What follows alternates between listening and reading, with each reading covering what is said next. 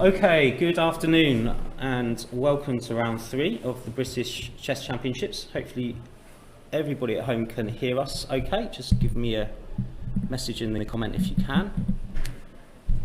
And that the stream is stable and working okay. Loud and clear. Thanks, Loz Cooper. And thank you again everybody who's joining us both live and in the chat. It's Monday, so probably be maybe a few less people. We'll see. Monday fun day. Monday fun day. Okay, so Danny, let's have a quick look at the pairings, shall we? First of all, sure. And see what's what. So let me just get those up. So those are the pairings for today. We've got Michael Adams versus Eldar Gastonov, board 1. Daniel Fernandez versus Amadou Balaji on board 2. And Taran Kanyamarala versus Nick Pert. There's going to be some fun with the pronunciations and stuff on Nick Pert on board 3. Now, of those top 3 boards, Adams, Gastonov, Fernandez, Balaji and Kanyamarala are the only players left in the tournament on 100%. That's right, yeah. Nick Pert therefore has the upfloat to play Taran. And then you've got a little bit lower, board 4, Harry Grieve, Richard Bates. Yeah. And board 5, Matthew Wadsworth, Jack Rudd. Any pairings there that spring out at you? Or I just actually, it just struck me just now how few GMs there are actually in the event.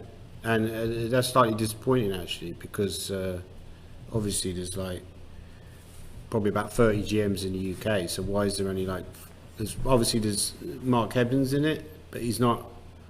He's had a bit of a slow start, hasn't he? He's had a slow start. I mean, I feel like there is a possibility that Adams and Fernandez will separate themselves from the field over the next few rounds, because Nick Pert is obviously a good player, but he hasn't really played much. You saw that yesterday, kind of. So I feel like if Adams and Fernandez win today, I could see their round 4 being maybe a fairly quick draw. Right. And although Fernandez doesn't really have draws, and obviously Adams might just think, well, I'm a higher rate player, I'm a stronger player. I do think, having analysed with Adams yesterday, his game, it does, he's still got it, hasn't he? He's still a class act. He's still that bit better than everybody else. We see that his philosophy is effectively falsifying. He's got this kind of very objective approach to chess, very analytical approach to chess, where it's almost like you're kind of stopping yourself. You're stopping yourself from making mistakes because you're constantly being self-critical about the position and not trying to jump ahead of yourself. That's effectively what I think his philosophy in chess is. It's a very objective philosophy, very analytical philosophy, and I think he's obviously served him very well in this tournament over the years. So it'd be interesting to see how he gets on against Mr. Gastonov. Has now avoided his bishop b5 Sicilian by playing e6 on mid 2. Very interesting approach. Yeah, let's have a look there. So the feed is up and running as of 2:30, which is good, and we've only had, by the looks of things, 2 moves. So with Gastonov's last move, 2e6, he's now not allowing Adams to play his bishop b5 check, which he played in round 1. Yeah, that's and right. He likes to play against d6 and knight c6. I think against d6, bishop b5, the best move is bishop d7. It's the safe move, but it's the best move. Yeah, exactly. Otherwise, I mean, I played knight d7 myself against Adams in a rapid play, and I lost. But it's starting to occur to me. Yeah, I'm not surprised by c3. So the idea is, you transpose into c3 Sicilian. If black now goes for knight f6, there is also the possibility of going bishop d3 here, which is quite an interesting move. I wouldn't be surprised to see this on the board. I once recommended this to Zoe Varney in a game. Now, if they go d5, which obviously is typical response, you're trying to take over the centre, you go e5, push the knight back, and then you go bishop c2. And you can kind of transpose to a French-like position. So if knight c6 attacking the pawn, you then go for the move d4, and effectively you're taking over the centre. So this, I feel, is quite an effective approach against black's move order. So black's 2 main moves after c3 are the move d5. which generally you end up either taking back the pawn or you take back the queen, depending on your preference. If you take back the pawn, you can get, again, very French-like positions. d4 would be played. Almost certainly black would play knight c6. And then white would generally either go for bishop e3 or bishop b5. And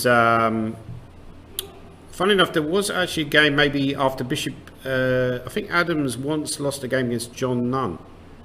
After, after bishop e3. Sorry. Yeah.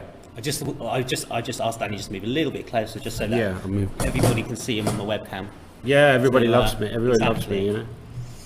Should be on pay-per-view, you know. People are getting this for free. It's incredible. So something lucky. I vaguely remember Adams. He was maybe a little bit ill at the time. He was playing in Hastings, and he started badly. Lost to Chinese woman grandmaster, or full GM. Who was that really strong Chinese woman player before? Xi Yun, yeah. Xi Yun, yeah. Before you obviously got this generation now. Xi was like the one to beat. I think he lost a game there, and he lost to John Nunn. And John Nunn went to c4 in this kind position? Yeah, I don't know if this is a specific position, but it was something like this. So that is a possible way to play for black, but that's a very rare occurrence that Mickey would lose, like, 2 or 3 games in a short space of time.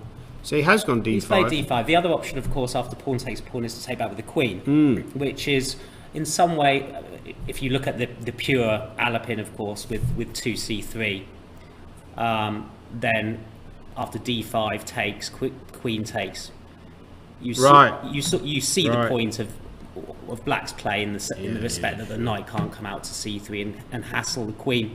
And generally what happens is black will probably delay the exchange on d4 for a little while until he really needs to do it, because that would allow knight c3 to hassle the queen. So I don't know, something like knight c6, knight c6, knight f3, knight f6, this sort of thing. You see in our position that we've got, if this happens, and it has happened, interestingly, the pawn is already on e6. Now that pawn actually will often go there anyway. Sure. So it's probably not a particularly big deal, but I think if black is well prepared here, you basically get an equal position. But there are some slight dangers. Obviously, with the move knight a3, you're possibly intending to move knight b5, which can be quite dangerous for black. If black goes a6, you have to consider that white might go knight c4, intending knight b6. Yeah, this is from what I remember, and this is a sort of something I think Garwin Jones was quite a big fan of, this sort of knight a3 in this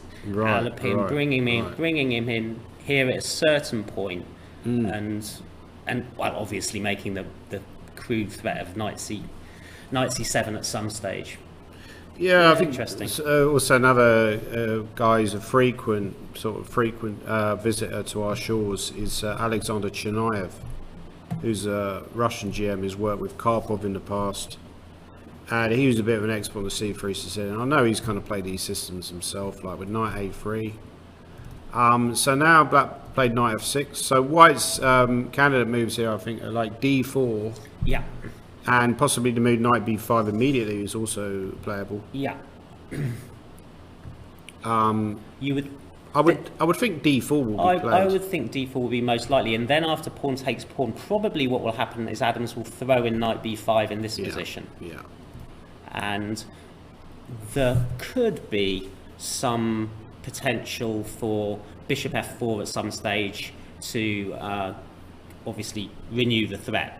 Let's say if the queen moves back somewhere like d8. I don't know if queen d8 is a sensible move at all, but let's just say, and I went bishop f4, and obviously now we have to parry that. In this particular case, we can parry it with knight d5, which is pretty handy because it does quite a few jobs simultaneously. But just an idea to but I think d4's been played. Yeah, but I think this structure Mickey has played many times. Often he gets these kind of structures in the French defence. So, for example, in the French defence, if you played a knight d2 Tarrasch and black goes c5, you take on d5, you take with the queen, you get a very similar kind of position to this.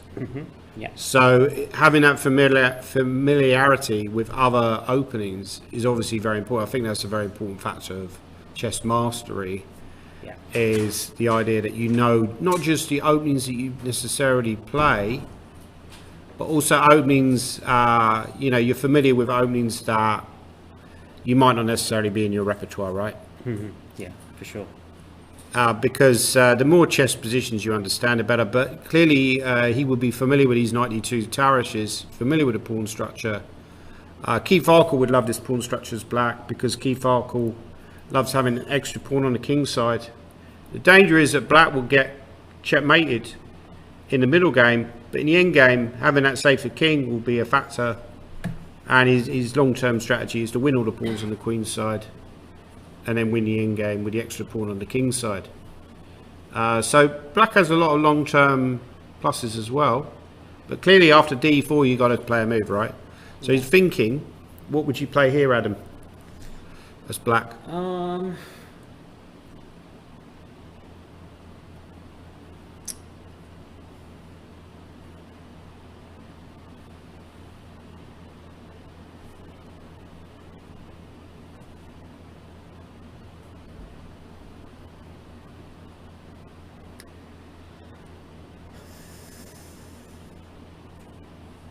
I don't want to get tricked, but I think I might take it anyway. So after knight b5, are you playing knight a6? Yeah, Are you? that was my... You're not really afraid of having a knight on a slightly suspect square on a6? Well, you are, aren't you? I can I'm a tell little by bit your afraid, but what do you think Adams would do here? Do you think he'd maybe think about exchanging queens? No, No? you know, I saw a game with Richard Pert yesterday, and I was really shocked. We were talking about this knight d2 Tarash. He's playing a lower rated player, and he goes in for the line where you exchange queens and say, well, you know, this is the wrong strategy. You're playing against lower rated players. You should keep the queens on. So he'd take with his c pawn, do you think, or what? No, I think take with a knight. This one? Maybe even in the other knight. Take with this one. Yeah. I feel just like say that this knight a6 is now obviously misplaced, and is there a way of checking the theory here? Because I feel like... Oh, no, anyway, he's got knight c6, so it's all kind of... So I think his idea is, after knight c6, is to meet the move knight b5 with queen d8, potentially. Right, okay. Does that work, though? Because you have... Well, what else are you going to meet knight b5 with? Because queen d8, can't I just take on c5? Take on c5. Or you just go bishop c5, right. And then, right, and he played bishop takes c5, and then if queen takes queen, you don't mind king takes queen. Oh, no, you don't mind the fact that you've given up the right to castle, because your king is going to sit quite snugly on e7 at some point. And without a fork on c7, it's probably not that much of a big deal if the knight arrives there. Yeah, I think this is fine for black. So that's probably... but I feel that this is still some kind of... This looks familiar as some kind of theory. Yeah. Okay. He's gone bishop e3, which is also very natural. So now if you take on d4, I'm still going to go knight b5.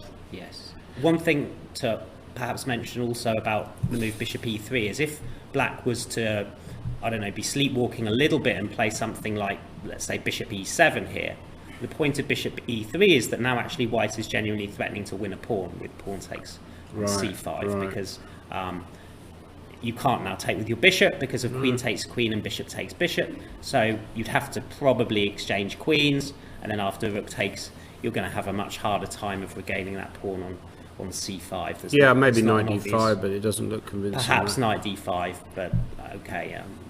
Or knight g4 as potential moves, but I agree with you, it doesn't look terribly convincing.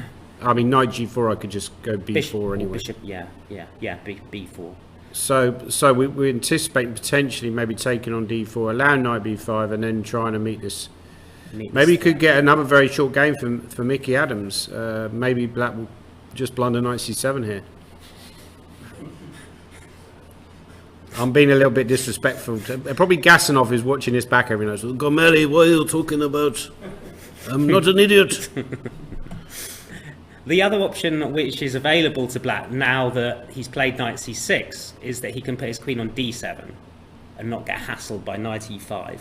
Yes, exactly. Yeah. Which is another option, or looks a little bit weird to have the queen on d7 blocking in the bishop, but at the same time, Well, you know, in that we were It's talking quite about that stable. 92 Tarash. That's the funky line now. It's this Queen D7. Yeah. I lost a game actually against a very good female player from Netherlands a few years ago at Hastings. It was just before the COVID shutdown, I think.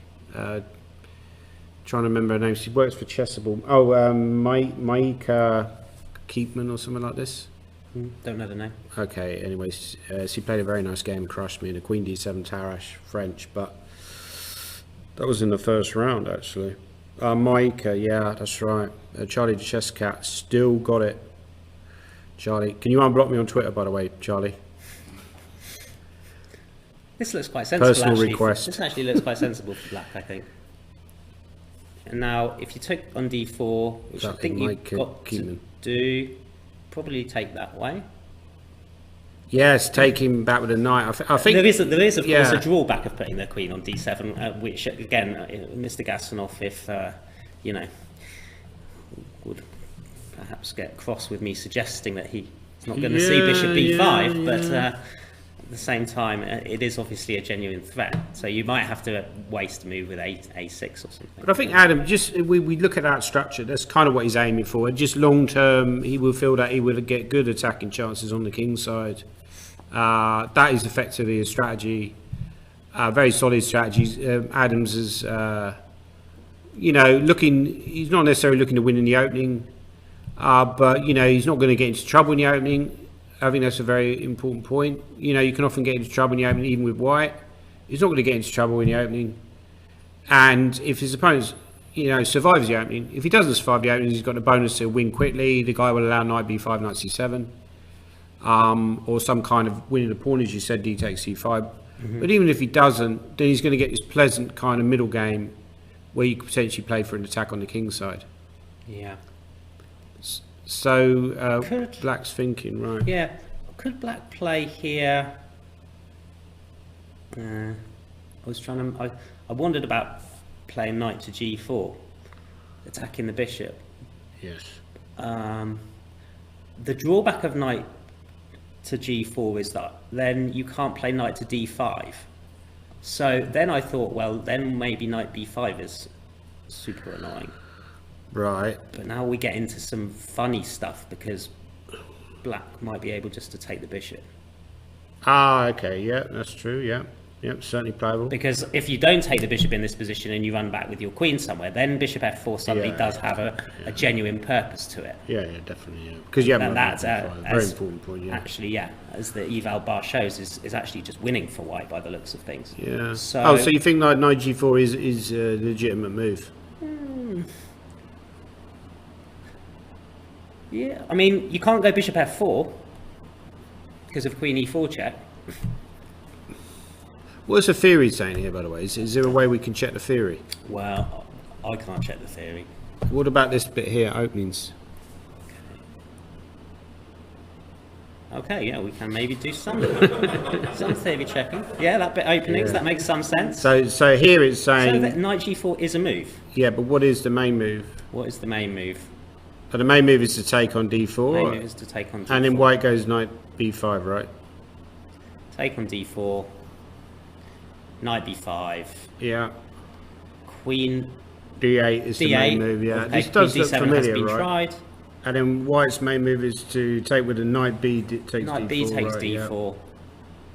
Knight d5 is then apparently a response. It's much more So fun we've when got we- we've got much this more fun anyway. when We guess the might moves get this rather because than looking black at has this. taken on d4, which is the main move, right? Okay, and so we've had cd4 and knight b5. Yeah. So I would be very surprised if black didn't go queen d8. Looks a very natural move. Queen d8, yeah, most likely, and then knight takes d4. Shall we have a look at board 2? Yeah. Let's go for it. Yeah. Okay, let me just remember how to look at board 2. So your dark horse tip Balaji. One second. Okay, so here we've got Daniel Fernandez and Amadou Balaji. Amadou Balaji, as Danny says, is my dark horse. Not necessarily to win the British, but to have a very strong tournament. But have you done any work with him? Have you like worked with him? No. Got any? So you don't know him personally? I know a fair bit about him. because he's on the accelerator program. Right. So I know how much he's been working with John Evans, for example. Right. Oh, you said and I know John quite Evans, a bit about the sort of the pattern of his work. Right. And what you mean he works very hard? when he's off school, he really puts in a lot of work, but he's also, as I think as shown by the fact he finished his GCSEs. Right. He got 5 out of 5 in the Scottish Open. Yeah. Which is no mean feat. Is he Scottish then? No, I'm slightly he's confused. English. So how was he able to play in the Scottish Championships? Well, but the Scottish Open's been open for ages, hasn't it? I'm sure it has. Yeah, but so he didn't become Scottish champion then? No, he didn't become Scottish champion. He won the tournament, but Do somebody you else think became that's like a Scottish bit champion. weird though, having like mind you, I played in it when it's You true when played it's in an it, open. nice. Yeah. It feels a bit like Well, if you're allowed to, if why you're not? Scottish, I feel a little bit.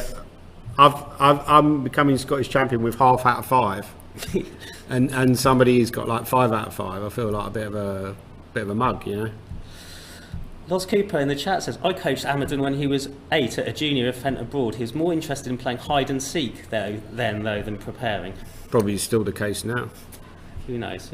Anyway, he's got 2 out of 2, as has Daniel. So let's have a look at how the opening went. E4, E5, knight f3, knight c6, bishop c4, knight f6. Okay, so that's encouraging knight g5, which is fairly well known.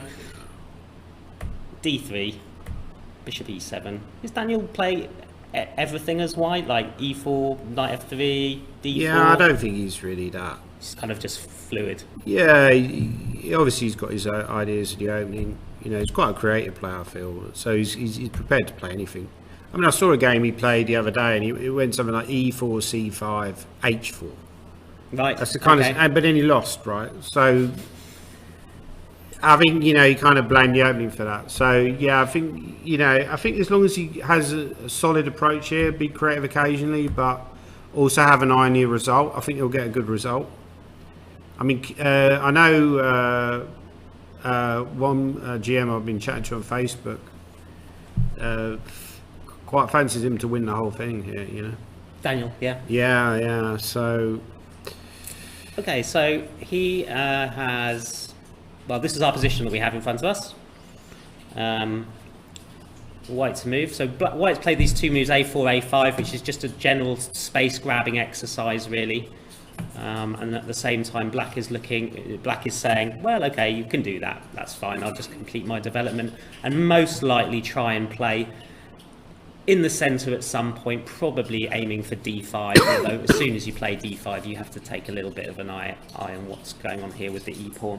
But that's certainly on the agenda, I would say. But I think there's a recent thing from computers that they're suggesting you just go a4, a5, and apparently back in the day used to be considered that wasn't a very good idea, but now that's what the computers say, just go a4, and often Black goes a5 to prevent White going a5. But it feels a bit obscure, you know. You feel like you should be getting on with your development, and you suddenly you go in a4, a5, right? Yeah. It feels a bit slow to me, but I never understand these Italian game. I never understand why it's so popular now. I love the Rai Lopez, you know, where you go bishop b5. That's what I grew up on. Yeah. And now everyone's playing this. Well, the reason they do it actually is because Black can play like knight f6y things. Yeah. Black can go to Berlin, and people are struggling to, you know, the best way to play against the Berlin is to go in the end game. Not everybody's comfortable going into the end game, and obviously Black is holding the end game. So the way to avoid that, they discovered, is obviously to go back to the Italian game, or to play d3 at an early stage in the Spanish, which is not quite in keeping with what White really wants to do. No, exactly. Yeah. Would like to play d4 most of the time. But after bishop e6, Adam, I mean, what would your candidate? Okay, so my candidate moves in this position are bishop takes e6. Right. That would even more it would be the case if the pawn was, for example, on c3, whereby I might be able then to hassle both your weaknesses on b7 and e6. Which I could meet with queen c8 if you had a queen b3. You could meet with queen c8, exactly. Although, for example, let's just say that White did go c3 and then we go bishop e6 and we try this little fairly crude attacking idea, queen b3, black has to play queen c8, and we can avoid attack it losing one the more pawn, time with knight g5, but after knight d8, which is a good defensive move, it's actually probably the case that black's just simply going to untangle at some stage, play h6, kick the guy away and start moving and just say, right, I've got three central pawns. So that one, not so much. Probably not bishop takes e6. I wouldn't have said here. Other moves that are definite candidates. Well, he can defend his bishop with knight d2. Right. Which looks completely reasonable. What's the theory saying here? Oh no, this is we've started something now, haven't we? The theory. Let me just finish my little candidate move. Sure. And this move, although it loses a bit of time. Not really mad keen on that move. You're not keen on that move. No, actually, the point is also after a6, you're now pretty much obliged to take that. I think because the move I initially wanted to play, bishop a4, just loses a pawn. I feel like if you're going to go bishop b5, you should have done it earlier. I once saw a game in a major tournament, and let's just move over a bit. Then. Sorry, we'll move over a little bit. You're on my chair. Yeah. So it went something like, it was the last round of the Maidstone Congress or something like that, and I was just a kid then, right? And the game went e4, e5, knight f3, knight c6. Do you want me to show it? Yeah, show it. Yeah. Knight f3, knight f6. Knight f3, knight c6. Sorry. Okay. Yeah. Bishop b5. Yeah. Right. A6. Yeah. Bishop c4. Oh, right. Okay. And I was like, what the hell is that? What a load of rubbish. And that's a bit like what I've just done there, is my suggestion of bishop b5. Well, I just feel like, if you're going to, you just give him black an extra tempo, right? Of course. Yeah. So the way that Balaji's played this very quickly, he must have prepared all this. He must know what he's doing here. I'm assuming they're still in the theory. Let's have a look. Come on. Yeah, there's loads Rookie of games. Wow, Rookie 1's the main move. Not one of my candidate moves, Rookie 1. But apparently it's pretty much the only move, because 37 games and pretty much nothing else has been played other than Rookie 1. I think, one thing you notice, why is so many people playing Rookie 1? To defend the e-pawn. No, but how come so many people know that the move is Rookie 1? Right? Okay. It shows either that people know a lot of theory now, or that a lot of these games are correspondence games, right? So sometimes in a database, a lot of games would be correspondence. Because, if we had this position, we wouldn't know the main move. We don't know the main move is Rookie 1, do we?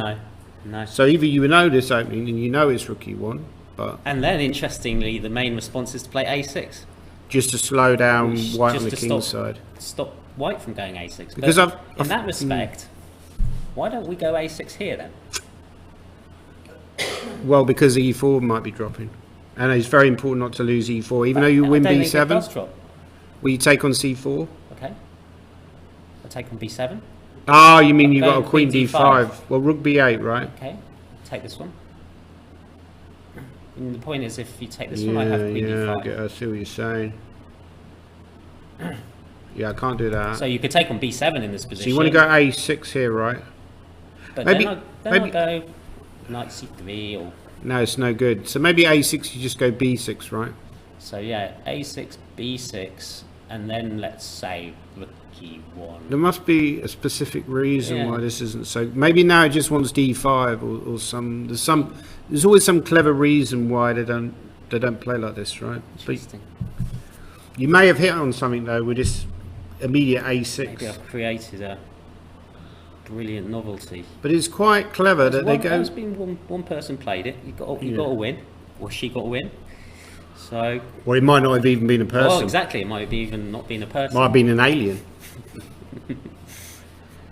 But I think it's quite clever. You go rook e1, because a lot of people would say, well, I can't allow the capture on c4. But you look that a bit deeper, and actually after d takes c4, I don't know if you want to show that position. Yeah, of course. Let's just say, okay, should we say rook e1? Yeah, rook e1, bishop takes, pawn takes. This is actually some kind of gain for white, because you even though you've got double pawns, a lot of people were very sceptical about having double pawns. You've now got even greater control over centre. That pawn on c4 is slightly mobile. Maybe later on you can play c5 in some situations. The knight c3 to d5 plan is obvious, and also bishop g5, maybe capture on f6, go knight c3 to d5.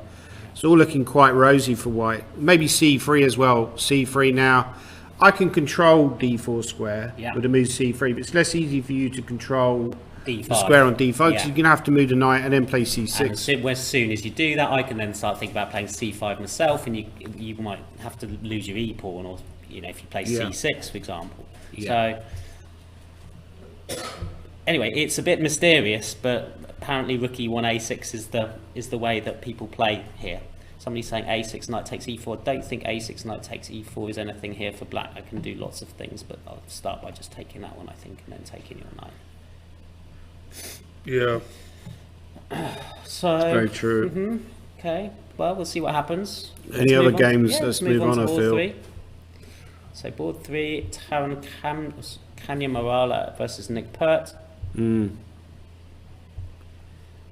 say, Nick has an upfloat after that promising looking game he had yesterday against Richard Bates, which in the end I went out for dinner with Richard last night, and we talked a little bit about the game, and he said, well, at what point, Adam, did you think that I was just going to lose?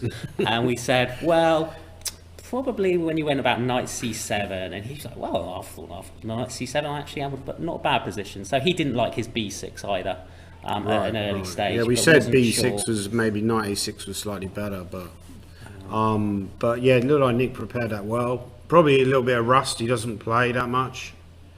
So, but he generally is well prepared player. I think we see that again in this game. Yeah, and he's gone back to his beloved French. So Nick, in his younger years, as I said before, he's the same age group as me. So I know him quite well. Yeah. In his younger years, he was a French player, always a French player. In the last few years, he's added the Sicilian to his repertoire. Various Sicilians, actually, I think.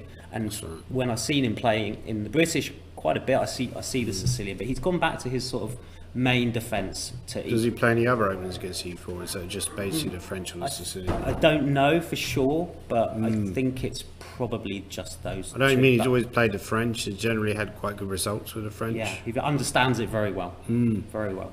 So d4, d5. Okay, Taran chooses the advanced variation. c5, c3. This is all, of course, normal. Knight c6, knight f3, bishop d7, bishop e2, and then, okay, black has a couple of options here. The normal sort of move is queen b6. How Simon performed so far. Simon's not playing. He's just lending us his channel. He's always performing well.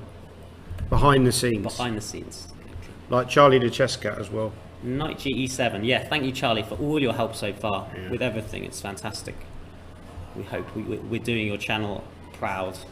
So, okay, black has immediately blocked the defense of his pawn on c5. So you would think, well, okay, can I take that and just win a pawn? Problem is, I'm going to go knight g6 at this particular moment. I think actually something like this happened a little bit later, so we can see it in action anyway. But after knight g6, black regains the pawn. So actually, after castle, knight g6, bishop e3, bishop e7, white now says, okay, I'm going to abandon the center, which is a very interesting decision, and then take on e5.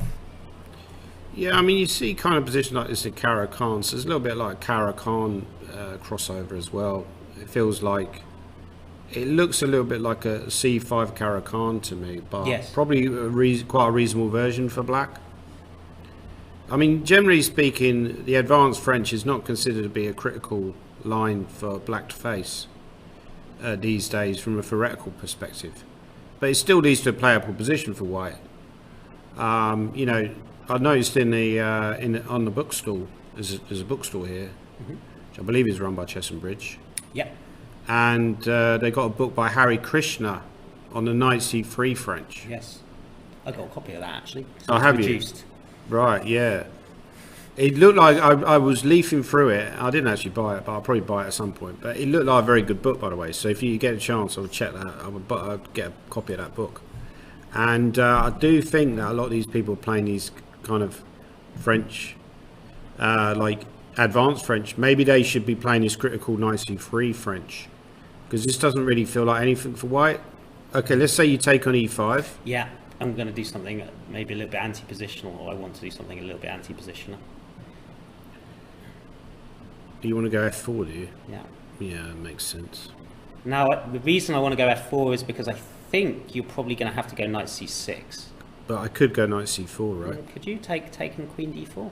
Just give up pawn. Just give up the pawn. Castles. Okay, this was sort of my idea, was that I'm going to just be very greedy and grab a pawn here with queen d4. I'm not getting enough comp. And yeah, you've got, you know, the bishop pair, which we've discussed already quite a bit, but at the same time here, I'm not so sure that you've got enough compensation. What's wrong with knight g6? Let's say I went knight g6 instead. Knight g6? Yeah. Okay, so knight g6, maybe there's nothing wrong with going knight g6. I just thought I was going to maybe go f5. Take. Okay, I take on d5. Yeah. I don't know, maybe something like queen c8. Queen c8.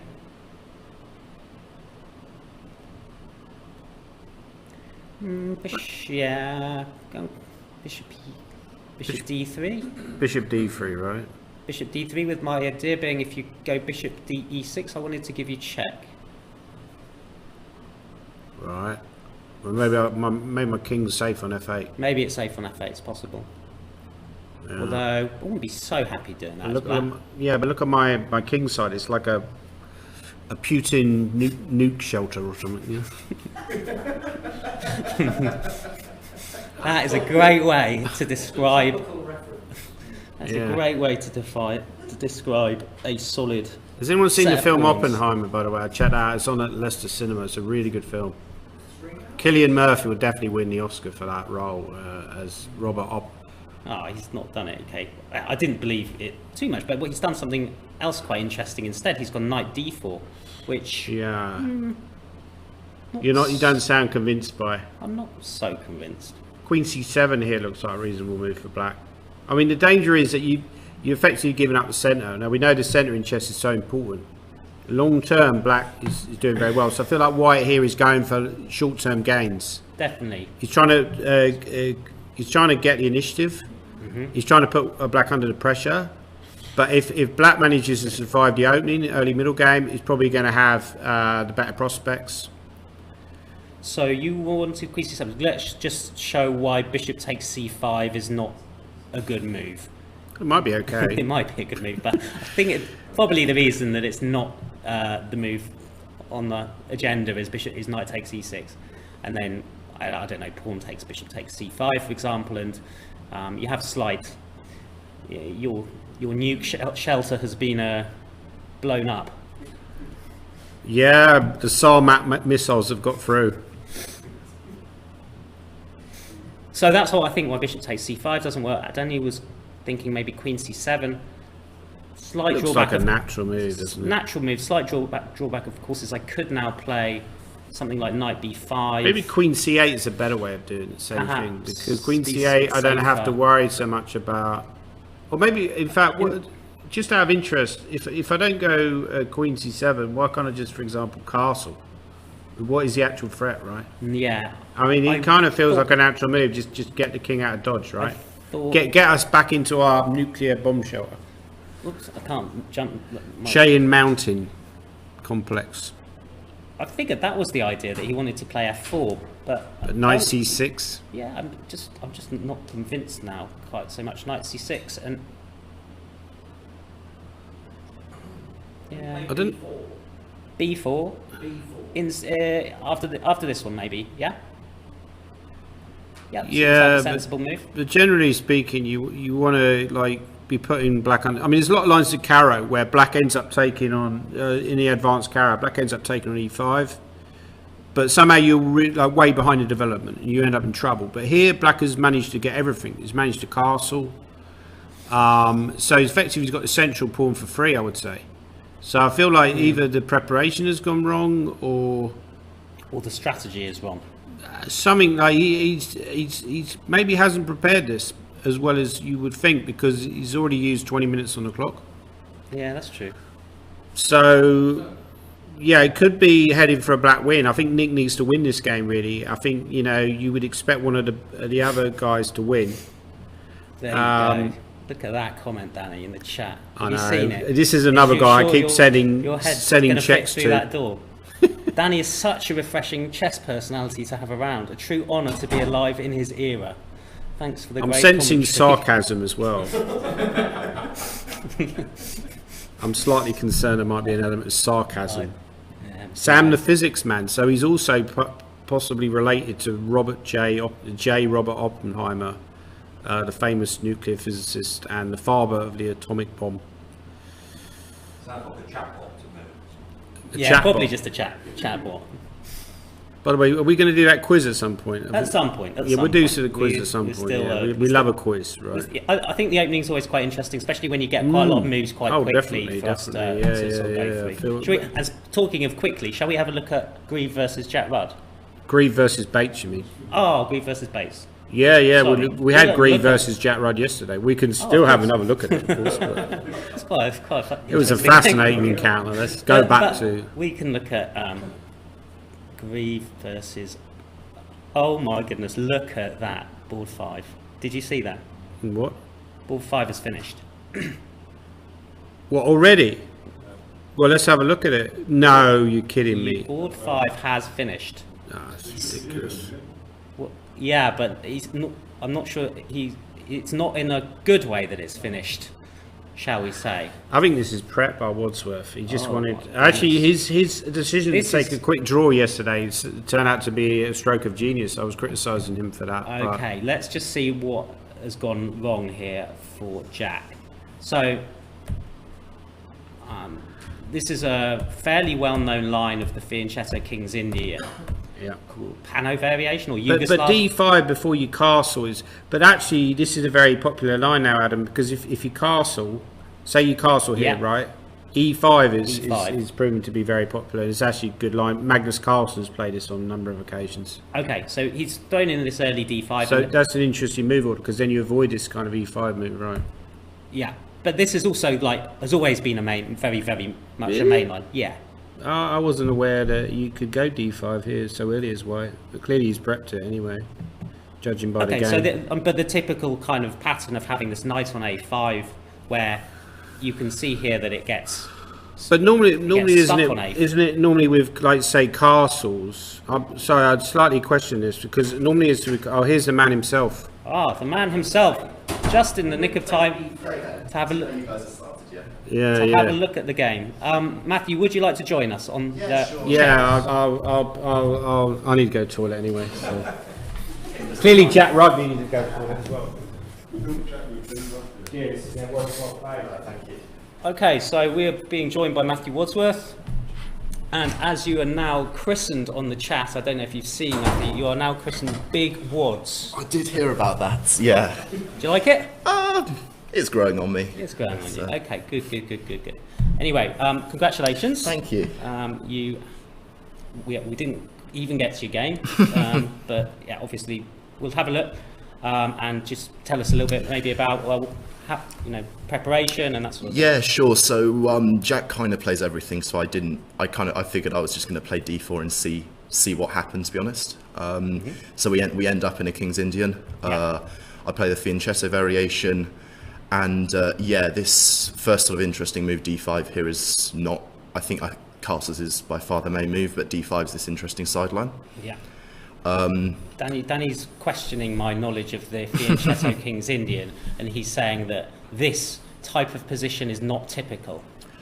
I think that's what he's saying. Yeah, I think in general with black, these sorts of situations with the knight on A5, you often get into... You often get into them anyway, right? You often get into them, yeah, exactly, and it's quite a common theme, You often get here Rook B8, for example, and then A6 and A6 B5, exactly. White eventually goes D5, Knight A5, and then you often see Knight D2 as another way to protect the pawn, exactly, rather than what you did, which is to play another quite interesting move. I think B3 here, which it's quite provocative, surface, isn't it? Yeah. Like it's going to lose something. So tell us why it doesn't lose something. Okay, so knight takes d5 is the critical try. Okay. So knight takes d5, bishop takes a1. Right. Black is temporarily up material. Yeah. But he's got sort of lots of loose pieces. A bishop on a1, knight on a5, and even the king's side. Yeah, exactly. So bishop d2 exactly is the move here, and.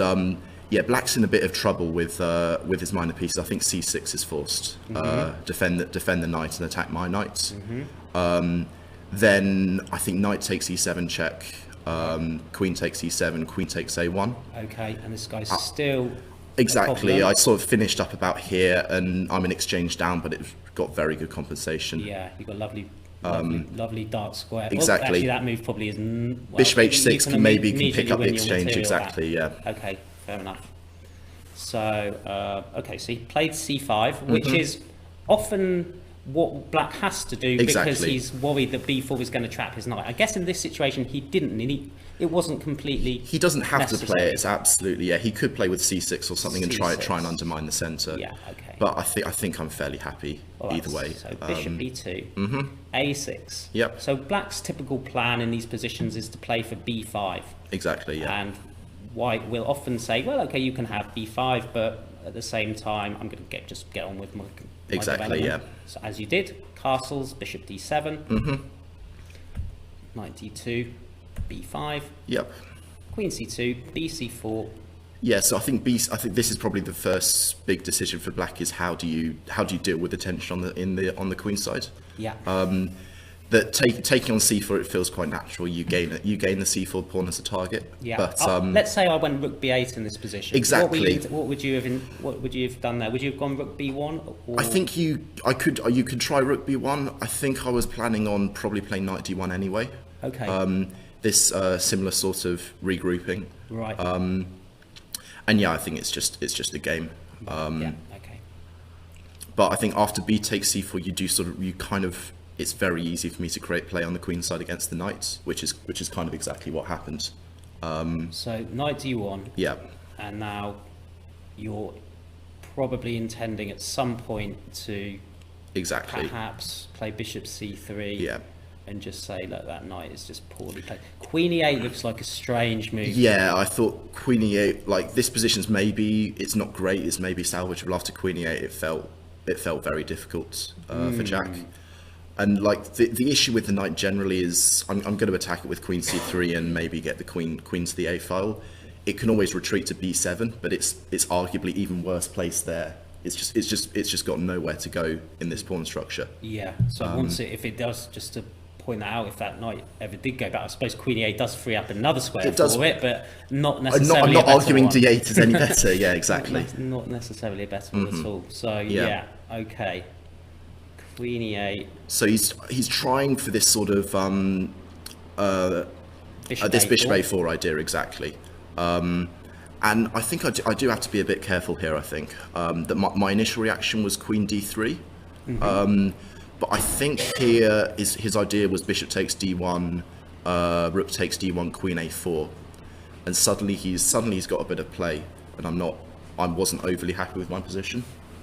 Engine still says I'm doing quite well, but it felt a little bit unclear this.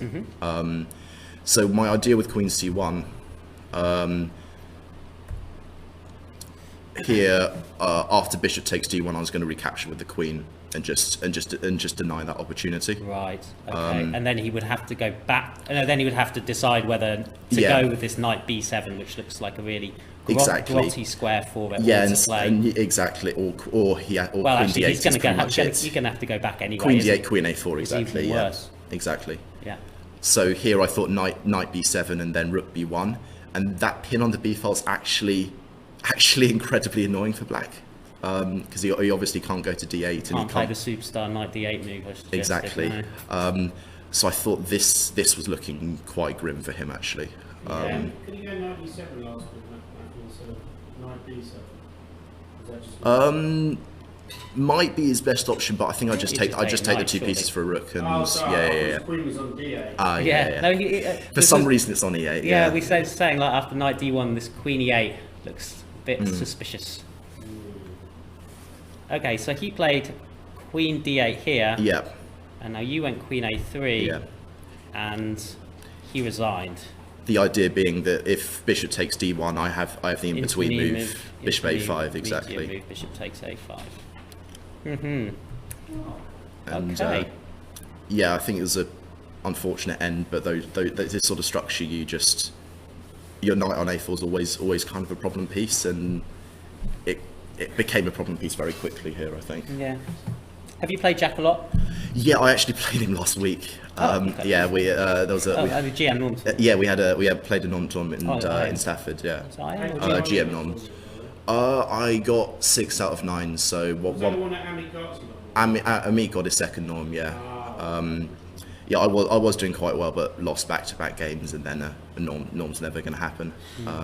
Yeah, I played Jack. I was black in that game, in that tournament against Jack, and won. But it was a very difficult game, sort of queen ending that wasn't clear. And for anybody who's not played Jack before, what's the experience like in terms of, how does it feel to play somebody who plays so quickly? Yeah, it's a very difficult experience, I would say. That he plays so quickly, and most of the time is playing critical moves, very very sharp, very tactical ideas. Yeah. And you always just kind of feel under pressure, whether it's on the clock or the position or both. Did you see his game against Harry yesterday? Exactly. I was on the board next to him. Right, yeah. And yeah, he gets this crazy position, gets into these crazy positions and puts you under time pressure. Yeah. And it's just very difficult. So I was sort of. Sometimes it goes wrong. Sometimes it goes wrong. Exactly. I was expecting a sort of be put under pressure a lot, and unfortunately things went wrong quite quickly for him. But Anyway, for you, it's a nice. Exactly. I'm nice, happy to have a nice win and get to 2.5 out of 3. Exactly. In some respects. Yeah. So is this not only 5-9 playable? Yes. It's playable. It's perfectly playable, but I think you have to be careful about taking on C4 too early. Is at least from what I've looked at. But instead of D5, his castle's not much more common move. Exactly. Yeah. This knight C6 idea is already a bit of a sideline. It's still thousands of games, but. What are you supposed to play if you want to go for that knight C6 move order? As black. Because you haven't castled early on. Exactly. So my move order sort of negates this knight C6 idea, I think. So he's got to go for something else, either C5 or maybe knight BD7. C5, knight BD7, C6, one of those other setups. Yeah. And just while you're on the stream, because we had a little look we were talking about your game yesterday. Okay. With Ankush, and it felt like. I don't know. Danny, I think you were quite happy with Matthew's position from the opening yesterday. Yeah, I was a little bit critical of you. Sorry, Matthew. Let's hear it. Because it's just a danger that people like Adams or Daniel Fernandez or whoever they slip away. Yeah. I feel like it was a very short event. But I think your decision has kind of worked out in your favour because obviously now and avoided playing back in the mix, right? them for now. Were you happy with your position when the draw offer came? I mean, I sort of did. I kind of. Ankush also had white in round 1 and had the exact same line up to about move 16 or something. Okay. So I sort of got to this position. I think he improved, and from my prep, a lot of what I saw was if white plays correctly and also is happy with the repetition, black should just take it. Basically, that it's a lot. You put yourself in a lot of danger if you actively play for a win there. Right. So I guess my position was objectively fine, I think, if I played on. Yeah. But it was also very risky. Okay. So I was sort of early in the tournament. Ankush is a really strong player, improving really quickly. So I figured a draw was not a disaster exactly. Yeah, result which you think maybe slightly disappointing, but then it works out in your favour because then you sort of like. Exactly. Yeah. Oh, if I hadn't drawn that game, or I hadn't even maybe lost that game, I wouldn't have got that brilliant masterpiece in the next round. Yeah, and I think also saving energy during a tournament, I think is really important. That if you can, no rest days, right? Exactly, no rest days. One game a day consistently. If you can, obviously a draw against a low rated player is not ideal, but saving some energy for later in tournaments, I think is a really good idea.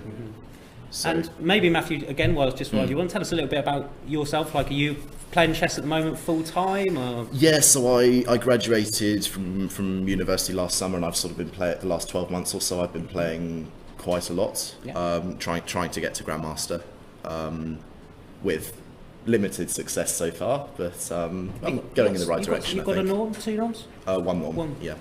You were saying about energy supplements. one game a day? Will that happen in this tournament? Genuinely, yeah. I think if you think if you have repeatedly 5-hour games plus you're preparing for sort of 3-4 hours in the morning, it does eventually you do tire out throughout the event, and sort of staying fresh is quite important. Imagine if you're at Wimbledon and you're basically playing every match in a row. They normally play one game and then they get a break and then they play. Tennis is a bit different, but Yeah, it doesn't I'd say sound Wimbledon's like slightly higher energy, but probably slightly higher energy. People don't realise how tiring chess is. Yeah. It's very, very tiring. Exactly. At the end of the tournament, you're exhausted because the mental energy that you've And that would be fairly typical to be spending sort of 2, 3, 4 hours in the morning preparing? I'd say up to around there. Yeah, it depends on the opponent and what you have access to. But yeah, that sort of time will be quite standard for one game a day. Yeah. Great. Well, thank you ever so much for joining us. Oh, no, thank you for having me. Good luck in the rest of the tournament. Thank hope you. it goes well for you, and I hope you get a bit more used to your nickname as well, your new nickname, and if there's any other ones that come up, we'll let you know. Matthew, Cool. Thank you. Thank you very much for joining us.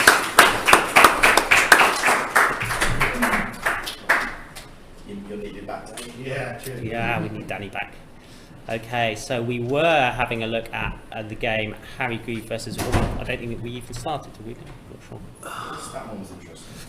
Okay. Yeah.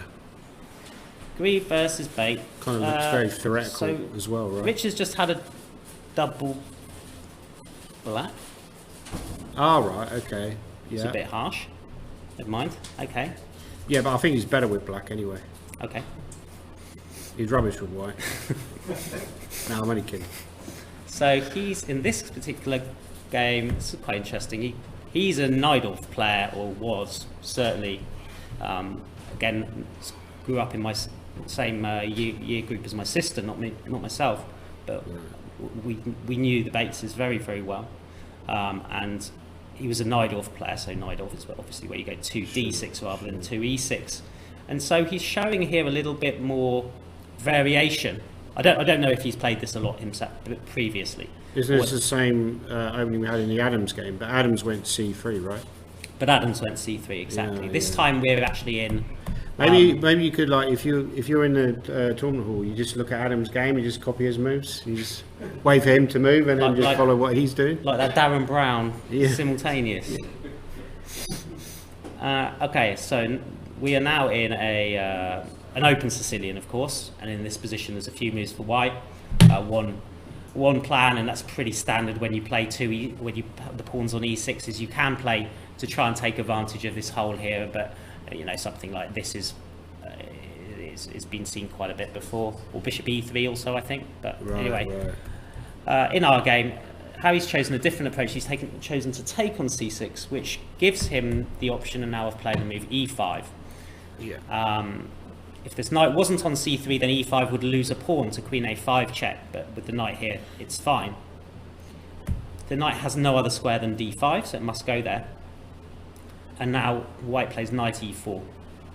And visually this looks, I don't know, quite appealing to white in the sense that you've got a nice square there on d6 that you're looking to take advantage of long term.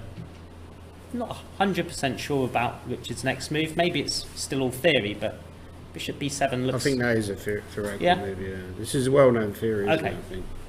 Bishop e2, c5, natural to open up the bishop, castle, queen c7, and now he goes knight d6 anyway. So the point of this small trick is that now after bishop takes d6, e takes d6, queen takes d6 is not possible because c4 wins the knight due to the pin.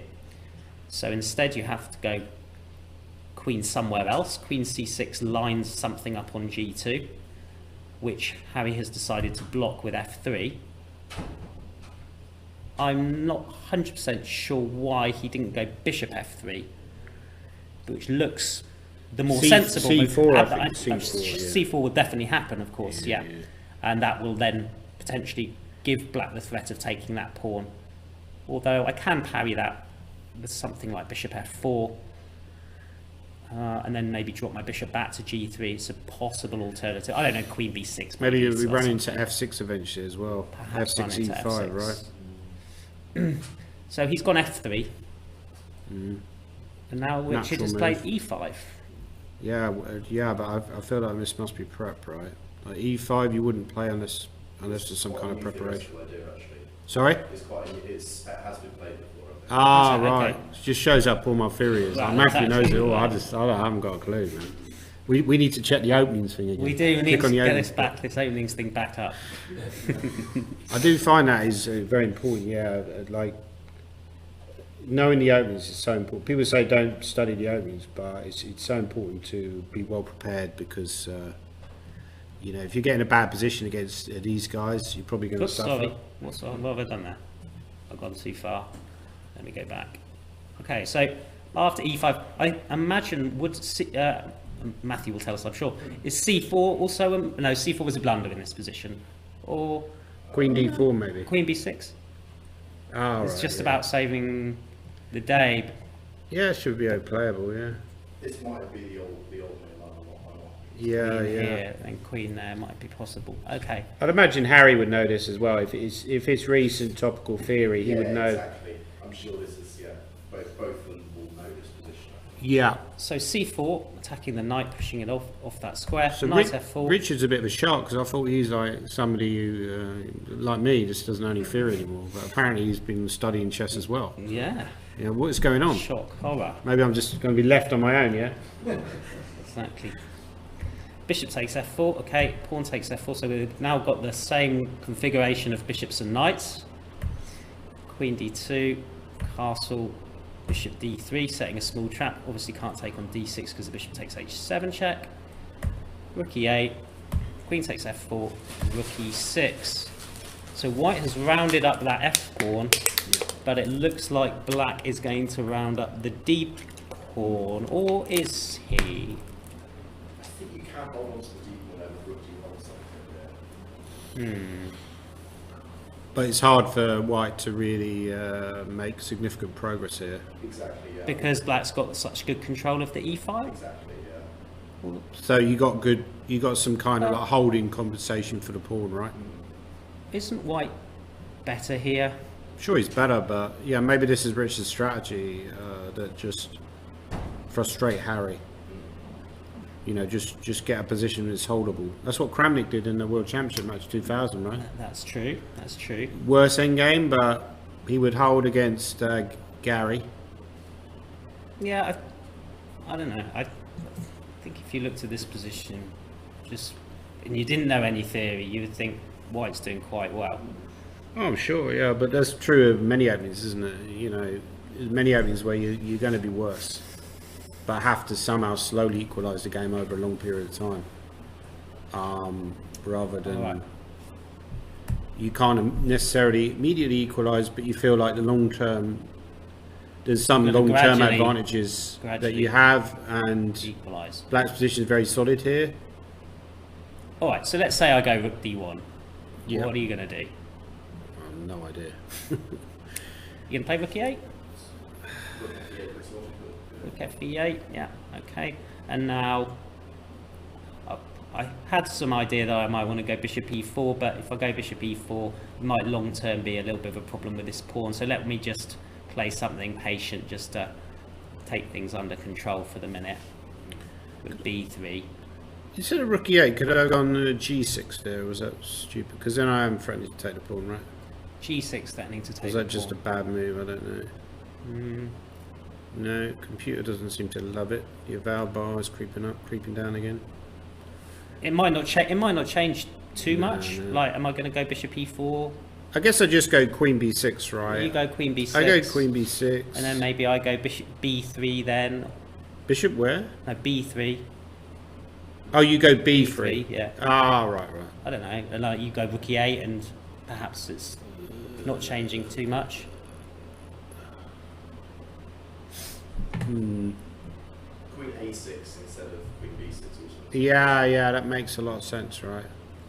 Because then you're hitting 2 pawns. So maybe forcing the exchange. I would still be quite interested in just giving you that one. And then going rook d3. And if queen e2?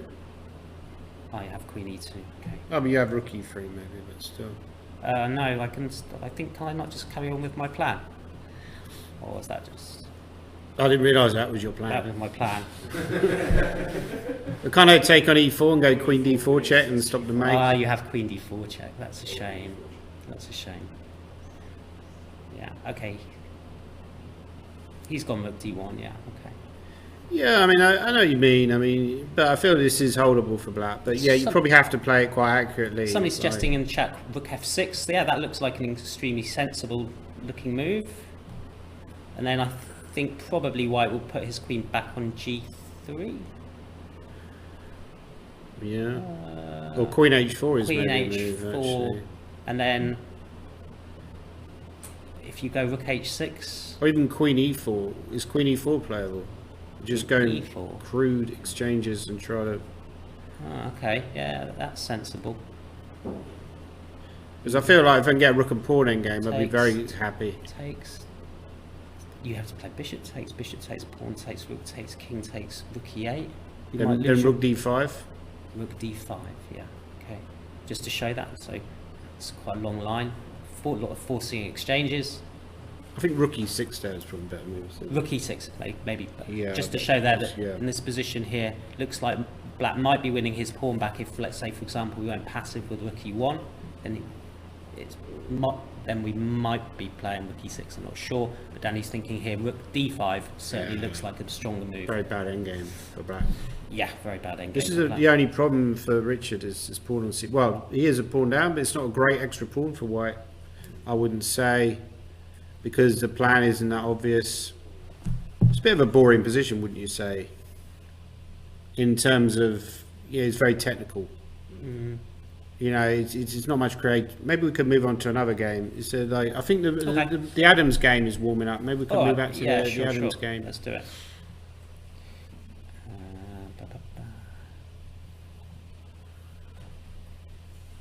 Okie dokie. So we left this one after CD4. I think we had this, didn't we? And we'd checked and cheated a little bit and saw that this was theory. Yeah. With Queen D8. This is the way forward now. It's like cheating. Knight takes D4. Bishop takes D4. Bishop E7. Bishop D3. Castles. Queen C2. Yeah, I've seen Adams play this way before. Actually, I've seen him. There was a game he played against our good friend Keith Arkle in Isle of Man, where he managed. Actually, Keith gets good results against Michael Adams. Apparently, according to Keith. We have to take this on trust, right? But he did finish ahead of Adams in the British Online Championships, which he's only reminding me about 2,000 times over the course of the last year or so. But no, to be fair, that is the only time any English player has finished above Adams in any kind of event for like the last 400 years or something, right? So, yeah, I would probably talk about it. But there was some game that he played in the Caro-Kann, very interesting game actually, and Adams managed to win that game. So that was in the Isle of Man. But this kind of reminds me of that, because it's a very similar kind of structure where white's trying to attack on the king's side. But he's going to castle queen's side. But instead of maybe h6, maybe queen a5 was the top move, I think, according to the engine immediately. Queen a5 just saying, I don't care that I'm going to lose a pawn. Discouraging the castling. Oh, okay, maybe, I don't know, yeah, I didn't realise you could even lose a pawn here, right? Don't think he wants to lose that pawn. Bishop e4 next move. I'm sure that queen, let me cheat again. Just to show you where we've got to, so that is a genuine threat. Bishop takes f6 and bishop takes h7, so something's got to be done about it. He chose h6, and now Adams castle queenside, and after queen a5, king b1 guards the pawn. Black has now played rook d8, and so we have what looks like being potentially quite a sharp middle game, where Black's, I think, got some problems to solve. This bishop on c8 is not coming out anytime soon. So, and also, of course, we've got this hook on h6. We call it a hook where we can use it with our pawns to potentially open up the G file. I mean, immediately I'm thinking, can I just go full on, like, don't care about the pawn?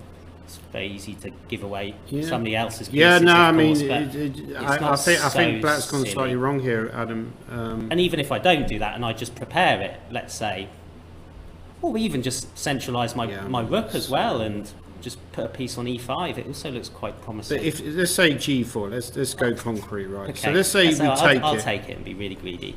Now Right. you're going to go rook g1, I imagine. I think rook g1's a good move. Rook g1, okay. And then you come back to f6, say. No, maybe, no, it hates that move. It hates that move. e5 maybe. e5 is a good move.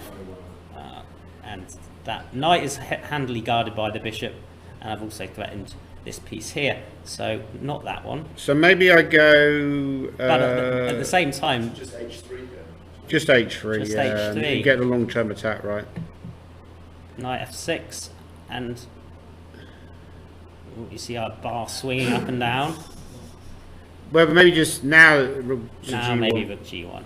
Yeah, A very promising looks attack. very, very dangerous. So I think after g4, Black has other candidate moves. Okay, Like b6 is potentially possible. b6, or perhaps changing it and putting it out like that. What was that? Bishop d7, very sensible. Bishop problem with bishop d7, slight problem is that then knight e5 can happen, and h4 will be on the agenda for white. So H4 let's say you is- go bishop a4, we hit the queen, we force b3, you're kind of weakening, and we go back to e8. We Right. start again, bishop a4, b3, bishop e8, h4, and then some kind of like, let's say rook c8, g5, knight d5, starts going crazy, right? this is just very bad for black, isn't it? But white's not that no, it's rook d4. Rook takes d4, blundered. Oh no. See you later. Bye. Yeah, thanks again. Do join us again. Rook c8 makes a threat, but I could parry that with something like maybe knight to c4, and then I'll play my g5. Yeah. I mean, once you get g4 in, it's looking scary for black, right? So it'll be very interesting to see if Mickey plays g4 in this position. Is it the top? Not e5, not bishop d7. Cap is saying e5, not bishop d7. Knight e5 instead of g4. Yeah, definitely knight e5 instead of g4 is another very sensible move. I just wanted to try and maximise g5 as much as possible, and to have a knight on f3 means it's a little bit quicker to do it. But Okay, the top move here is okay, right?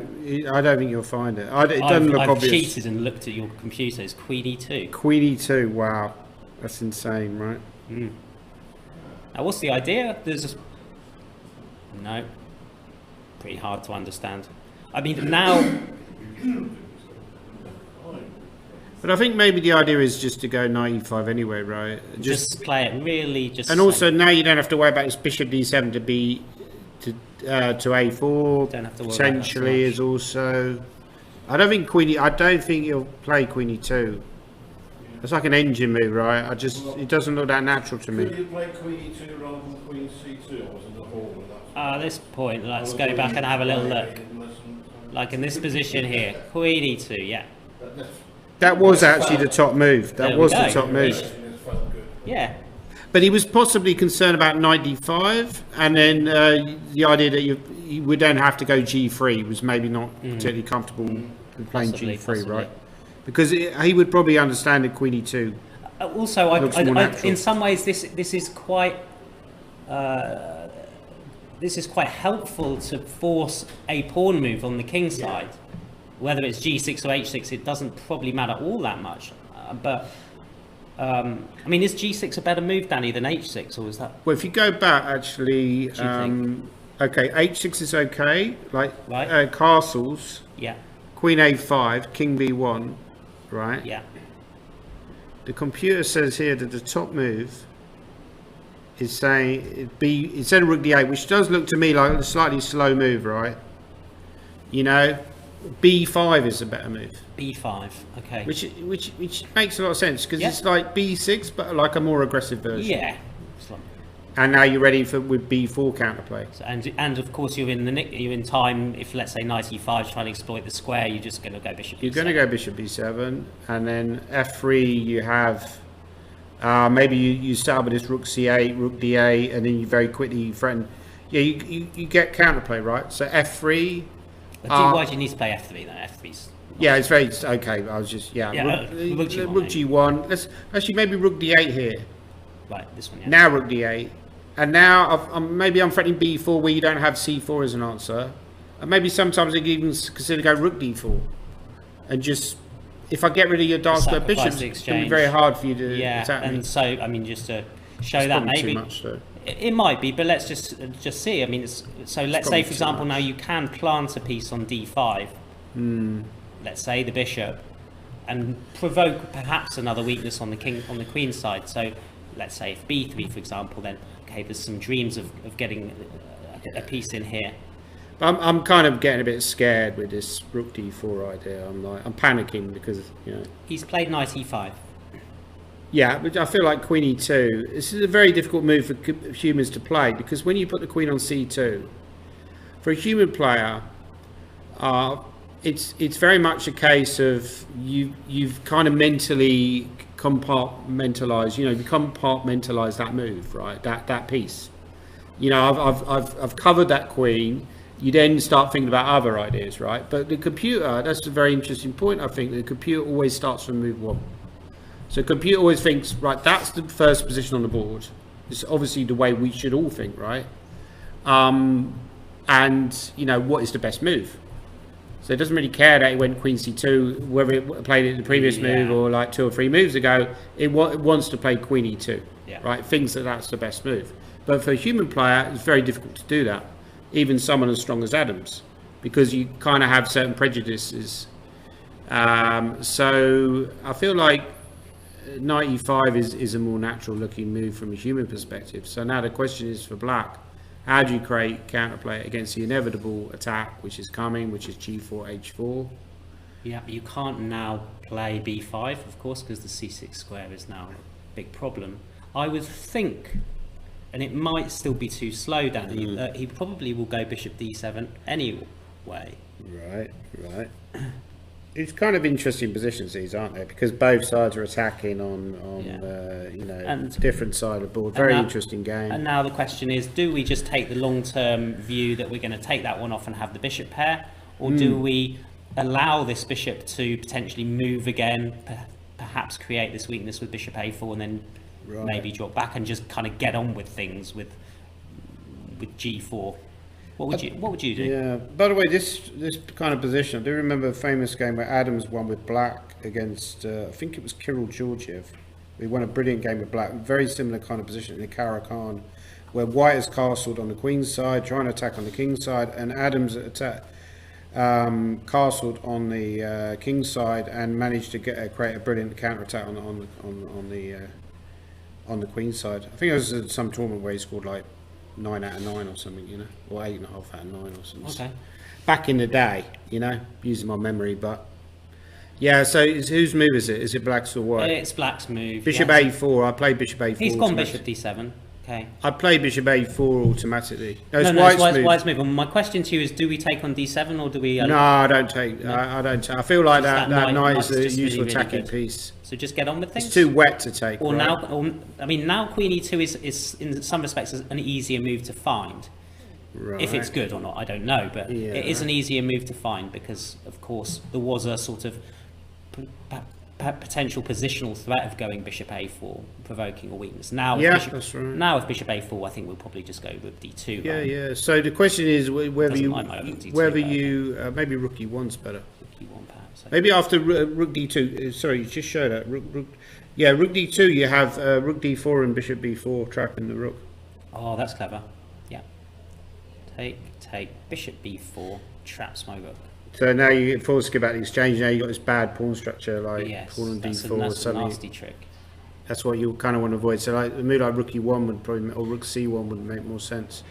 But the question is whether Adams now needs to think whether allowing bishop a4 is a good idea or not. So g4 is obviously on the agenda. Yeah.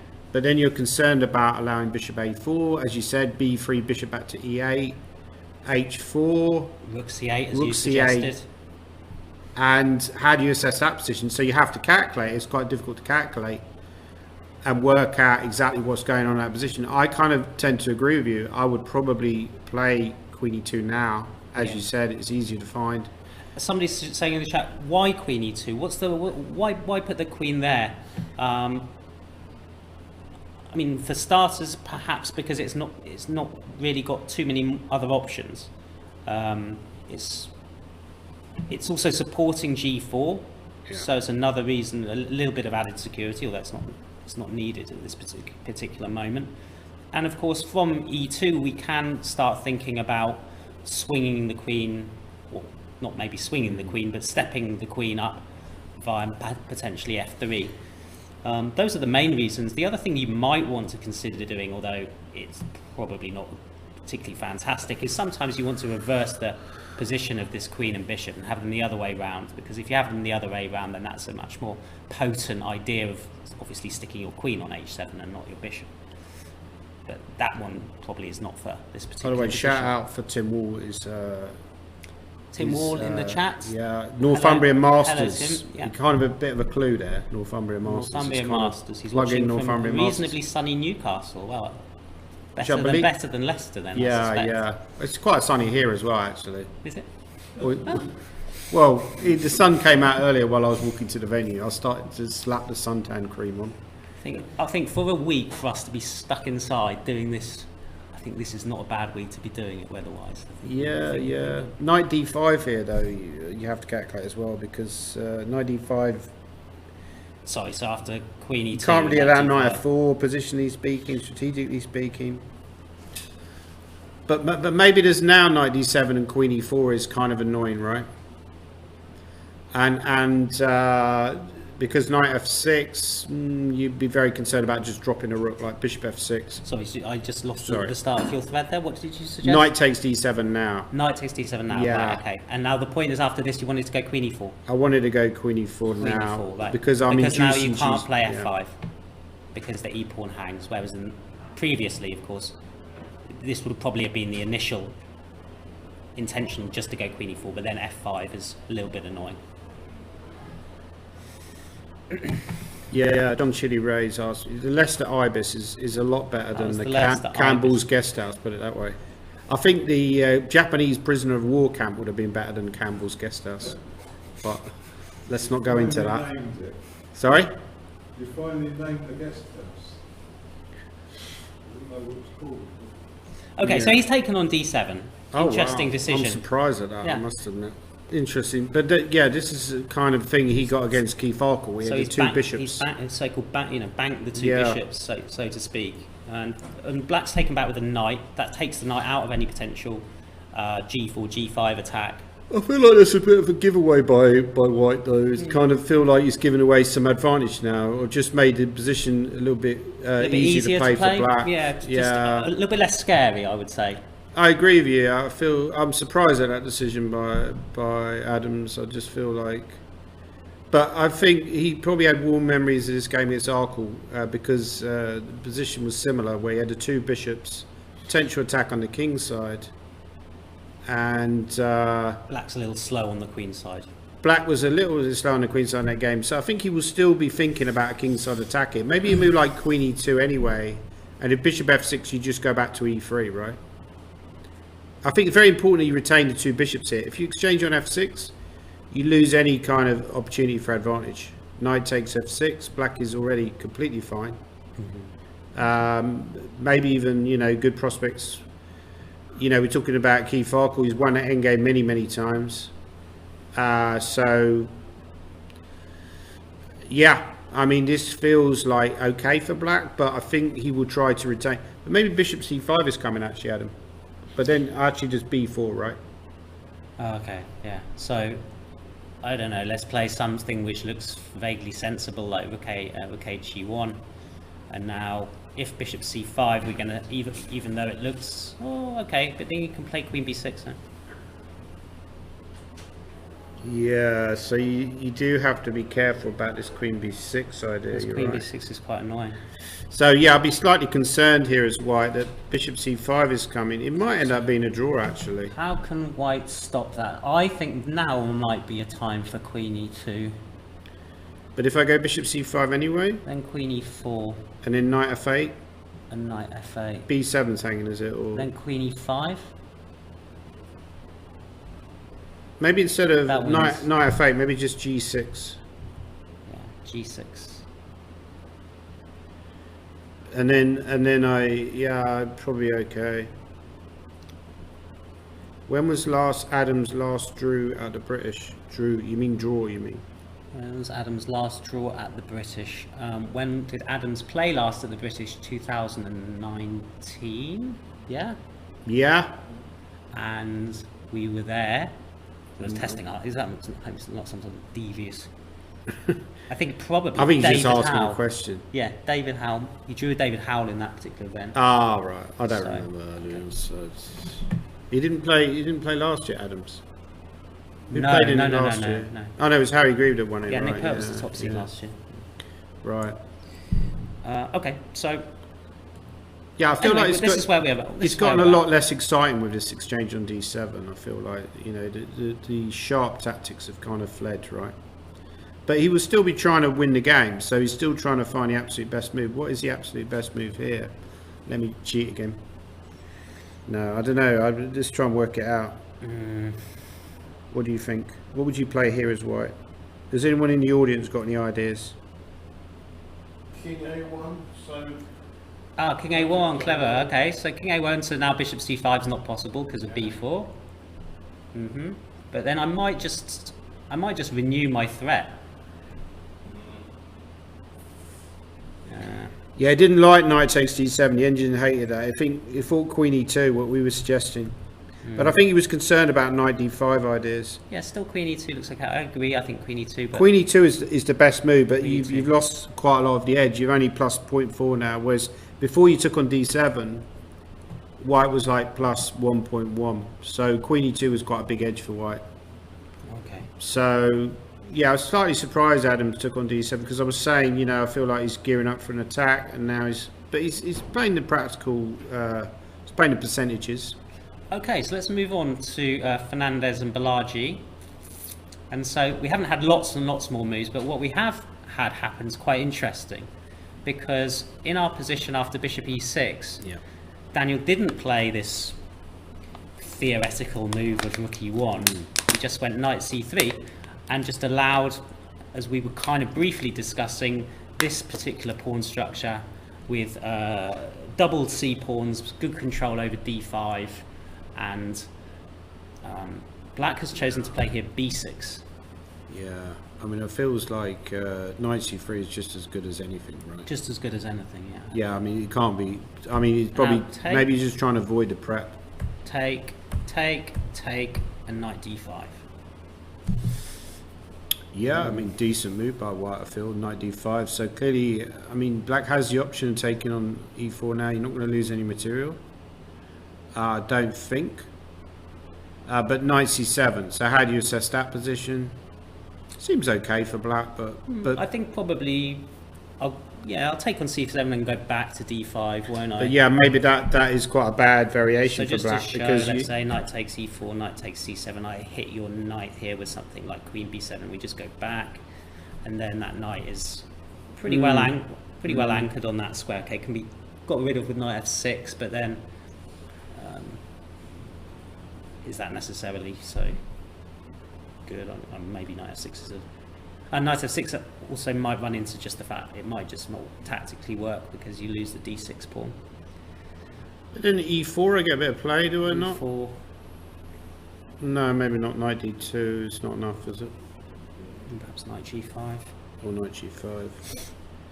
So But I don't think black should be too unhappy with this position. no, you could just defend the pawn on c7. I think bishop d8 actually is a move here as well. D8, yeah. Although that kind of shuts the queen off from the rook. Shuts the queen off from the rook. But always when you're calculating them, you're thinking about forcing moves, captures, right? Yeah. So the first move you should really calculate, well, maybe knight e4 as well, but knight takes d5. Yeah. Yeah, what is that position like? Okay, and so very good question, because which way are we actually going to take that one back is the starting question, of course. Yeah. 3 options. So it's, naturally here you would think pawn takes from the c file, because those pawns are doubled, and this pawn otherwise would be a little bit hard to get rid of. So let's try that one. But now I go knight somewhere, I don't know where. Sounds like a song. Don't know where, don't know when, but I know we'll meet again. Maybe knight b8, right? I want to go f5. I want to go f5 and then try and... I feel like f5 will help me a lot. I feel f5 will help you a lot. Okay. So... I mean, what do you think about this position? I mean, would you rather be black? I mean, I'd rather be black, to be honest. I feel like you've got more potential in your position. You know? So maybe this Fernandez is a bad tip. Don't give up on him just yet. I need to switch again, right? It's only a matter of time before I switch to Mickey Adams. I've gone from Hebden to Fernandez. Eventually I'll give up and say, yes, it's going to be Adams again. But I'm not convinced about Adams actually after that last move. Knight takes DC. Yeah, it's like, we could have an upset. Maybe it's time for Ukrainian to win the British Championships. You could also, of course, in this position, take with the queen. Yeah. I don't feel like that can be any. But then, let's say we played. Maybe knight b4. Knight b4, yeah. That's what I was thinking. Queen d2, knight a6. Queen d2, attacking the knight and defending the c pawn, and then, yeah. You said knight a6. I wondered also about just bringing the queen up. Queen a4, b3, don't know. Yeah, I was thinking queen a5, but. What's wrong with knight a6? Nothing's wrong with knight a6. Unless I can play b4. e4's hanging. Ah, e4's hanging, okay. Yeah, that's a problem. So you have to defend e4. I have to defend e4. Could have been Danny Gier, Nizza, he says. One of the... I thought you called me a mug yesterday, Shabir. No, you called... No, I'm only kidding. I feel like I'm playing well. I feel I'm playing well. Not a desperately exciting position, this one. But, I've only had 20 attempts at the British and never won it. But it's got to be my year. How many attempts have you had, actually? Well, the first year I played was 1996. I played the Major Open. Okay. That was in Nottingham. But I wasn't even an IM then, I don't think. So, and then the first year I played the proper British was 1997. I played Tony Miles that year, actually. And he offered me a draw. I think his position was very dodgy. You know, he played this kind of King's Indian with King H1. And I kind of got a bit intimidated because I was playing the great Tony Miles. So I took a draw. And then I sort of collapsed at the end. I lost 3 games in a row at the end. I lost to Sasha Kieran, who was 17 at the time. In about 17 moves, my boy. So yeah, I think, it's quite a long history. Maybe I should write a book on the British Chess Championships. I think you should, yeah. Okay, so that's where we're at. Knight d5. I think pretty close to being equal. I think taking is you always want to clarify the situation, right? You just want to clarify, go for the the move. Yeah, that's what I've noticed actually. And he's gone bishop d8, which is not a bad move. Also very reasonable. But yeah, I mean, I think with chess players, they don't look enough at candidate moves. They don't look enough at forcing moves. So knight d5, that's something I've tried to introduce into my chess recently in the calculation department. I realise I don't look enough at... When you look at Nakamura on doing the streaming, he's always looking at forcing moves, captures, the most forcing lines. So the bishop d8 is a perfectly reasonable and patient move. I mean, I don't really see anything wrong with black's position here. Mm-hmm. Yep. I think Balaji, your tip is going well against my tip. He's doing okay. Tip versus tip. Yeah. Okay, well, we'll have a quick look at Kanya Morala, and then I think we'll go on a break. Yep.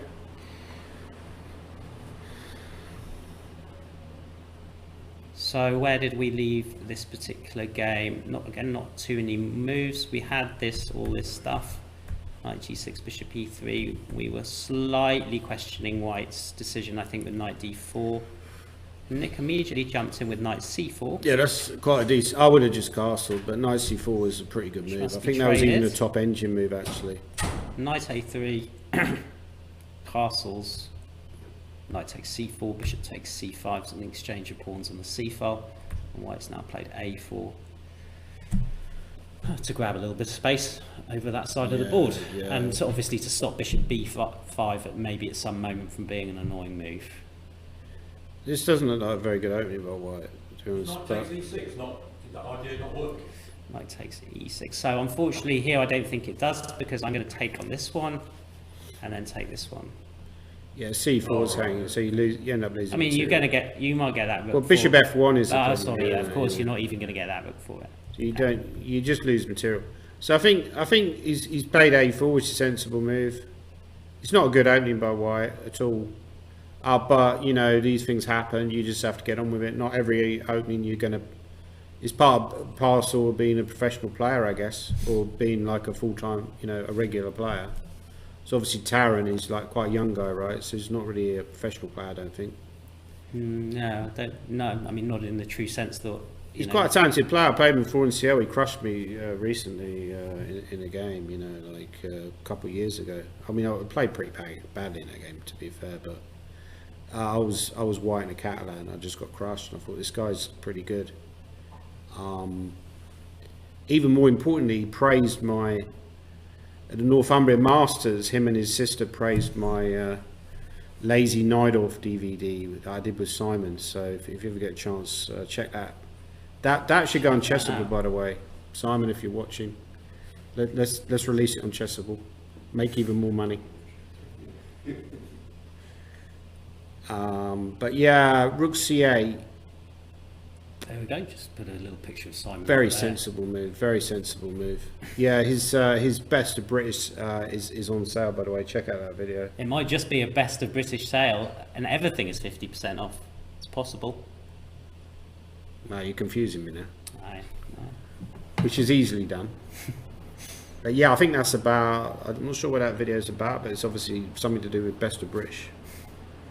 But yeah, Rook C8, very sensible move by Nick. He's a very solid player and very rarely makes unsensible moves. As part of his success, Rook C8 is just a very sensible move, right? You're developing a piece to a logical square. And yeah, I mean, what would you play here as white, Adam? My initial thought was I wanted to guard my knight, and therefore I wanted to play Queen B3, which also carries some idea of taking on B7. Doesn't seem to like that Doesn't move. like does it? that move, so there's obviously some trick. Maybe E5 is E5 and something to do with bishop E6. Yeah.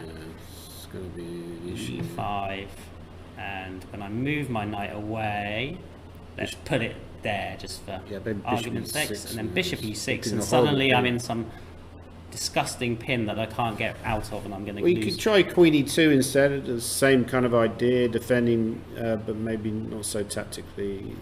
But Tactically then maybe there might failing. be a take. Sorry, Not so tactically completely failing as Queen maybe B3. maybe there's some kind of Bishop D4, Knight F4 idea in the air as well. So, yeah, overall, I also thought perhaps just if we just went Queen C7 and just carried on and then sort of Knight, preparing maybe to- Knight B5 might be an issue. Knight B5 might be an issue. Okay. Because if you take on E3, I just have out the Knight, and then A7's weak. A7's a bit of a problem, yeah. Yeah, I think Black would probably consider Okay. moves like E5 or taking on D4, and then so let's say Queen E2, right? Mm-hmm. Let's say we took on D4 and then Knight F4. What's that like? Take on D4 and play Knight F4. Knight F4, sorry. Yeah. Yeah. Queen E5. Oh, you've got Queen G4 actually, threatening mate. Yeah, and Queen E5. Oh no, Queen E5, threatening mate. Yeah. Queen G4 runs into E5, so that's a blunder. But Queen E5, you're right. Yeah. Queen E5, you can play Queen F6, but then I think I can take and go Knight D6. I could go F6 here and Queen F4, Rook C4. F6, Queen takes Knight, Rook takes C4. Yeah. Which probably This looks okay. is at least equal for Black, I would say. Well, it's probably equal. Just, but yeah, But black seems to be quite comfortable in this position. I think black is trying to, yeah, Black is but trying more for- than trying for a trying to bit be more. better, Yeah, right? trying to So be better, Queen exactly. E2. The question is, but Nick's a patient guy. You know, if he's not going to like sit there and I really need to win this game. Really need to win it. I think that's, you know, again, important ingredient of success. You don't get ahead of yourself, and I think he's good at that as well. You know, he's got good psychology. You know, he won't be too bothered by the fact that he messed up yesterday. E5 definitely also. E5 is definitely on the agenda. Is E5 knight B5? Is that a problem? Probably not. But now maybe bishop E3, because if you take with a knight, I have now knight F4 feels like I wondered here about knight F4 straight away. knight F4. You're not worried about me taking? I just thought those bishops. Maybe I go rook D1 now and try and Rook annoy you. D1, yeah, maybe this one. Yeah. Yeah. Yeah, Yes. I'll probably instead of knight F4, can I go take on E3, right?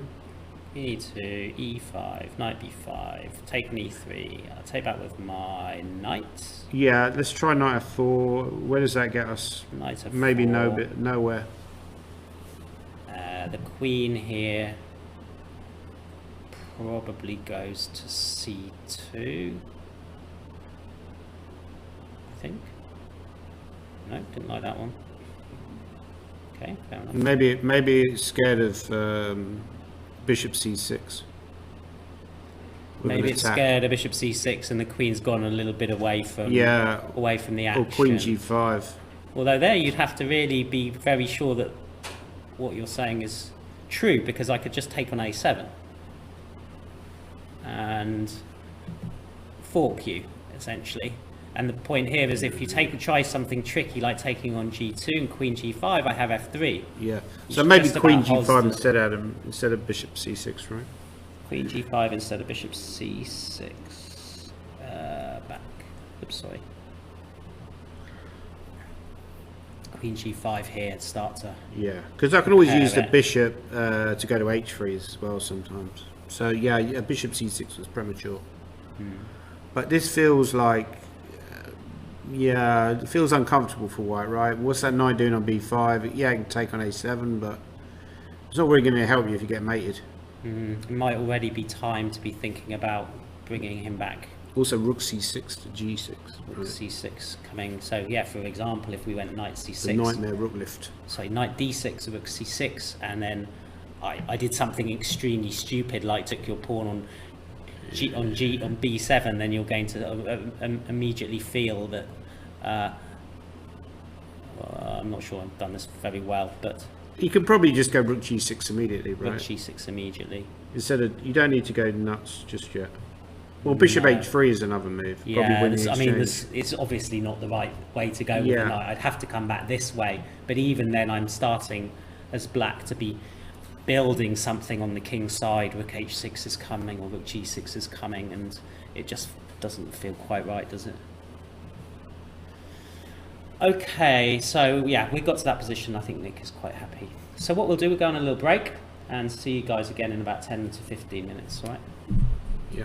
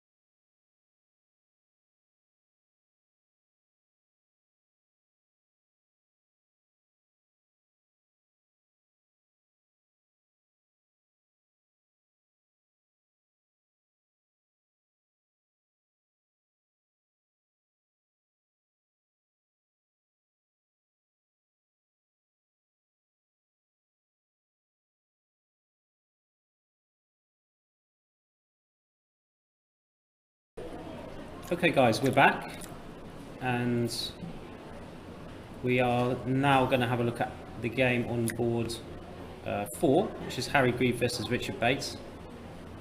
And let's just have a little look. Where did we last see this one? We saw this one after the move Rook D1, so there haven't been lots and lots more moves. And he did play this G6 move, Danny, that you suggested. I must have played this game before, mate. So that creates the threat of Queen takes D6. Yeah.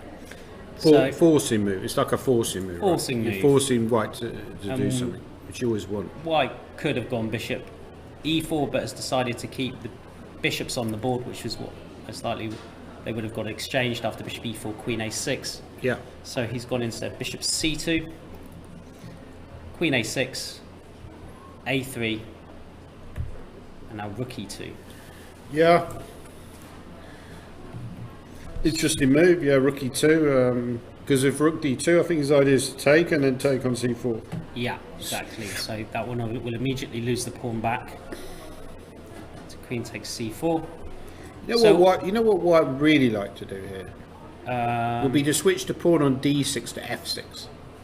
He would. And then go Queen H6 and mate.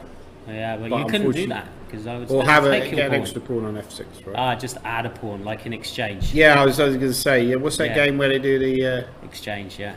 yeah, you know, when you play This with would- the two people. This would be a very big, very bad game of exchange for black if this was a game of exchange because of all these holes. But he's played a move which I think is the best move, you know. It's Yeah. why the guy is British champion. He's The gone Rook most F2. sensible move is to go Rook F2.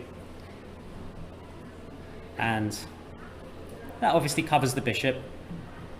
And now you would think that Rook E8 is the most likely reaction. Yeah. By the way, Kevin Winters picked up on my quote I wrote earlier on social media. I said that the conditions here are the best I've ever seen. Yeah. And obviously sucking up to the organisers, right, as you do. And Didn't even think of that. That's the reason if you he cannot did play it. well here, then you're probably not very good at chess. Was my exact quote. Yeah, correct, Kevin. So yeah, I think Rook E8 is a good move. Why could think you just you- maybe go Bishop D3 and induce the exchange, You put that on Twitter as well, didn't you? That I'll put that on famous quote. which is now no longer called Twitter. It's called X. Is it? Yeah, Okay. good. Elon Musk likes to. He doesn't. Yeah, he's killed a bird off. So unfortunately. what did you want to play? Bishop D3 here. Is that a move? Bishop D3. Because if Rook E1, maybe I can. Try and block out the invasion of the rook. Yeah, I think what you were saying earlier, it was kind of poo-pooing it, oh, you're pawn down, who cares, right? But the more I'm looking at it, the more I think, well, you are, yeah, that is a significant factor. You know, you're pawn down. And you you're know, not going to win it back as long as I... Yeah, it's okay for black, Something but the stupid. computer thinks it's okay. think But so. you have to play very accurately, right? Maybe rook back to E6 here is playable because you've still got the issue of, you know, that weak D6 pawn. Yeah. Although then now I could, if I wished to, and I wanted to change the position of my bishop, although it doesn't look that special, but I could bring it back this way, which will now stop your invasion ever of happening on E2, and just give my pawns and a little bit more support. Maybe I go King G7 with the idea that I'm King G7. King G7. You know, that's what Karpov always used to do, right? I mean, he'd play all these slow improving moves. He's very good at improving. People don't have the patience to do that. I know it's a lot of chess players don't have the patience to make quite improving moves. You know, they feel they need to do something all the time, right? Urgently, all the time. But I feel that's a really important factor to have, you know, facet in your armory is the ability to make these quiet improving moves. And King G7 actually has an idea behind it as well, which is to go Rook F6 and force the Queen to move. So I don't have to worry about Queen E5 now because I've got that E5 square under control of the other rook. So actually I'm going to go Rook E5, Rook F6 and maybe play the other rook to E6 and attack the pawn again. But I've noticed you can defend it, bring the other rook to D2. It's all a bit confusing, to be honest. I have no idea what's going on here. It does look better for white, but it doesn't look enough to necessarily win the game. I think if black plays correctly, probably going to make a draw. But you need to make a number of good moves in a row, right? Yeah, Queen A4 has also been suggested in the chat. I quite like that move. That was another move I considered. Takes an eye on the rook and just attacks the rook, right? just like attacks a very crude attacking of the rook. And then if it left the first rank, you would definitely be also considering rook e1 and just making the pin. Yeah. I mean, I had a sort of vision with my bishop on f1 that one day it might swing itself over to h3 and skewer your rook to your pawn, but the more I think about it, the more I think that's probably just a bad idea, because you're going to probably just play your move, rook f6, I would think, and this pawn is under a little bit of pressure here on f3. I think it's an easy position for white to play, you know. It's like Nakamura, which is... Yeah, black's gone rook e8. Nakamura says that you're tough to play, you know. It's one of his favourite phrases. You know, he's got all these phrases of all these different things. Like he's got stack. If you double rooks, the stack. There's the what's the other? He's got like nicknames. All these different. It's almost as if he's trying to popularise his channel, you know, or trying to trivialise chess.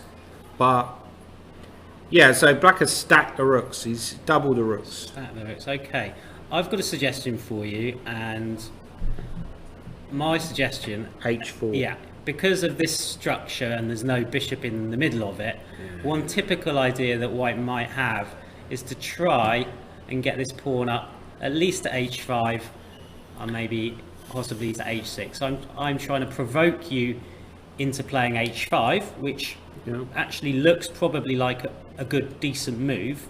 Yeah. And then it gives me perhaps some additional options based upon the fact, let's say, that your g6 pawn is a little bit weak. So I don't know exactly what those might be, like queen g5 or queen g3, perhaps. Yeah. So it feels like Harry's gradually taken over in this game, and he's done his good prep as he often does, you know. And Richard's under pressure here. I think he's going to have to just keep playing good move after good move to keep the game going. Keep the game, you know. Yeah. So the bar says the position is approximately equal. Because the computer is very objective. If you know, it does. I mean, we were like, well, is a pawn up? You know, it must be winning. We're completely unobjective. Harry Grieve is wise, 100, you know, over 100 points high rated.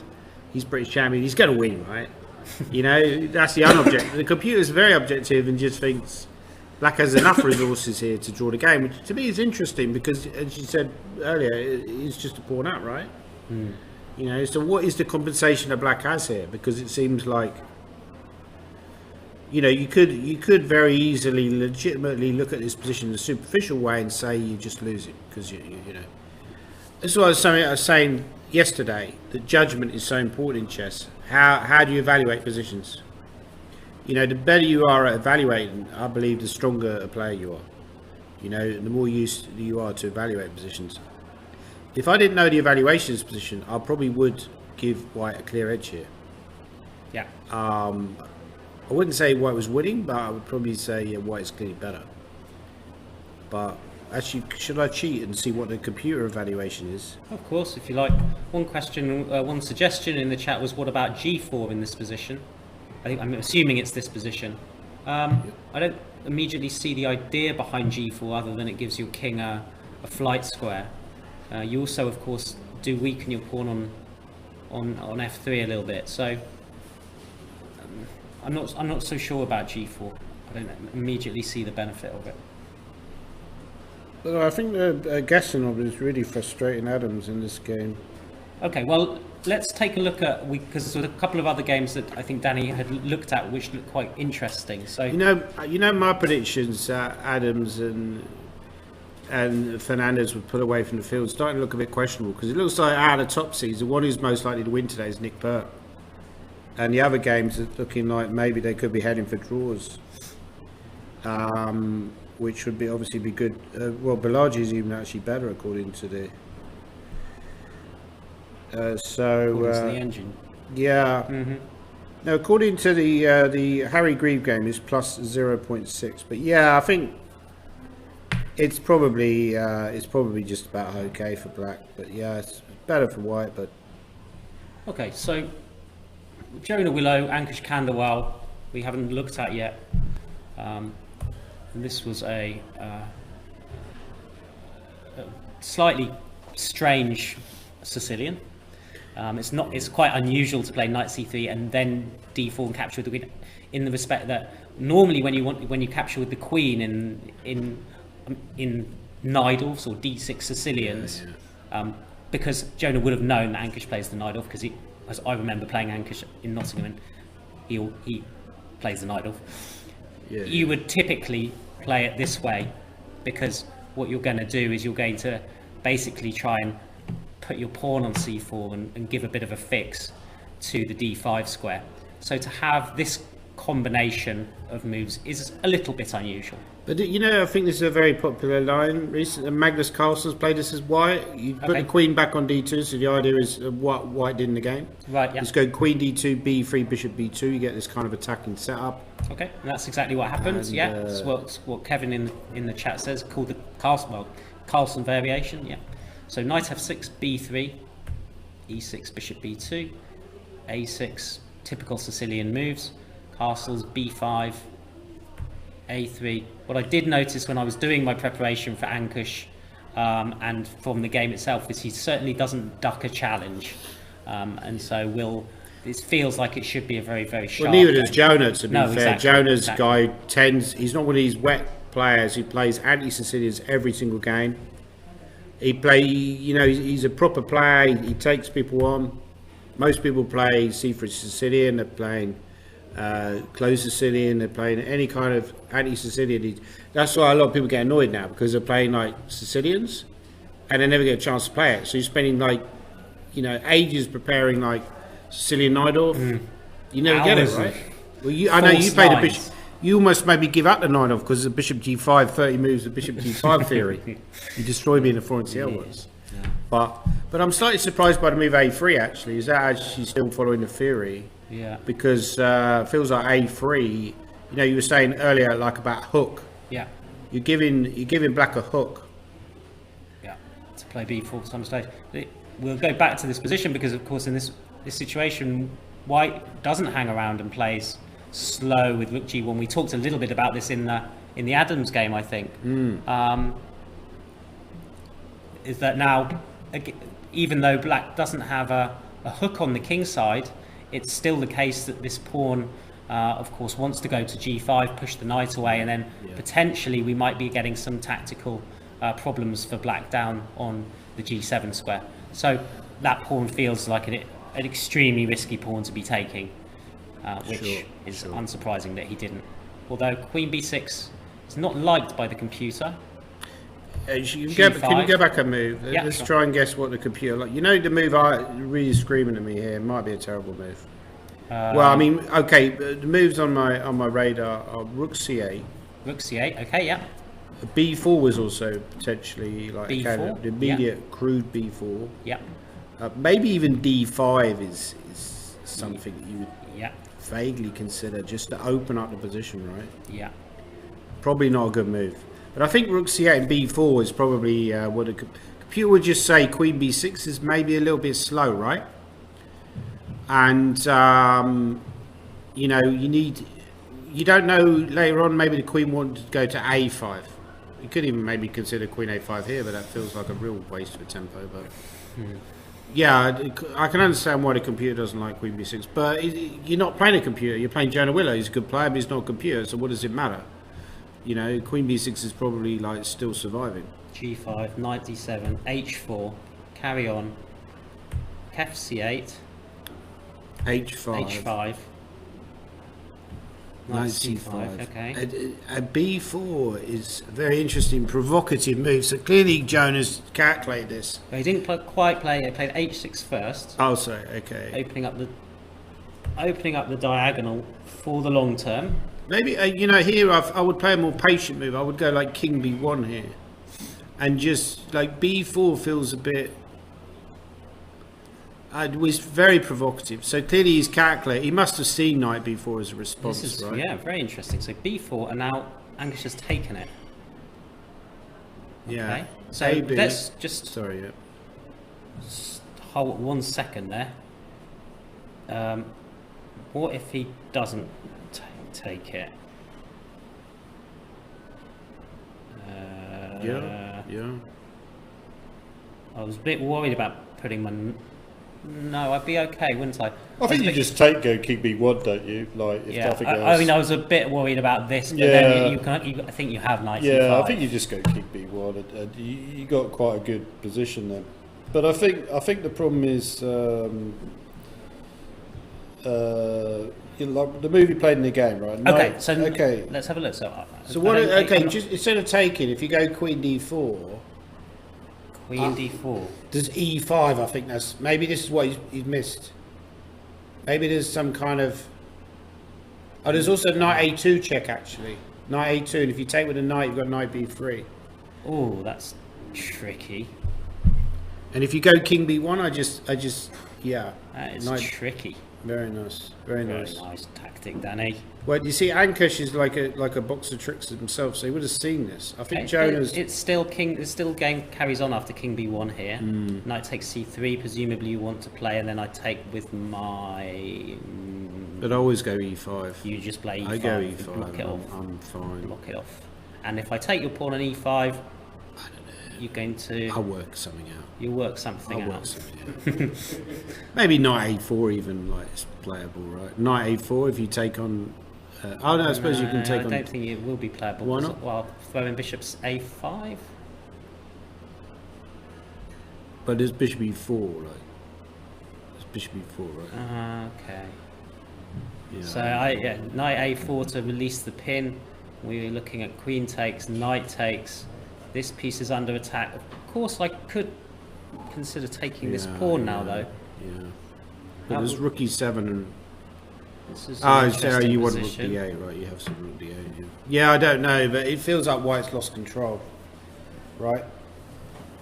It feels like you've lost a little bit of control with this whole b4 move, right? So, okay, let's see why I'm not just taking your knight back straight away. Well, that's probably what you have to do, but knight e4. And then knight takes e4.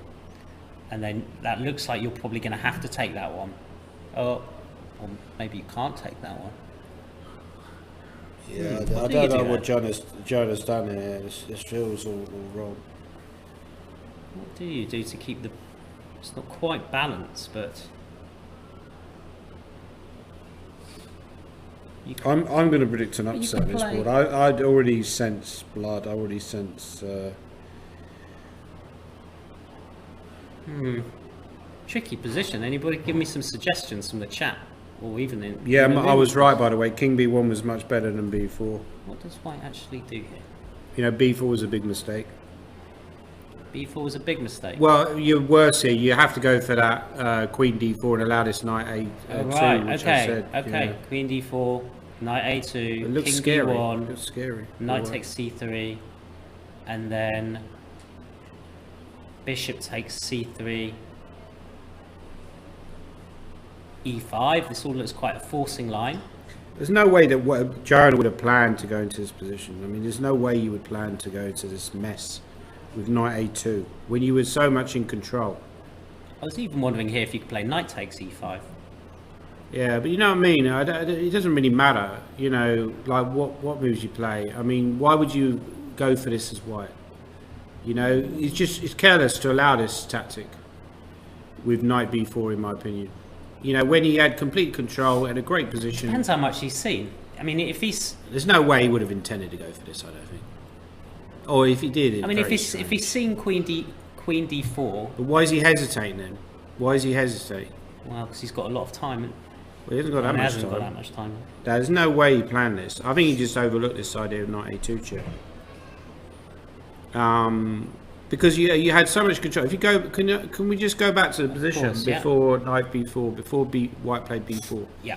King b1 here Okay. is just tremendous for white. You know, you got everything you want. It's just like a dream Sicilian attacking position. You know,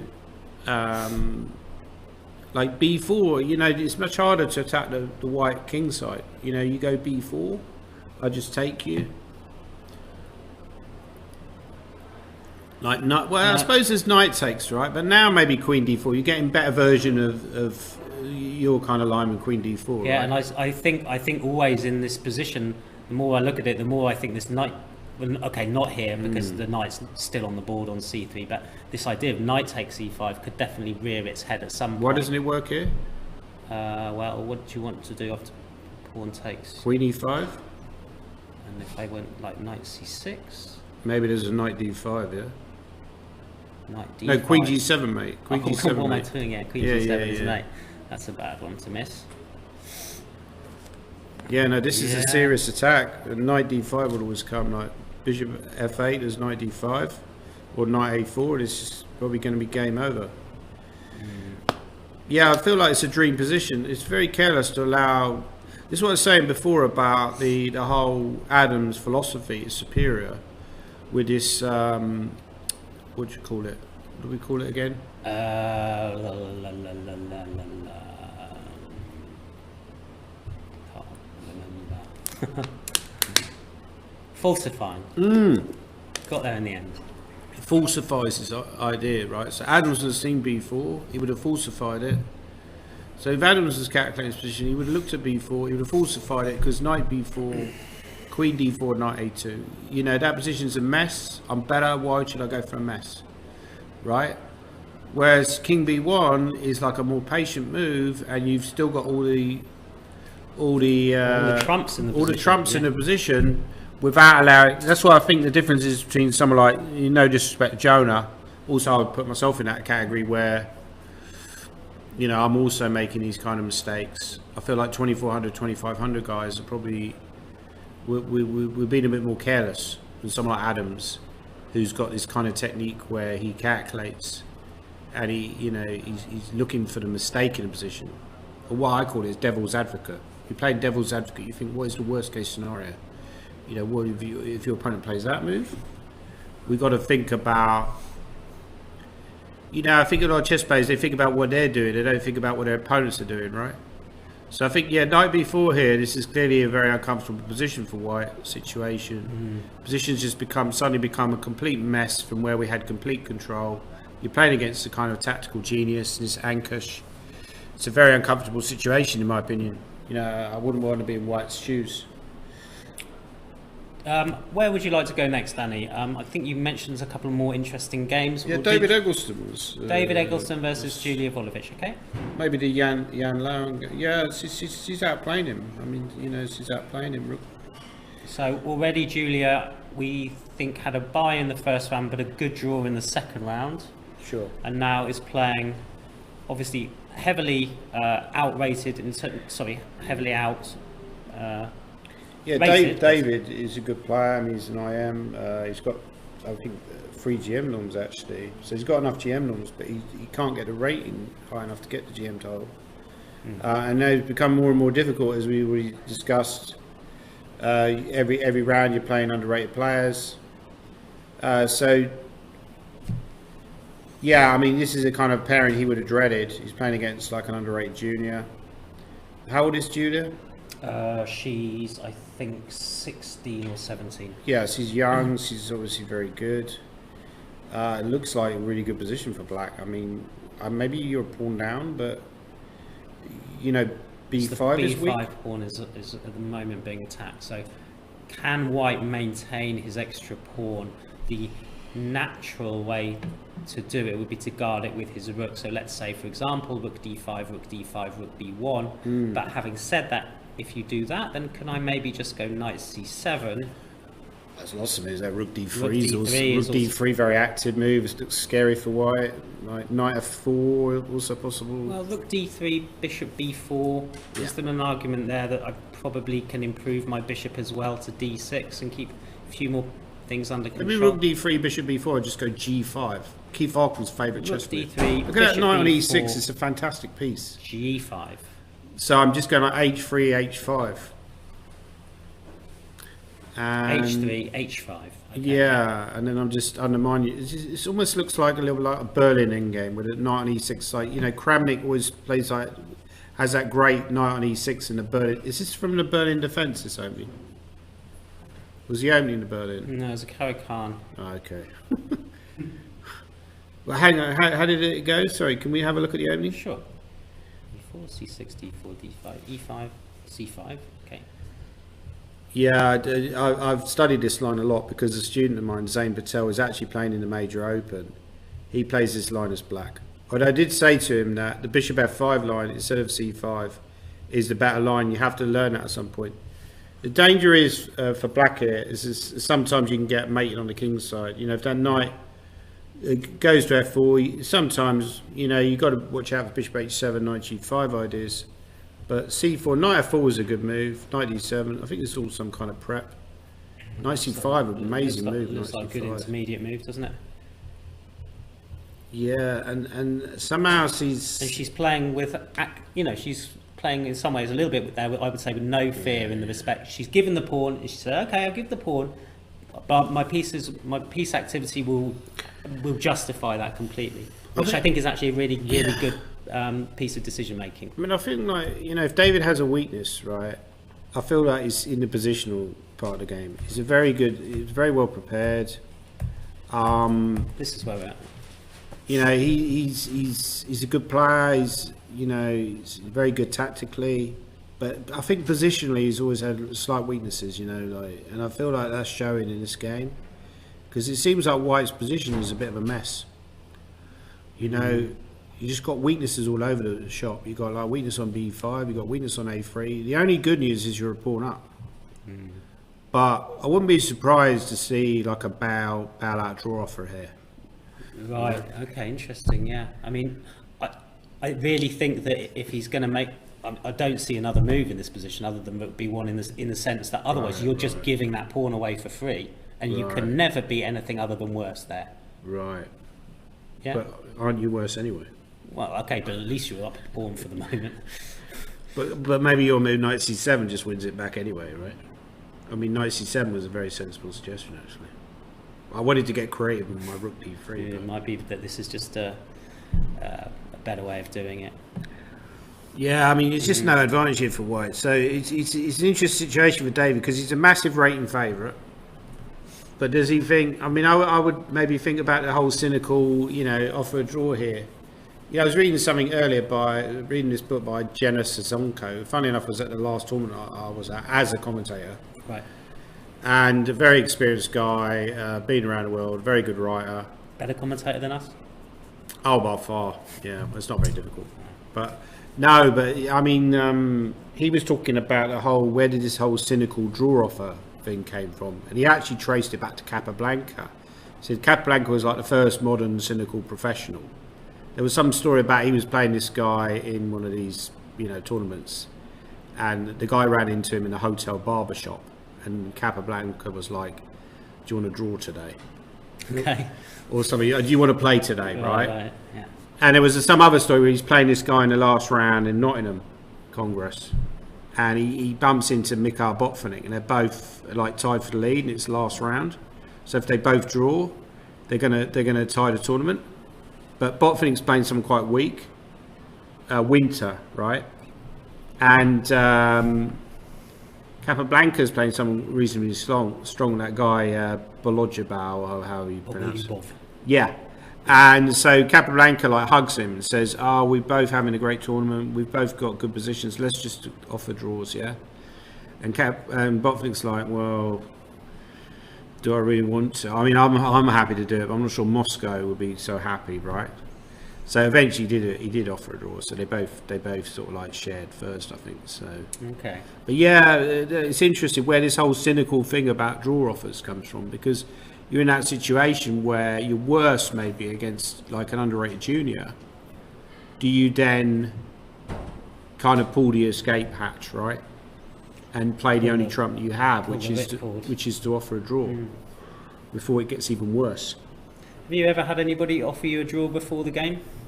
Don't have to name any names. Many occasions. Many? Yeah. Yeah. Many occasions, yeah. And many occasions I probably accepted. Yeah, which I now regret, but Definitely one you probably don't want to name any names. Have you ever had anybody offer to throw a game against? let's not go into that. No? Okay. Let's not go into that. Okay, let's go into instead board one, shall we? Yeah. Yeah, interesting scenario. Looks like Gastinov's doing a really good job of holding the great Mickey Adams so far. Wouldn't surprised to see this game end in a draw now. So let's just see. Let me just reorientate myself with where we got to. So we got to this position with knight on d7, and Adams gave a check. Okay. Yeah, he's just trying to ask the question. Black. Maybe he's just trying to say, how good a player are you? The best move is obviously King F8, but are you going to get scared and go King H8? You're worried about having the king on F8, and then you're worried later on. So just for my incredible ignorance there, Danny, why is it so terrible to have my king on H8 and not F? And why is it so it probably much better? isn't. It's probably okay. I mean, maybe he was hoping for King H8. He feels like the king's slightly worse for any endgame that might arise. Maybe that's how he's thinking. And also, could it be that this bishop is going to likely retreat itself anyway? Yeah. E4, and I don't know. Perhaps there's probably not some tactical idea in mind. Okay. The thing anyway, is, this happened. the thing is, he could play bishop e4. He was going to play bishop e4 anyway. He decided to throw in the check and perhaps displace the king slightly. So bishop e4 threatens the pawn. Rook b8 guards it, and now he's played f4, which prevents e5, keeps the space. And now he plays your move, Danny, bishop c5, exploiting the fact that this idea that we saw a little bit earlier, which was b4 forking the two pieces, doesn't win a piece because of queen b6.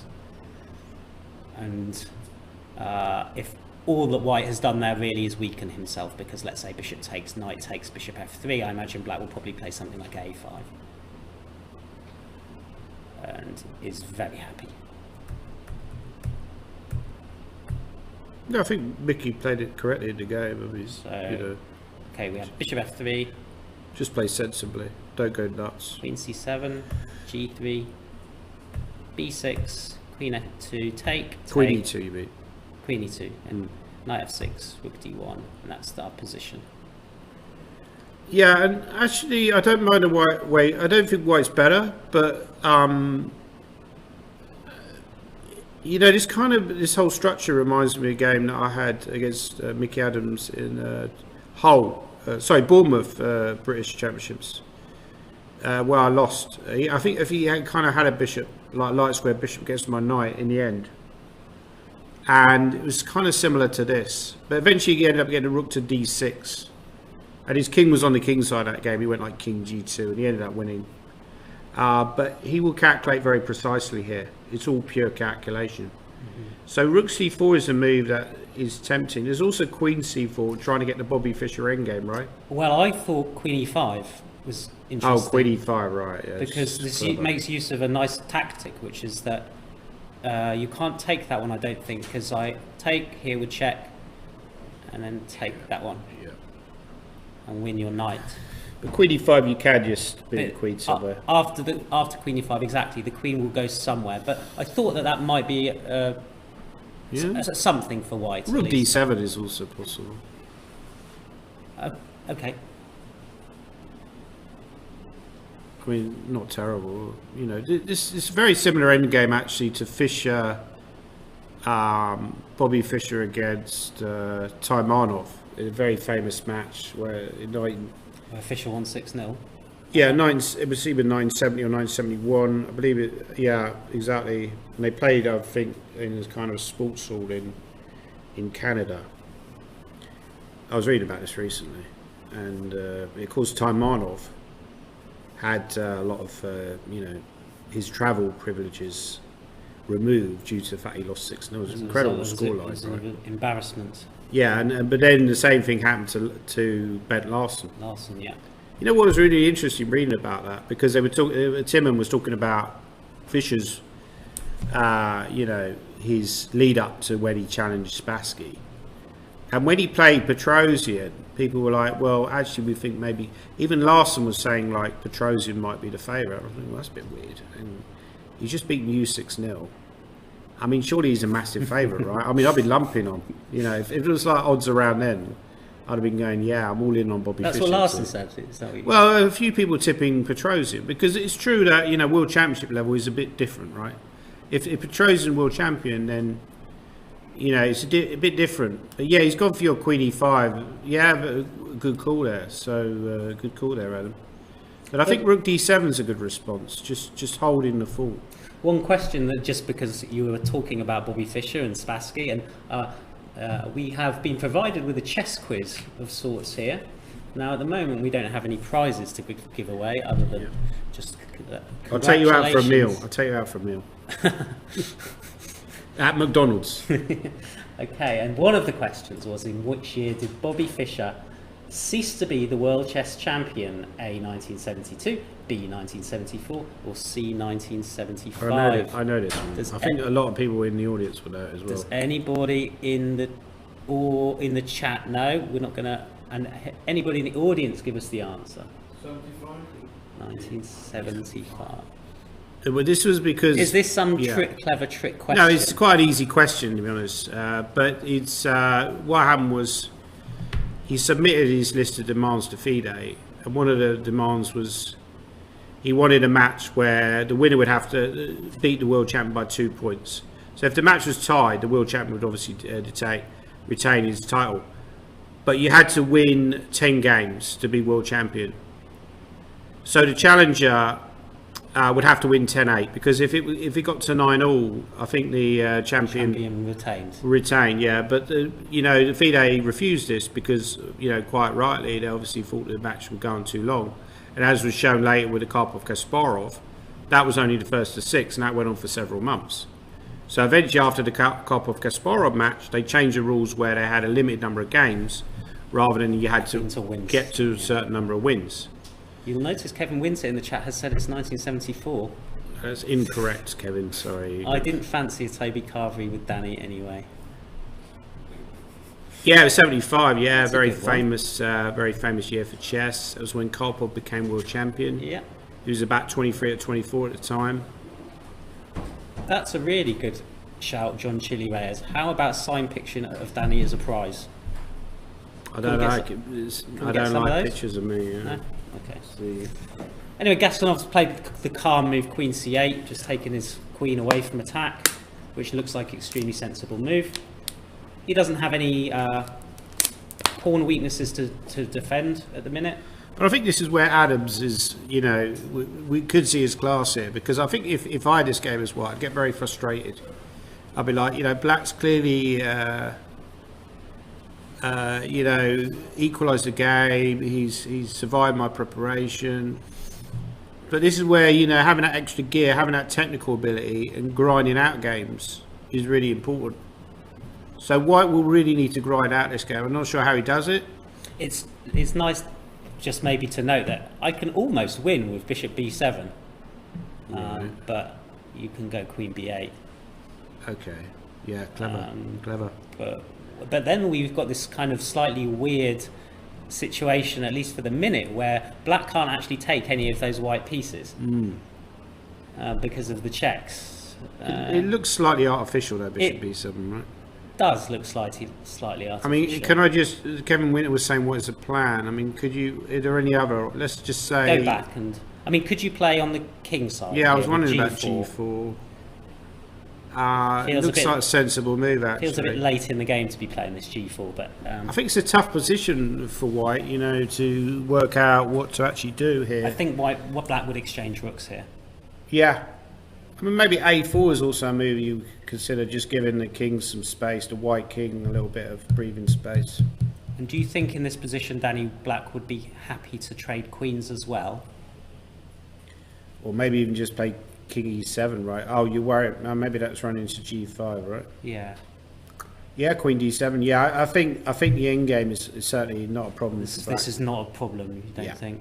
No. I think White needs a rook on. Like this is how Bobby Fischer won the game against Taimanov. He had a rook and bishop against a rook and knight, and somehow he was able to force some kind of weakness. But I'm not sure if White can do that in this situation. I'll be honest with you, I don't think White has any advantage here. Yeah, this pawn also is a little bit of a problem, isn't it? It's a tough position for Adams to play. It doesn't look that obvious to me like how he's supposed to continue or even try to get any advantage. Okay, we're going to look at board 2. Because from what I think we have seen so far, it looks like black is doing quite nicely in this game. Yeah, your tip's coming through. Your tip against my tip. So we left it here with this bishop on d8 as the last move we saw. So quite a few moves have been played. So if it's all right, we'll just nip through to where we're at. So knight d2, which looks a little bit strange. Knight e4, c3, knight e6. So rerouting the knight. That looks very sensible. You can now eject the knight on d5 and c6 if you wish. b4, queen a2, f3. And now he's decided to clarify. Danny was talking about this clarification of the situation with the knights in the middle earlier. Before. Takes, undoubling the pawns, which perhaps looks on the surface to be a silly idea, but it does then stabilize that center and mean you can play moves like knight f4. g3, knight d3. Knight here, take, queen b2. I'd feel uncomfortable as why. It's just a way that black is just playing really Bishop actively. g5. And bishop g5, if you do nothing, will come into e3. So Daniel's gone f4. Take, bishop f6. Queen d3. Something needs to be done about the pawn on c3, and now rook a8. Yeah, I'd feel very comfortable here. You know what I mean? You played against this tactical genius, this kid. You know, there's always games where you feel uncomfortable when they're sitting there, they're not really, you know, they're really confident. They're just whizzing out these moves quite quickly. You know what I mean? You'd feel uncomfortable here as white, and you're especially as you're like the rating favourite. We've seen actually in this round a few of the rating favourites in their particular games are suffering, like David Eggleston.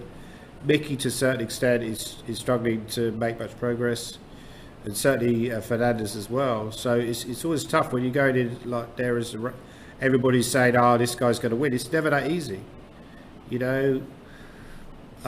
It's never that easy to, you know. That's why it's a remarkable achievement. I say, like, I keep going back to this. Why Adams managed to win so many British Championships, because it's never that easy if you're playing against weaker opposition to win that often. And we'll see that in this Fernandez game. It's looking very suspicious for him. King f2. He took 12 minutes over that move, so that, I think that's probably is a sign that he's a little bit uncomfortable. I feel very uncomfortable here as white. The actual times on the clocks they're not so dissimilar. You know, they're both at just about 20, just over 20 minutes each. So it's not like there's a huge, time differential either way. But I mean, black here would probably be at some point thinking about just giving his king a little bit of luft with something like g6 or possibly h6, and that will just deal with anything on the back rank and probably free his rook up to be starting to Can't think I about just go things. like rook a2 immediately, Adam, and just go, look, I don't care about you. I don't need to. C3. Sorry? Bishop C3 to come. Yeah, That's the exactly. threat, yeah. I mean that is a threat. But as you say, maybe G's a very patient G6. I agree with you. I don't like White's position at all. To be honest, it looks very, very loose. You don't like these. These are very hard positions to play when your king's slightly exposed. It's so easy just to make one tiny little slip. The computer will probably somehow find a way to defend this as White. I mean, is he thinking about putting his king on e3? Wow. But David Daniel is a very creative player. I thought was quite a clever idea against this move, which is bishop takes c3. With the point, you can't take with the queen because the queen takes e2. And if you take with the knight, I'll pin you with rook a3. Wow. But then you can go king d4. Yeah, probably. And if necessary, although no, queen takes b4, queen c4 is. Yeah, don't take. Yeah, things. I think rook b3 is it wants to play. It probably wants to go rook b3 right After king d4. Maybe rook b3 once. No. It doesn't like that one, I'm afraid. It's probably some move, some clever move. Maybe b5 here. Try b5. b5. Try b5. That looks like a good move. Yeah, That like a top good move. That was a I sneaky, got there in the end. That's quite a sneaky idea by me, wasn't it? Bishop takes c3. Yeah, it's scary for White. You know, like you're very loose here, and I just feel these kind of king f2 is very brave by Daniel. Very brave move. But what else? You know, maybe you're committed to playing that move, even though you don't really want to. You put your king on f3, you're kind of stabilising a little bit, aren't you? So his idea is maybe put the king on f3, the rook on c1, clarify rook c2. Yeah, but if in fact he can't even do that in this position, because the bishop takes c3, like even if I went g6, the same thing applies, doesn't it? There's no improvement having your king here, or might be able to play king g3, because then he can back up his knight like that. But I wouldn't be so clear that's the plan. Rook b1, one suggestion. For sure, rook b1 was something I wondered about as an intermediate move at some point. In the particular line I think we just saw, I thought that rook b1 we can just go queen d2 check. Yeah. Or even bishop d4 check. Bishop d4 check. Bishop d4 check might be a move. Yeah. That's a nasty one, and the point is there you'd have to go king f3, and now what, rook a3? Maybe rook a3 is, yeah. It's bad. Yeah, I mean, it's just real pressure. Something's gone wrong in the opening. I do feel this whole line of go bishop c4, it's hard to play those positions as white. There's a course by Giri on Chessable on this whole Italian Open thing. It's probably worth buying, but I know Ferrugia as well plays the Italian Open. He seems to play it quite well. Ali Reza Ferrugia is probably the best young player, right? But who do we think is the likely next world champion? Who do we think? Let's ask the audience. Well, Ding is now the current world champion. Magnus has vacated his title. Probably still the best player in the world, right? He probably won't play again for it. I think he's fed up with long play and all the amount of preparation that goes into it, right? Yeah. So he's played my move, rook a2. Yeah. He's played it. Yes, he's played I it. wouldn't say my move, but somebody's saying in the chat, they're saying Keimer. I like Keimer as a player, but I don't think he's world championship candidate. Gukesh, Caruana. I think Caruana's had his shot. Abdusattorov? Nah. No? Gukesh. Somebody has come up with the correct answer. Gukesh. He's just become the youngest player in history to go over 2750. At the age of 17 years and apparently 1 month or something, as opposed to Nakamura. I think he's too old to become world chess champion now. In like longer, he's more of a split. He's still a very good player. I think he's like world number 2 or something. Yeah. Loon Boss says, shocked no one has said Gormali yet. To be fair, I'm too old to improve that much, unfortunately. You're having too much fun doing the commentary, aren't you? I'm not good enough to become world champion. Obviously, I could maybe win the British Championship. You know, if you're being up, but probably not from this position. I wouldn't want to have this position as white if I want to be British champion. I'm sure he's going to see bishop takes c3 as an idea, but bishop takes c3 is a threat. You've got to do something about it. Yeah, Daniel's under pressure here, and you also got to consider that. Like, what else do you actually do? You know, there's a lot of pressure on him as well, because he must be thinking about winning the title, right? Because you know he's second seed. Well, I don't think he's thinking he's third seed actually, but he's probably not thinking about that yet. But sure. Nominally now second seed because Nick Pert dropped a draw. Nominally second seed. Yeah. I don't see another move even though here for white. Like, what else can he play other than king e3? You know, the computer doesn't give that much of an edge for it's surprising, isn't it? For white, for black, but it looks like practically it looks horrible. So let's just see why it's not so special. King e3, bishop c3, knight c3 is the only move. Yeah, rook a3. King d4. No, king d4 we didn't like, did we? Because of b5. It's given a big edge for black, by the way, which is not surprising, you know. In this whole line, do you mean? I'm not sure whether, with this whole position, it's just given a huge edge.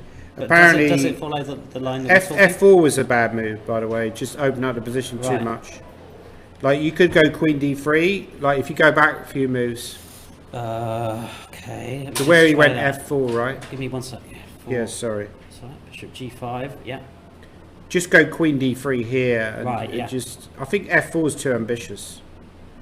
And now rook a8, and we can just play yeah, a little bit. it's like a better version of the game because your king's probably not so.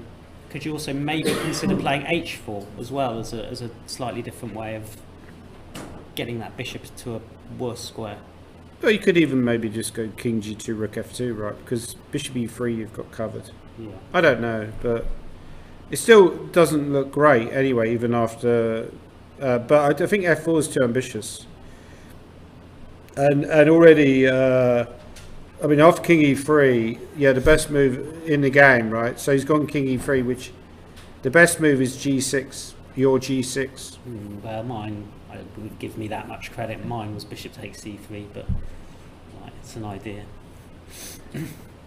A bishop c3 you take. Okay, let's have a look at this one, because that's, Yeah. I'm sure this is hugely tempting for Amadou. Knight takes, rook a3. Yeah, also tricky to play this for white, right? Rook a3. Yeah. The best move is to go into an endgame which is holdable. Rook b1. He's already had a rook and pawn endgame already in this tournament But against not one he's a Ashton. pawn down in. Yeah, but apparently this is not Take, advantage. take, King here. d4, Ki- rook c2.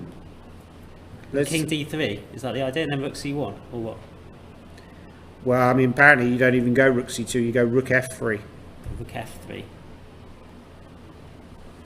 And this king is, this king is active, so it's not like this is completely trivial in any way, and even it could potentially go south, go the wrong way for black if he misplays it.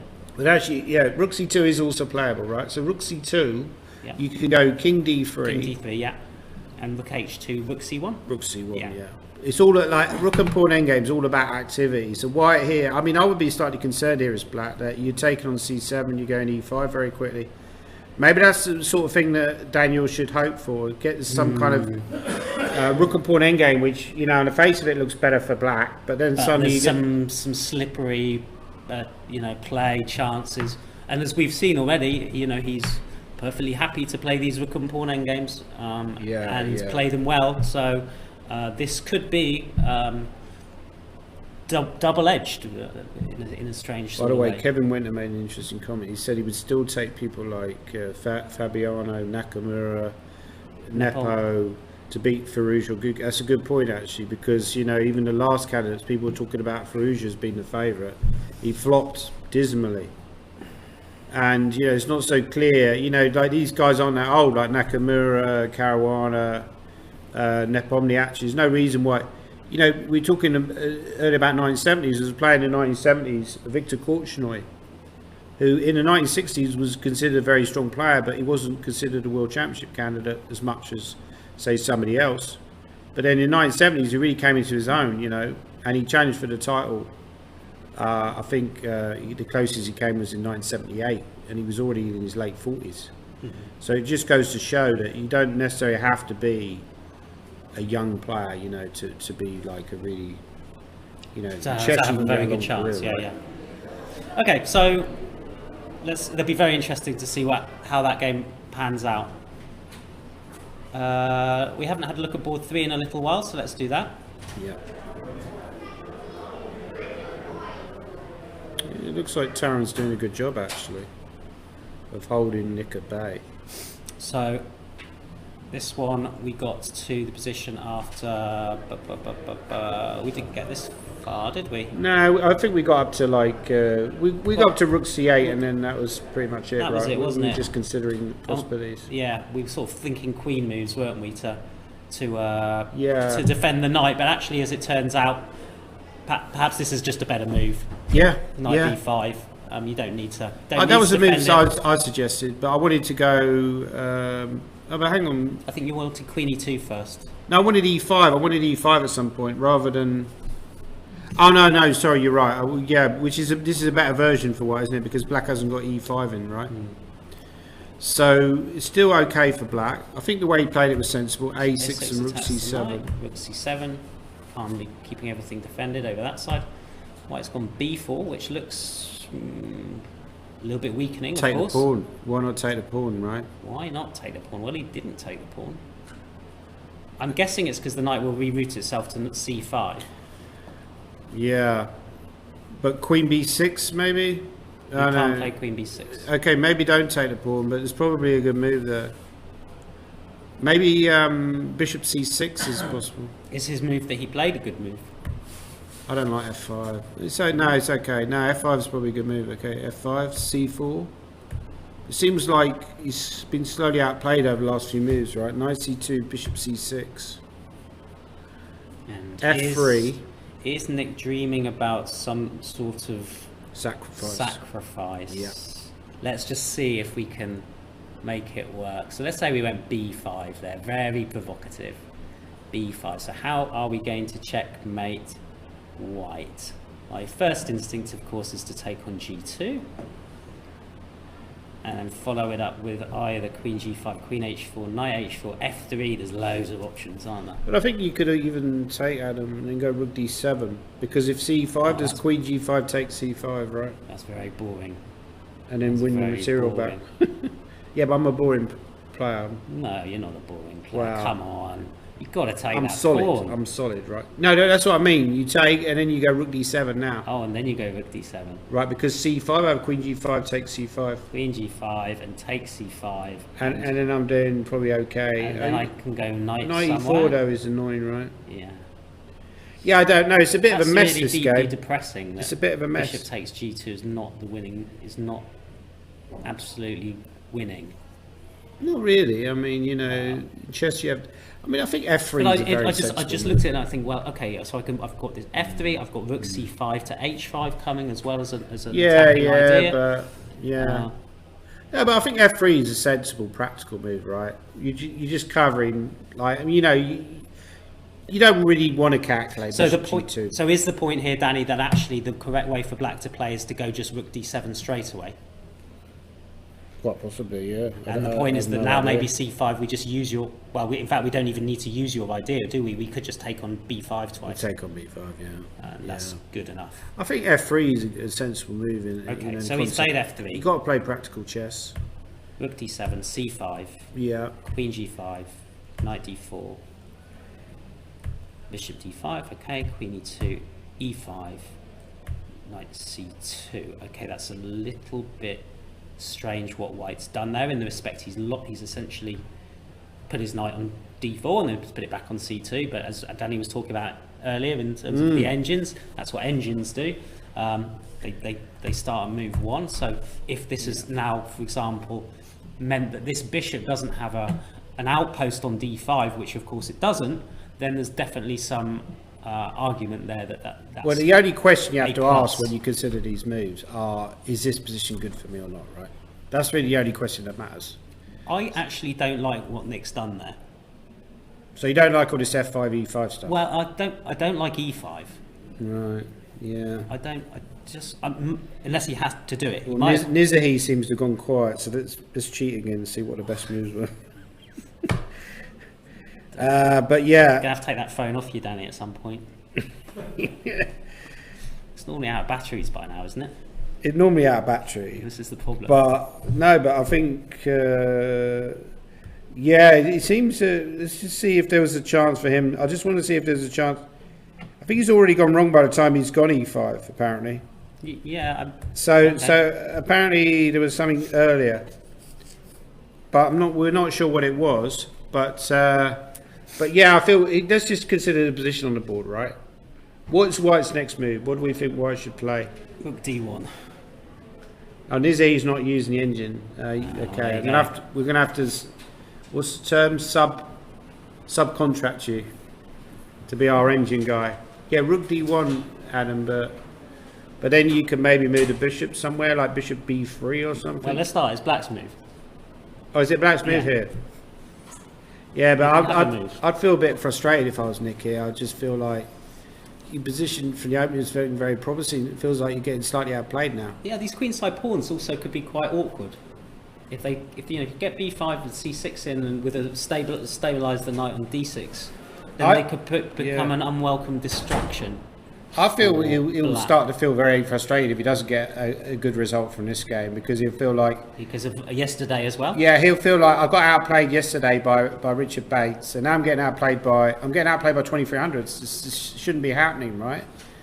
And I think partly is the rust. He's a little bit rusty. But yeah, White can just defend comfortably now. It seems like you've always got moves like King H1 or Rook F2. They'll still be trying to create something. Can you play a move like Knight H4 here as black?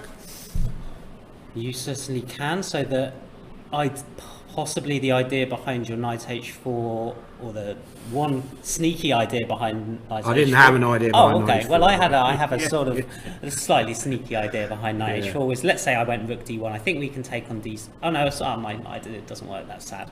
I wanted to take on D6, go Bishop C4, and deflect your Queen, but Queen takes Bishop is check, sadly. So He's gone A5, which is kind of sensible, right? he's gone. So he went A5. Yeah, because he's trying to undermine the C5. So his idea is if White goes He's B5, gone A5, right? Okay. if White goes B5, you undermine this knight on D6 with B6. I think this is he's trying to But like you don't have time, do you? Still, like B6 Rook D1. probably don't have time, yeah. But still Bishop B3. All right, let's put the other one there then. That makes more sense, probably. Okay, yeah, it's true. Something's gone wrong here, maybe. Let's not go B6. Well, can I go 97 there? Sorry, I want to continue. 97. Oh, you've got Rook D5 and Queen C4, have you? Rook D5 and Queen C4 looks very, very good, yeah. So B6 doesn't work. So what is the idea after B5? Let's see, so B5. Okay, it really doesn't like B5. Something wrong with it. When I'm starting to stabilise, okay. Maybe it wants Rook D1 instead. Oh, okay, let's see what Black can do here, because Rook D1 is coming.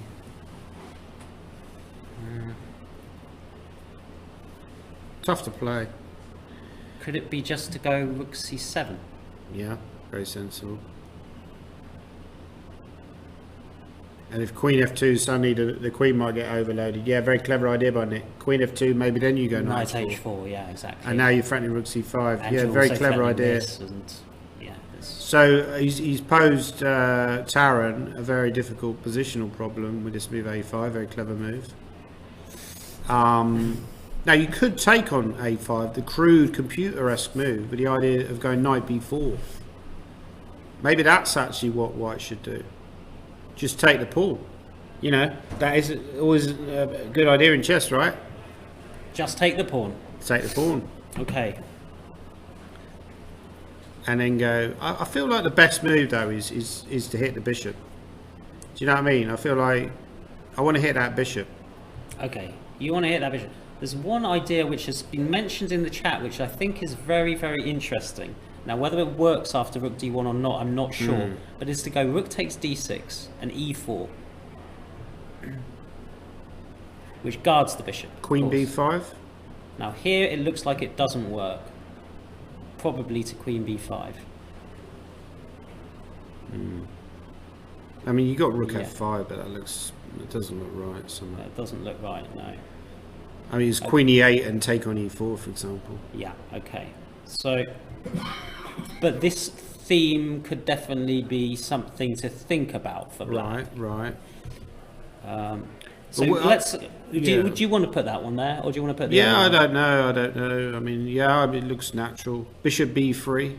But bishop b3, maybe just queen d3, right?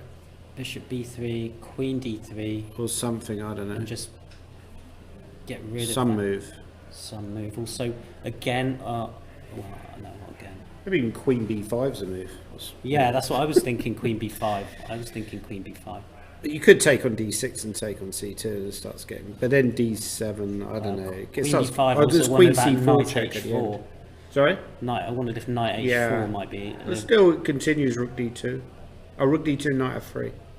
Yeah, I don't think queen b5 is a good move, but something like rook d3 or queen d3 or even knight e4 actually is another option.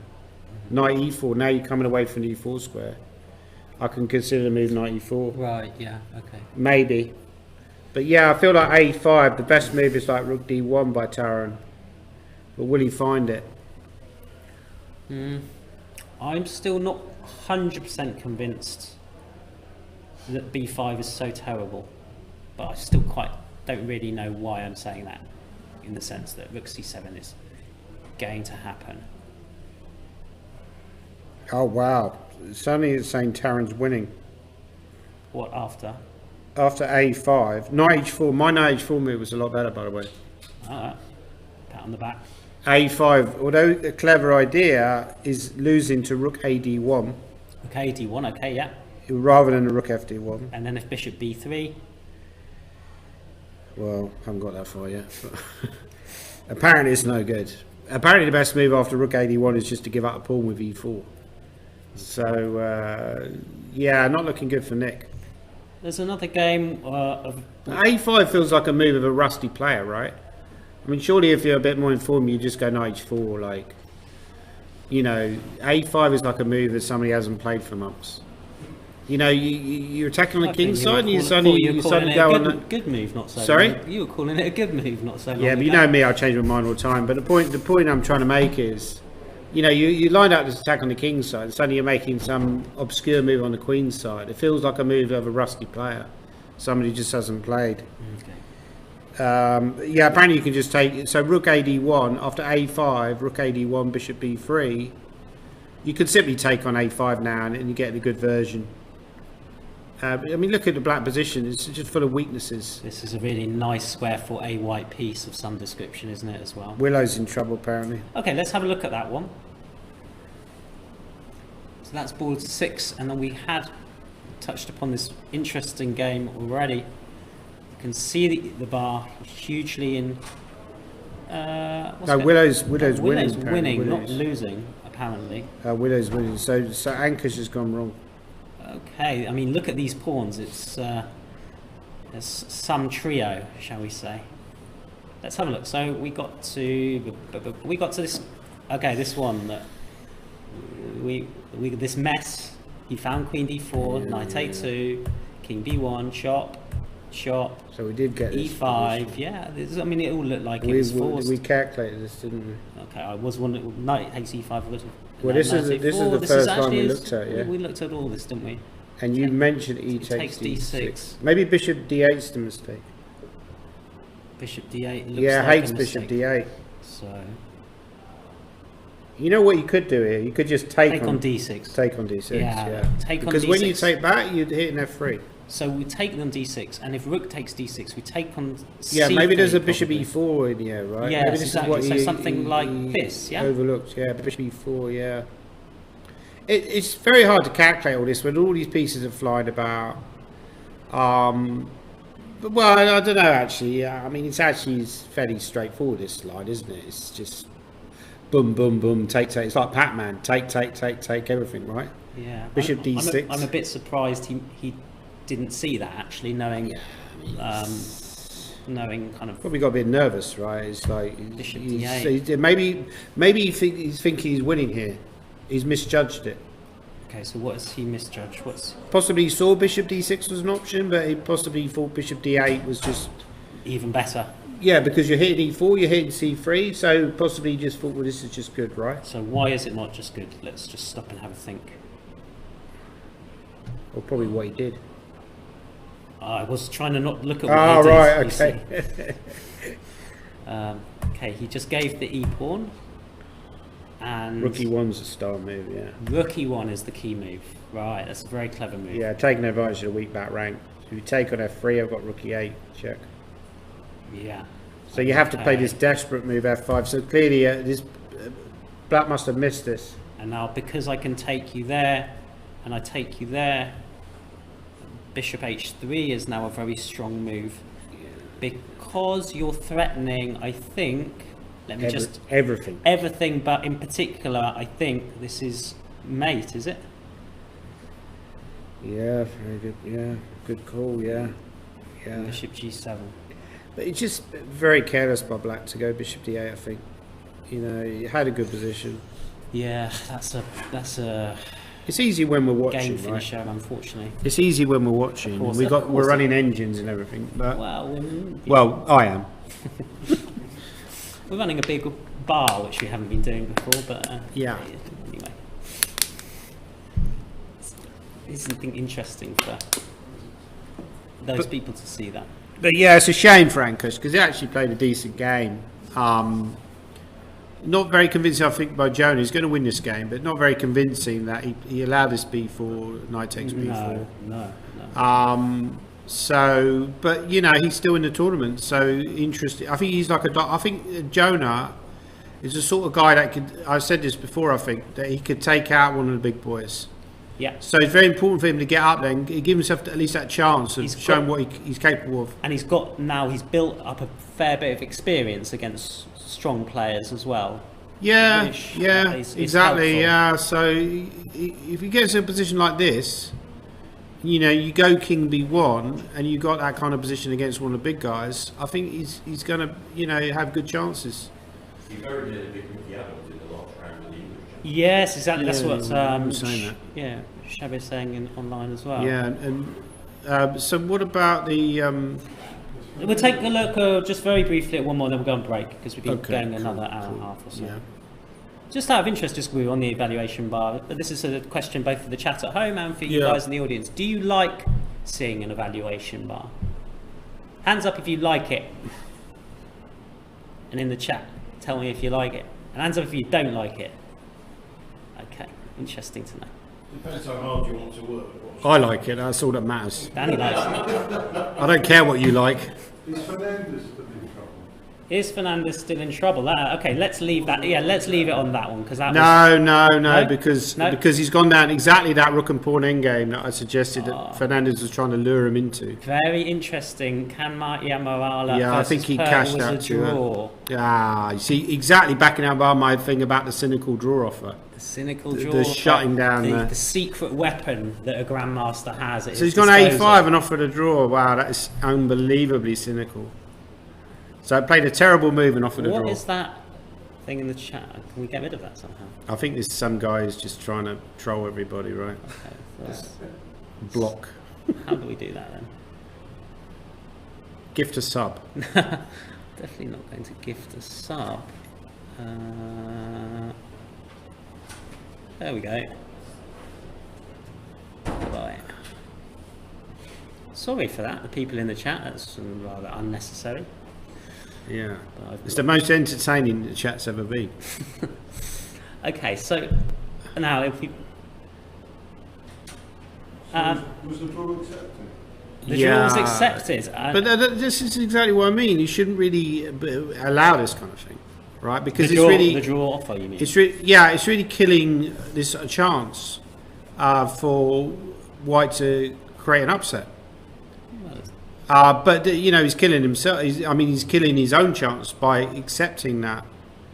He's still ruining the chat, you see, because he's. Still trying somehow. This is really weird. You know, like it shouldn't be like an option, in my opinion, that you can bail out like that. But Nick, you know, it is an option, and therefore Nick has used it quite cleverly to offer a draw and escape from a very bad position. But a5 is really a very poor move. I mean, knight h4, surely you have to play that, right? And go all in on the king side. Play rook f6. You know, you've got some attacking chances, right? I mean, if we go back a move. Sorry, how are we going? So go back one move. Yeah. Yep. Yeah. So instead of a5, let's try knight h4. How would you defend this position as white? Well,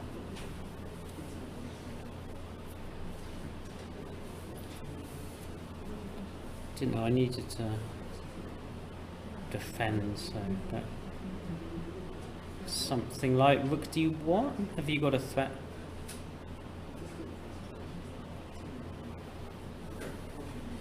You're going to go bishop b3, presumably. I don't know. Yeah, I mean, yeah, that looks sensible. Yeah. Now I've got my e4 square if I wish to just go simple knight e4. And queen f5 or what? Queen f5. Queen e7 maybe. Yeah, queen f5 is okay. It's okay. Or queen e7 maybe. Yeah, queen e7 maybe, so that I've got f5 for the knight. Yeah, Or queen d8, I don't know. it's possible. Okay, we'll take a break there. Yeah. Let's But I end feel it. like A5 is a really a weird move. It's showing that Nick's not in top form. I think. Or maybe it's kind of like, yeah, I don't want to kind of like, knight h4 is a move. Like if you're for draw, you're not going to go knight h4, which is like an aggressive move, are you? Maybe that's like knight h4 is like a move that says you want to win the game somehow. But like A5 is like, oh, I'm going to play a move that you weren't expecting, and then off for a draw. You've got every chance of overloading that queen, haven't you? I'm not sure. The white queen could easily get overloaded. Yeah, somebody's ruining the chat. Unfortunately. Yeah, well, on okay, I Twitch. need to go on break to try and sort it out, so I'm going to do that. Yeah. Anyway.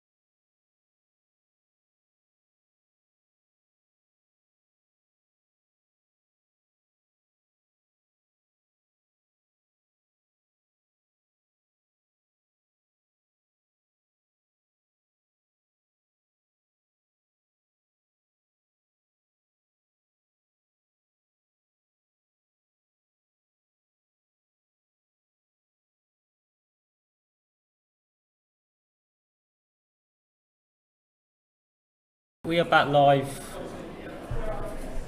at the chess, and we left this game at this point after King E3 on move 26, and actually we got the line pretty much.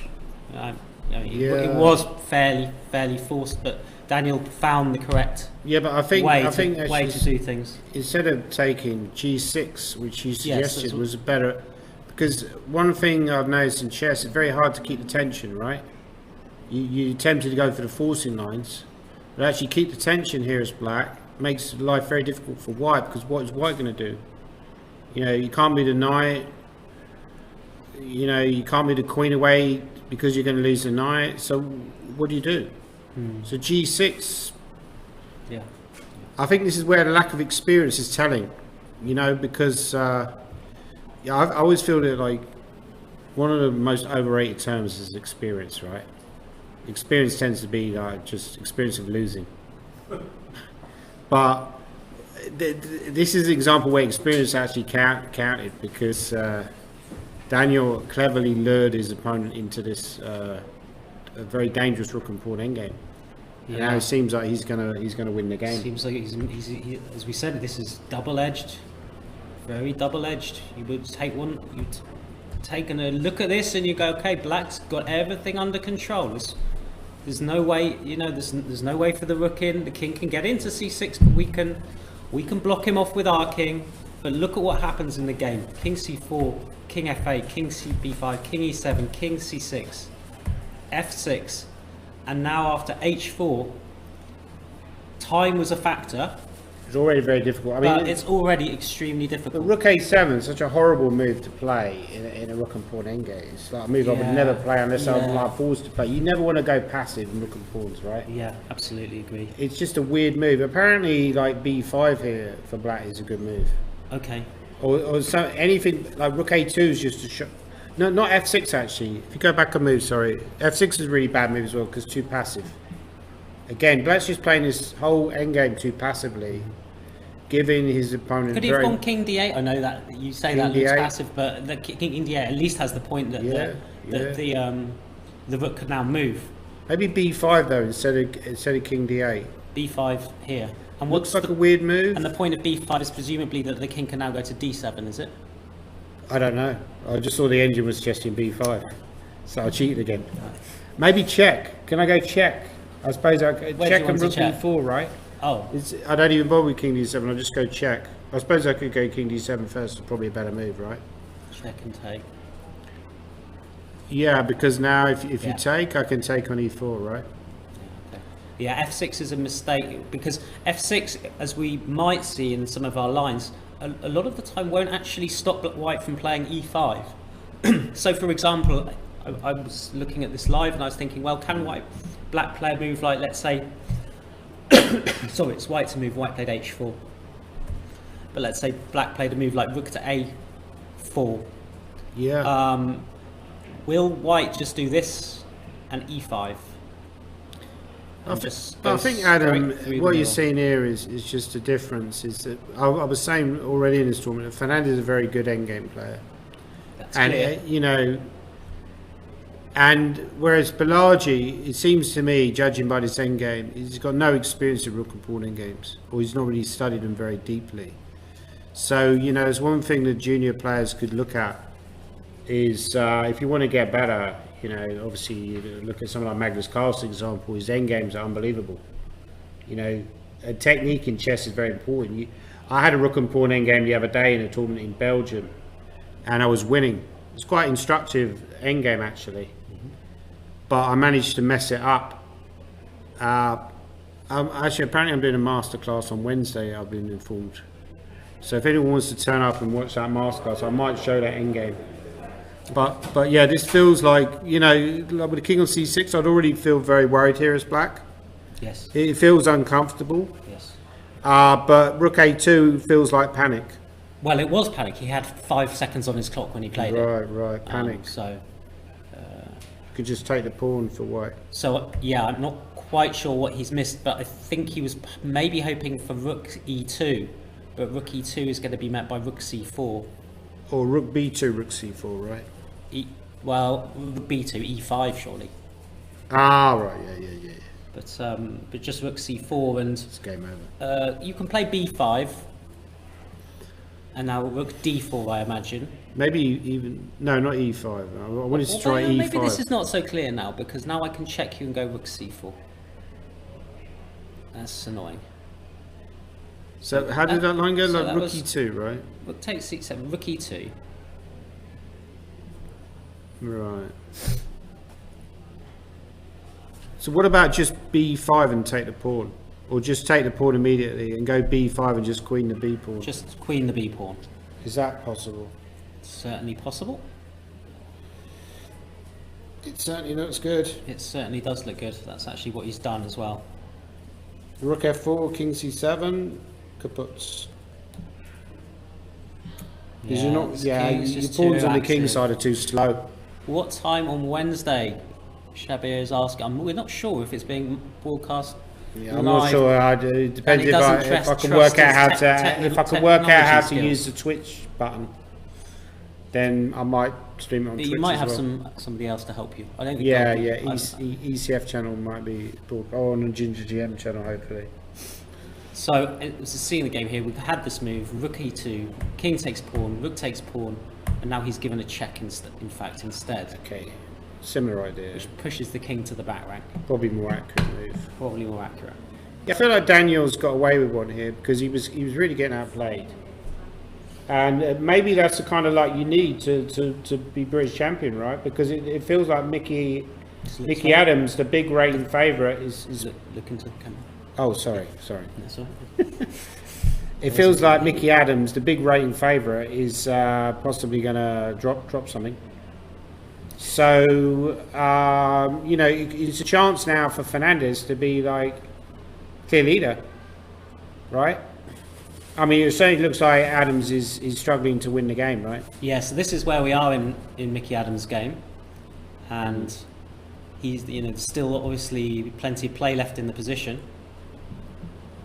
Some pawn weaknesses in the black camp, and of course we've got the bishop against the knight, so got a little bit more mobility with But our how do you pieces. make progress here as well? It doesn't even look better for White's position, right?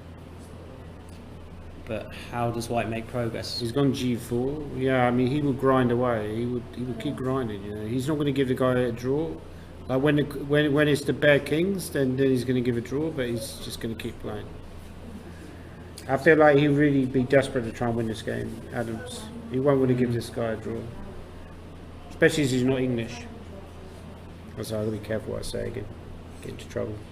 I mean, in some positions, it might be the case that White would like to play b4. It does expose his king to some checks, of course. So you have to play it with a great deal of care. But it will displace this knight if the checks aren't enough. And if this queen does start going on a little checking journey on b3, a2, etc., then that suddenly does create an additional problem for black. So that's something for him, perhaps. Yeah. I mean, it's not dead. It's not dead to draw this by any means. But also, black's getting short time. Have they reached the time control yet, or does it still? 40 moves is the time control. I don't think they're there yet. 38 they've got to. Right. So black has to find a couple of accurate moves. I mean, move e4 is kind of screaming, right? Like e4 does scream out to be, well, to Bishop, scream out bishop e2 I guess. to defend, keep the defense on the g4 pawn. I would And- probably try e4 and then claim that somehow this space, this extra space that I've gained, maybe just throw in a check. Throw in the check to stop b4. Or just to reach the time control. Oh, to reach the time control, okay. Yeah, that one too. And then to avoid it letting you reach the time control easily and giving you another check. Well, I found it quite hard for me to give you another check in a sensible way. Yeah. I'll go, let's say, king c1. But maybe then I'd go queen a2 with the hope that you'd go b4 and allow knight b3 and queen b1 would mate. Say that again. You wanted queen a4? By the way, he's gone. Sorry, I was saying queen a2, b4, and then knight b3, right? Oh, with okay. forced mate. But he's gone queen g6, which is also very sensible. It's also a check. Also a check. Now And now king we can d2. make another check, if she so wishes. We can go for another check. But I feel like black is certainly not in trouble here, and it's quite a good game. I have to say it's a good game by Gastonov so far. He's doing what English players seem to fail to do, which is to get a result against Adams He's given another check. in the British Championships. Well, he is, technically now a British citizen, and he's doing a really good job in this game. I mean, actually, I think Gastonov was very close to winning the British Blitz Championships last year, which took place in Leamington Spa. I was in that tournament. Spielman ended up winning it, but Gastonov probably should have won that tournament. He was dominating throughout. Okay. Yeah, Queen D6 is also a good move. So B4, the knight can drop back to E6. Well, I would be tempted to put my king on E2, I think. It's kind of like a silent draw offer, right? Queen D6. Could A you? little bit, yes. Yeah, the onus is on Mickey Adams to. But can you go? Yeah. I guess you can move the king back, right? Like King F8 or something. Really hard to believe that White can win this. Maybe now B4. But then knight E6 to Knight. F4. The knight suddenly reached very good square on F4 as well. It might not be that relevant. I don't know. I mean. But yeah, I'd be slightly concerned if the king is the knight. I wouldn't be surprised if Adams repeated here, to be honest. I mean, he's very early in the tournament to start taking big risks. Yeah. If he draws and Fernandez wins, which I mean is very likely that Fernandez is going to win. I don't think Adams will play Fernandez because it's the wrong colours. So they upload somebody else who's due. Who is due white? Sometimes Richard Bates was saying last night, colours sometimes don't matter with the float. Oh, whether or not. You Yeah, trust. but I think they'll probably favour the guy if there's somebody on a reasonable score who's due white. But then, is anyone going to win with black? I mean, possibly not, right? Doesn't look Possibly like not, the top players. Anyone's like Nick Pert drew, Yeah, Richard probably white. so possibly he would end up playing Adams anyway. I mean, yes, possibly. Yeah. I think Chopra drew, Merriman lost, Jack Rudd lost, Richard Bates is still. Should we have a look at that Yeah, one? let's have a look at that game because that was an interesting game. Looks to me like Richard's gone wrong. No, he's okay apparently still. Wow. So Queen D4, very clever move. So King H3. What's the idea after King H3? You just take on F3, do you? And as long as you don't get mated, you should be okay. Yeah, I mean, Richard's doing a much better job of getting a result against Harry Green with black than I've ever done. So Harry just treats me as his personal whipping boy. so if White wants to play on, then he's got to play.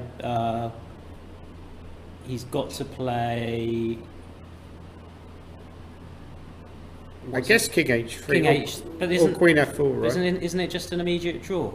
Well, you can't go. Queen Oh, F4. you go back to H8, right? Isn't it just an? Yeah, I think right, it's just a right. perpetual. Straight Yeah, off. so wow, very clever by Richard. So he's going to make a draw as well. So There's no way out of this. that's a good is there? start for Richard. It's a really good It's start. a really for good Richard. start, especially with having that double black as well, which is you can often feel when something like that happens.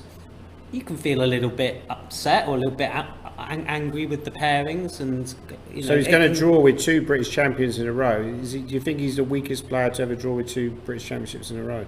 Two British champions in a row. No. I'm just trying to find a way to put Richard down, right? I know. That's a draw. There's nothing, no way of. Yeah, no so that's escaping. going to definitely be a draw. I mean, the only way of escaping here would be to play F4, but F4 I think would probably end rather badly.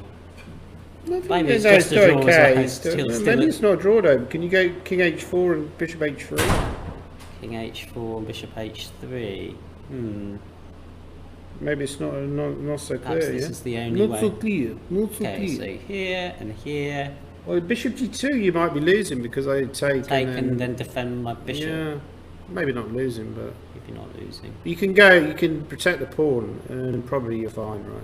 Something like king h7 perhaps, And then I take on c5, and then bishop g2. but now maybe bishop g2 is yeah. I mean, probably. I mean, it feels like Richard's got enough to make a draw, right? But as you say, he's obviously calculating. Can I go f4 here? Because otherwise, we've already established there's just no way of. It's very clever that you've got this draw with queen h8. Yeah, I think like Richard's a good player, but he just doesn't really play much, and often I see him playing and Florencio doesn't seem to play very well sometimes there, but you know, like here he's probably done some prep, right? He's probably done some prep at home, and now he's coming into this tournament with a little bit better form, and he's showing it. You know, he's just playing 2 really good games in a row. Gastonov may not be a British citizen and may be eligible by virtual residency for 12 months, but only surmising. Hi Danny and Adam, sorry you haven't probably already covered this, but why aren't you playing this year, Danny? Oh, we'd be millionaires if... Every time I ask that question... You've got to donate £1. Yeah. Well, the reason I'm not playing is because I'm doing the commentary. Yeah. As simple as that. But yeah, I probably will play again in the future. You know, it's my lifelong dream to be British champion, of course. But I've started to realise I'm not good enough. So back to do the commentary. Sorry, I keep, No, it's fine. for some reason I'll keep looking back. That's fine. But like on my life, keep looking back on my life and like, you know, could I have done it differently? Could I have played it differently? Like Like that this? song from Chester Musical. Yeah.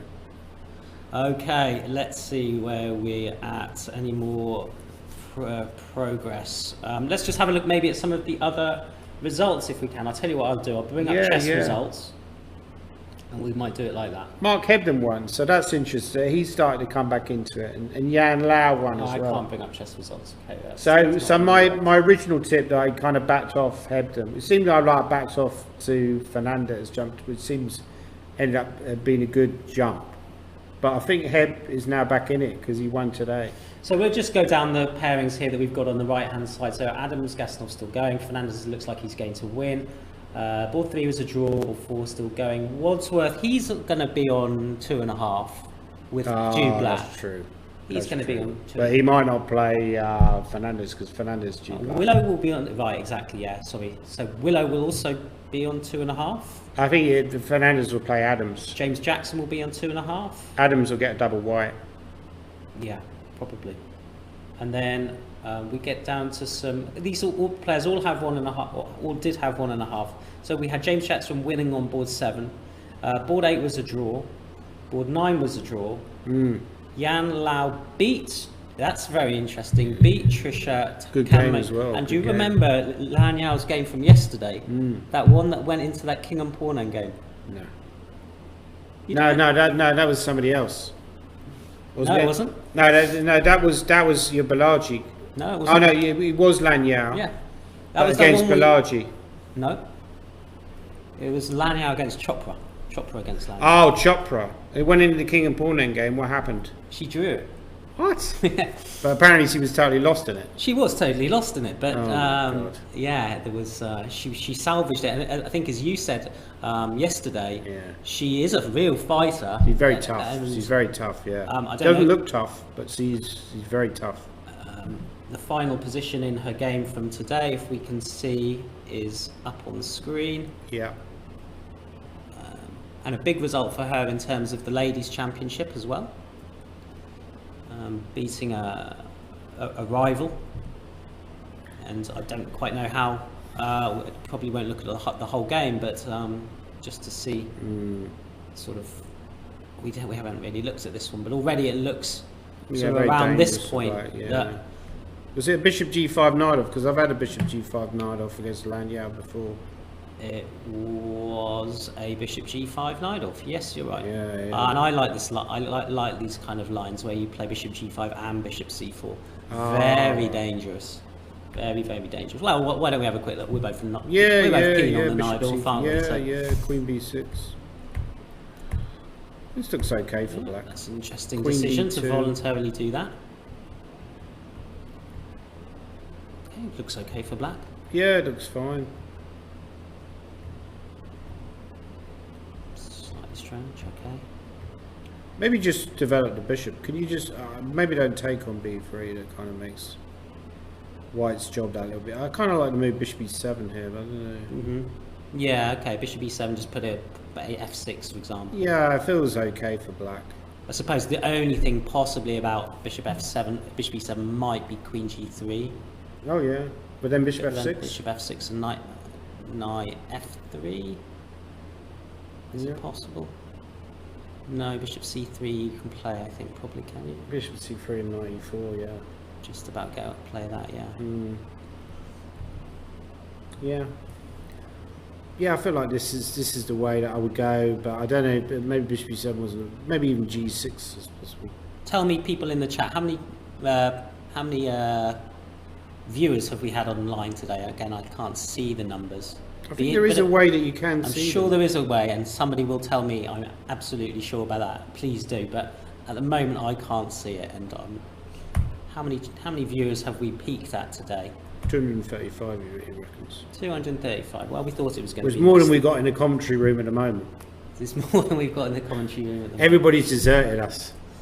Yeah, they've maybe gone down to watch the time scrambles. It's possible. Ah, right, okay. It's possible. 235 is current. Okay. So yeah, let's have a look. So g5. It still looks like black's doing all right. Bishop b5. Okay. Weird looking move. I don't really Weakens. like it. Maybe she missed queen h3. Yeah. And now we just put pressure on the d pawn, and more pressure on the d pawn. I've got a feeling this was a line I recommended my lazy knight off, so maybe this is the reason why she lost. Following Gormali's recommendations.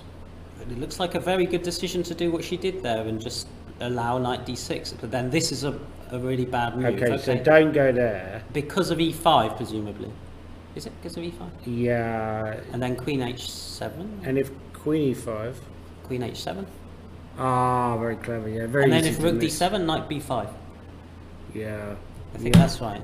So in this position, instead of going. Well, I don't know. Why didn't you just take everything on Exactly. on d6? Take Exactly. it Just all play off. practical chess, right? Take it all off and then just bring your rook in somewhere. You could even got b4 as an option.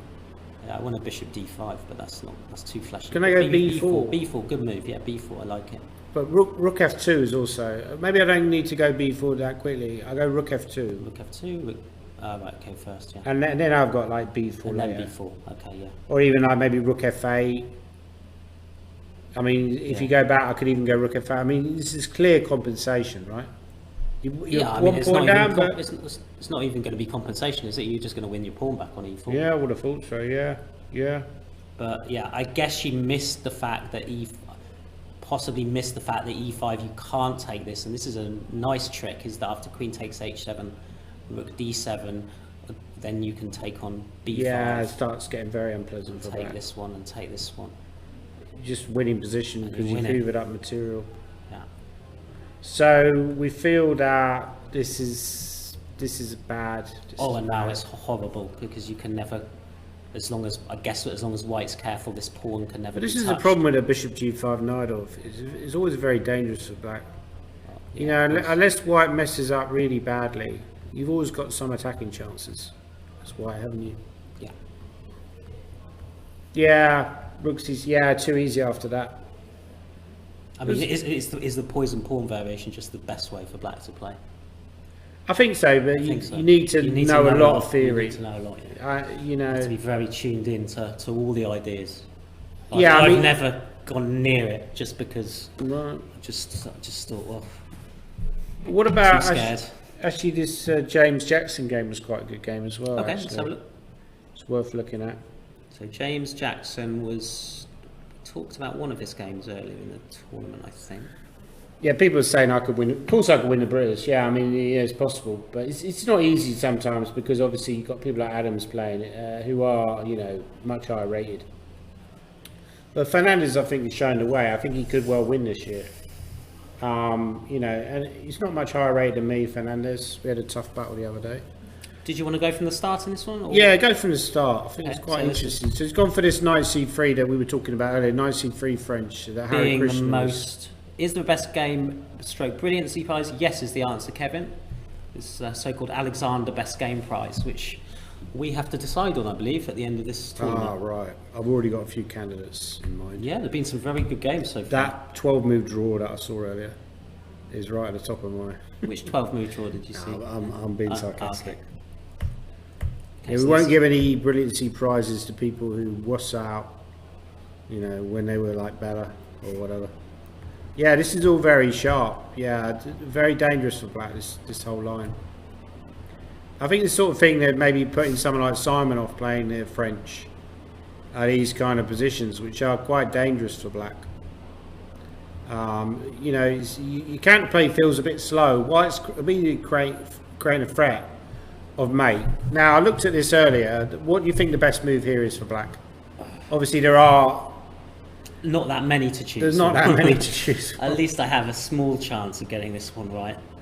Well, and so my options are G6, H6, F5. I think I've probably limited it to those Yeah, three. yeah. I'm going to play detective here, and I'm going to start. Let's see if I can eliminate one of those because it looks silly. So F5 of the three looks the most foolish because I can take it on pass-on. Although then it's not checkmate when you take on H7, but that still doesn't fill me with a whole lot of... But I can take with a knight. you can take the knight and then with a pawn. Yeah. That's what you'd have to do, wouldn't it be?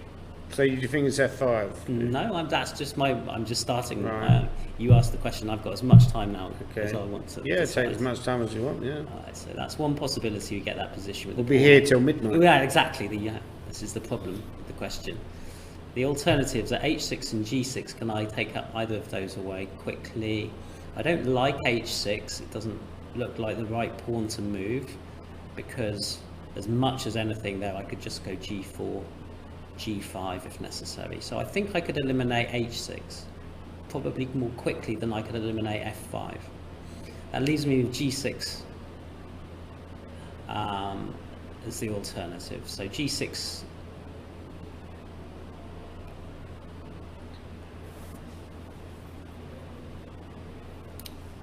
Doesn't immediately have a clear problem with it, I don't think.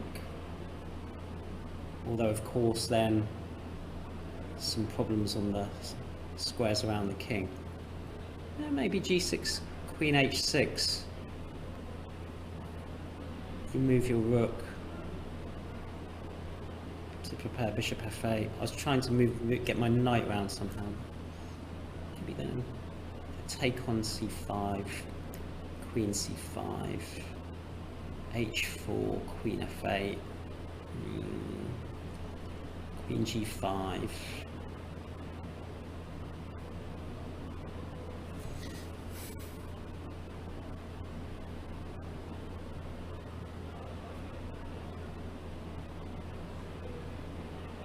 F5.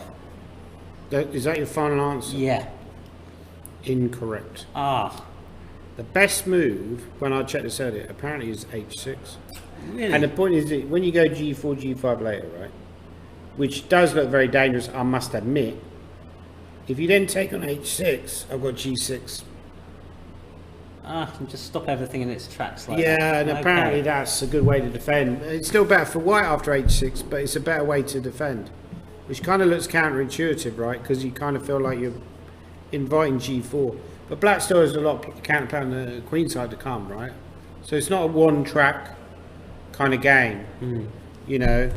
Okay. And he went G6. Which and is this- actually a bad move. That's a really bad move, and yeah. it sort of followed my thinking a little bit, which was that Queen H6, Rook E8 to give a square, Bishop takes to trade off the defender, Knight takes now, okay.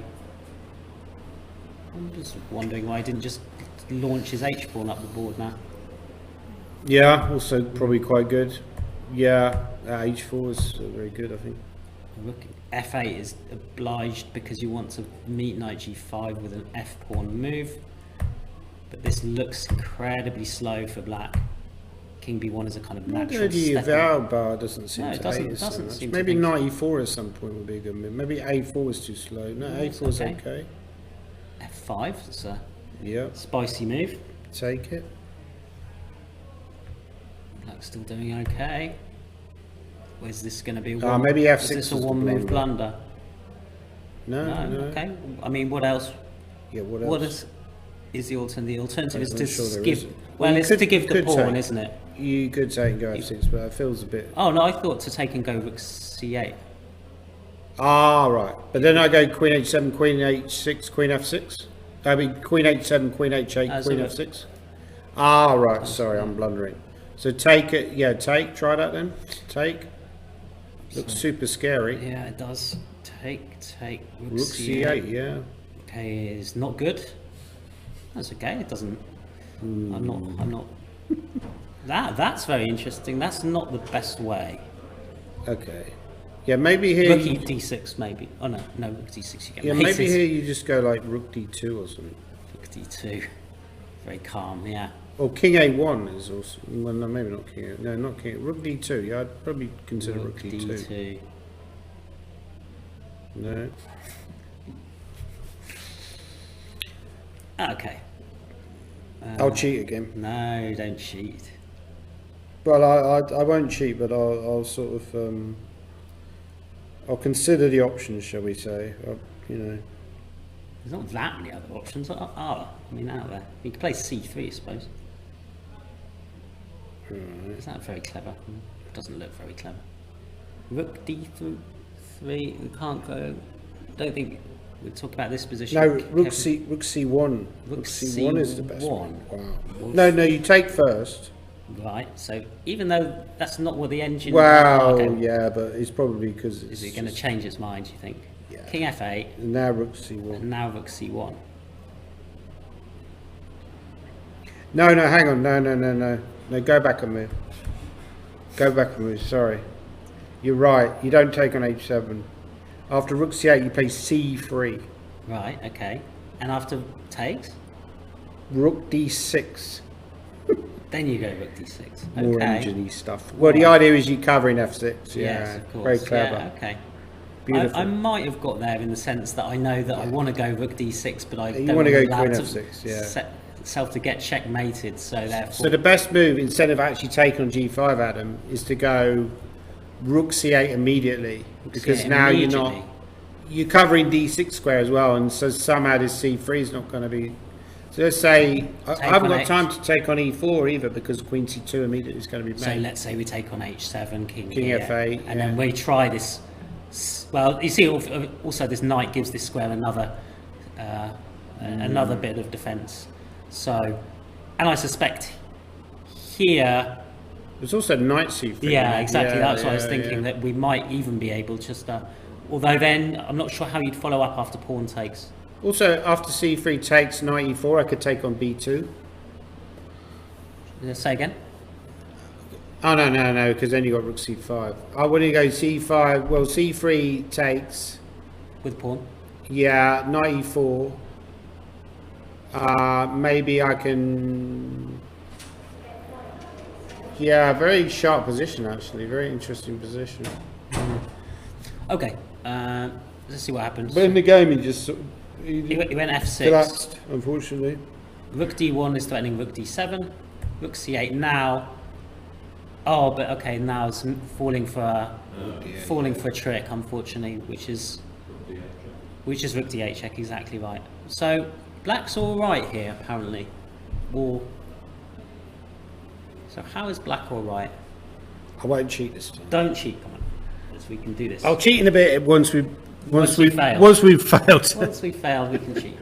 Now you could defend with rook a7. That would be one move. Although then knight e6 looks like it wins. Unless there's knight c3 check. Some kind of. He's suggesting b3 as a move. I think he's got his engine turned off today. Probably. Actually, yeah. Rook a7 loses to lots of things. So that's not an option. What about b3 then? Is that possible? Just to try and break through on c2. b3. So. Yeah, because you can't go B3. rook d7 because I take with a pawn. I'll take it every time. I'll take it twice. Oh, you'll take it twice, but then maybe I can go. Then with queen a7. Or rook Yeah. a8. Oh no, you can't go rook a8. Yeah, It's the queen same a7. No, but queen a7 feels like a move. Yeah. The idea of rook a1 check Queen a7. feels like a try. It definitely feels like a try. I'll take on e4, get rid of that knight because he's dangerous. You'll take that with your pawn. Or maybe you can also give the check firstly, but... There's also knight g5 as an option here, because knight g5, rook d7 is knight f7. Oh, then queen f8 though. Yeah, so it's probably not a very good option. What happens if knight c3 check out, by the way? Just have a look at that. Knight c3. Knight c3, b takes c3. Take out the pawn. I guess that's just too slow, right? You got like moves like king a1, yeah. It's not really going to work. Yeah. I quite like this b3 move that Nizahi is suggesting. Okay, so b3, let's just go through that again. So b3, take. Looks like I've got to take that twice. And I could play maybe c3 after you go b3. But then you're going to take on a2 and go a3, aren't you? I don't know. I think you probably are. So. But can't you go king a1 then? Oh, No, that's what I mean. A3, That's what I mean. I right, thought right. king a1 and then b. Because A3, if yeah. you go king So- takes, you've got. Because the idea is to try and break through c3 with the queen, right? Yeah, exactly. So even if, for example, I'll just show it because I think this could be quite interesting. So if, let's say, c3 here, pawn takes, king takes, let's say, could the even in this position be something like this? Yeah. And the black pieces Yeah. coming in. So Yeah, b3 feels like a good move. b3, take, And then queen a7 and queen a7. with a huge counter-attack. With a It's big, very typical, like, you big get these threat. kind of And situations if in I take your Sicilians as well, don't you? Where both sides are attacking on a different side of the board. Yeah. But whoever breaks through first. So it's not always about the time who's ahead. It's often about how you slow down the other player's attack. Whether you got the possibility of... So b3 is a very testing move for White. How would White have reacted? But there is a way, apparently. Where there's a will, there's a way. But can't you go, like, can't you push the pawn like c4 or something? Could you go c4 here, or is that stupid? c4. And that's a really smart move, because now when I take king a1 and a3, it's a bit different, isn't it? Because now we can just go b3. But very tough to find all this, right, Yeah. for both players, right? That's But it would have been interesting if James Jackson, after the move b3, how he would have reacted. So kind of like a bit of a disappointing finish, right? Because rook It's a d8 shame it wasn't- didn't really put him to the test. a really kind of interesting battle on both sides, and this really would have been the absolute after b3, the critical moment, so to speak. Yeah, this is like the critical moment of the whole game, and we kind of deprived this kind of joint masterpiece that you have to find this move c4. Yeah. But is that really the only move? What was wrong with c3 after b3? Oh, because you're taking on a2. Yeah. bad. So It's really c4 is much better.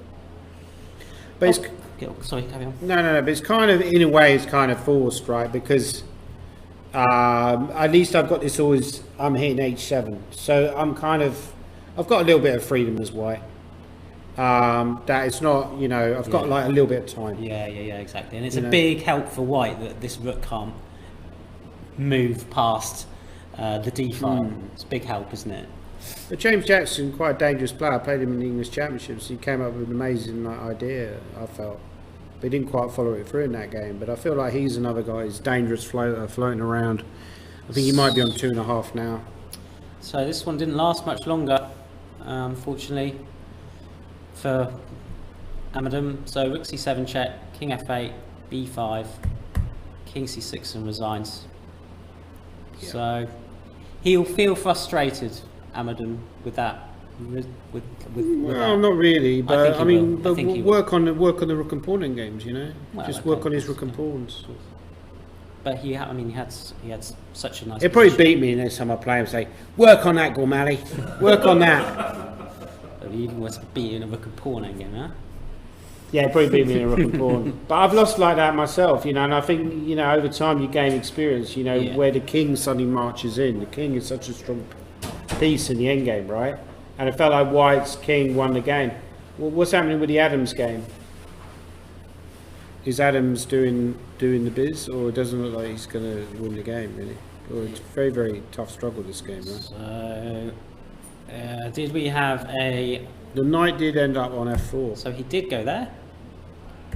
And the knight did end up on f4. So he's now played b4, so the knight can't go back there. Knight f4 check. Yeah, And very as you interesting said, what's happened, yeah. can White play around that? No, I didn't White. say that, but I said that the knight said- might go to f4. No, you said something along the lines of... Oh, okay, I maybe misheard you then. I thought No. you were happy with the knight on f4 then for black. Yeah, I mean, it feels like it should be enough, right? Okay. King But G3, obviously, it's G6. interesting that Adams, he's not used the Queen whole escape shoot policy. He hasn't used that, no. Because he could have actually, without doing the whole wussy draw offer, he could have just He could have repeated. just gone king c2. couldn't And he? I'm So- sure his opponent probably would have taken it, yeah. accepted that. He's been brave. He's going for the win. You know, as part of the reason why he's such a good player. You know, he's got that self-confidence. He feels he can win this position, but it's a very tough struggle. Queen e4, great move, I think. What do you think, Adam? Do you like Michael Adams' chances of winning this game or not? You don't rate his chances. I don't think so. I think Has he got to keep the queens on or not to win? Or can he win if the queens go off? With who? Pass ball on the queens off. question from the audience: can White win with the queens off? Maybe does his chances improve with the queens off?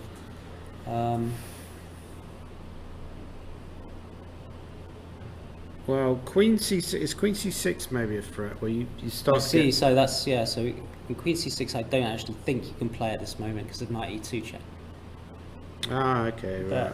But, True. I was even thinking in this position, can Black start to just play real active with Queen D2? Yeah. Just give the pawn. The answer looks like no. Well, I think you go Okay, check sorry, first. that's what I meant. Of course, I meant the check. Yeah. And then the king runs. Right. Still, yeah. No, it's playable. Yeah. And I could push you to the back rank because Queen B7. Let's say now you can't go back to F6, so you'd have to stay hanging out over here. That one doesn't work because of Queen B8 and Queen E5, I think. Queen B8, King at H7 though. But you're just going to do Probably it anyway. still take. You do it Probably anyway, still right? take. Okay, so you have to step carefully then, I guess, with your king. This feels. That's the same, is it, or not? Why is that not the same? You know what I would play? The move I'd play after Queen E5. I don't know if it's a good move, but I would go King back to G7. Just to say, pass the ball. Sometimes you pass the ball back to your opponent. I'm sorry. It's like say tennis. again. So King G7 here, you mean? It's like tennis. You pass the ball back to your opponent. People don't do that in chess And because you they wait always for, want to wait force for a you. better to- opportunity. And you say, look, I think I'm okay. I'm going to try and. Yeah. That might be a bad move because maybe White can play G5 and slowly edge forward. But then I take and go Queen E7, and if King G4, I've got check on E6 or D7. And I don't think, and if you go, you might even You end mean up being G5 worse. G5 I take, and then well, even Queen E6 actually is also a move, but Queen E7 say Queen E7. probably okay for Black because if King G4 does Queen E6 check. King H4. King H4 is probably a better move, yeah. Still tricky because maybe Queen E8 and try and do the baits. Queen H8, the baits maneuver, the bait shuffle. But you're not going to get the baits maneuver in because I'm going to check you on B7 and push your king backwards. Yeah, but it does feel like this is like the key moment of the game. If Eldar Gasinov plays the next few moves well, he's probably going to hold a draw. But he's under pressure. He's playing against a world-class player. He's slightly worse. Not an easy situation to find yourself in. You still have to calculate. I think he's favourite to get a result here. I bet he's thinking about Queen D2. Yeah, of course. Yeah, but I feel like you can very quickly, once you see the check, certainly a move that you would be concerned about, the queen c6 check. G5 is actually a blunder here, I think, because G5 you start to go queen f5 check. And you could end up losing lots of material on the king's side. So there's ways to go wrong here for black, right? Definitely, yeah. Very interesting situation. And he's getting shorter time. Does he get any extra time for this game? He's not going to get any more extra time, no. Right, so I think he's under a bit of pressure. Okay, and this one is still going, this game of Harry Grieve, Richard Bates. Wow. Okay. He did do this, what I said, like, wow, this is really ballsy by Harry. We're seeing some bravery today. So that's We're seeing some gutlessness and we're seeing some bravery. You know? F4, check, check. It's like people going for the higher offer on the chase and the lower offer. What did you do? I went for the lower offer. Lower offer, okay. Shamed forever on social media. But yeah, I mean, Queen D8 is clever. I'm not sure why it's clever, but I'm not sure what it threatens, but it's clever. Queen D1, good move, I think. Well, that threatens mate. Yeah, it might actually force the issue into a draw now. No, actually, Why? it's saying the white's better now. That's Queen interesting. H8? Yeah, Queen H8 is a good stab, but it still doesn't feel enough. What does that threaten? Or maybe Bishop G4. Bishop G4? Oh, you just want to go to the G5, right? Yeah, it feels like Richard hasn't quite got what he wanted there. What did we suggest in this position? Did we suggest just a king move? I think we probably did, and we looked at something like queen takes c5, bishop g2, and that. But so looks like in some, I mean, was this the right square for the king? Maybe not, because of some queen h8 after queen d8. But I think after bishop g4, Adam, you're suggesting a game. Can we even go concrete and go bishop f3? Was that no bishop f3, queen d7, right? At least, I mean, yeah, I'll just take queen d7. And if I do play a move like queen d4, how bad is that? Oh, you've got king g5 of you. Yeah, it's a slightly confusing position to Got to be a work bit out. careful, of course, with this king and all the times he wants to come in. But at the moment, that does look like it's definitely a move. Very tough game by both players, actually. Very tough. Interesting. Matt Turner, king of the TV quiz on Countdown. Bishop g4 looks crying out to be played, doesn't it? You know what I'm going to do again, don't you? No, I won't. But the bar says that black's fine. Yeah, I'm going to find out why it's fine. Oh, the best move after bishop g4, right? Yeah. Is queen to d6. Okay, that does make actually a huge amount of sense, because you're threatening to get the But king g5, no, though? yeah. King g5. Okay, now you're not going to get the queens off. But It should be a draw. It feels like it should be a draw, right? is that because you don't think now white has a threat, really? Because something Yeah. like queen h8 can be met by queen e7. Maybe I could even go king g7 here, right? Go queen. So King king g7. King Yeah. g7. I mean, it feels like I'm okay. That's nice and calm. Yeah. Yeah. I mean, the king looks obviously very active on g5, but it's not. It's a bit of a mirage. I mean, you're really only fighting with a very small amount of pieces. And what have you got left? You've only got like. As something like Mickey Adams said yesterday, fighting with a large amount of pieces, in a very small space. Yeah, It's interesting, isn't it? It's like a yeah. But it's almost like a position that like quantum computers could work out with a table base, right?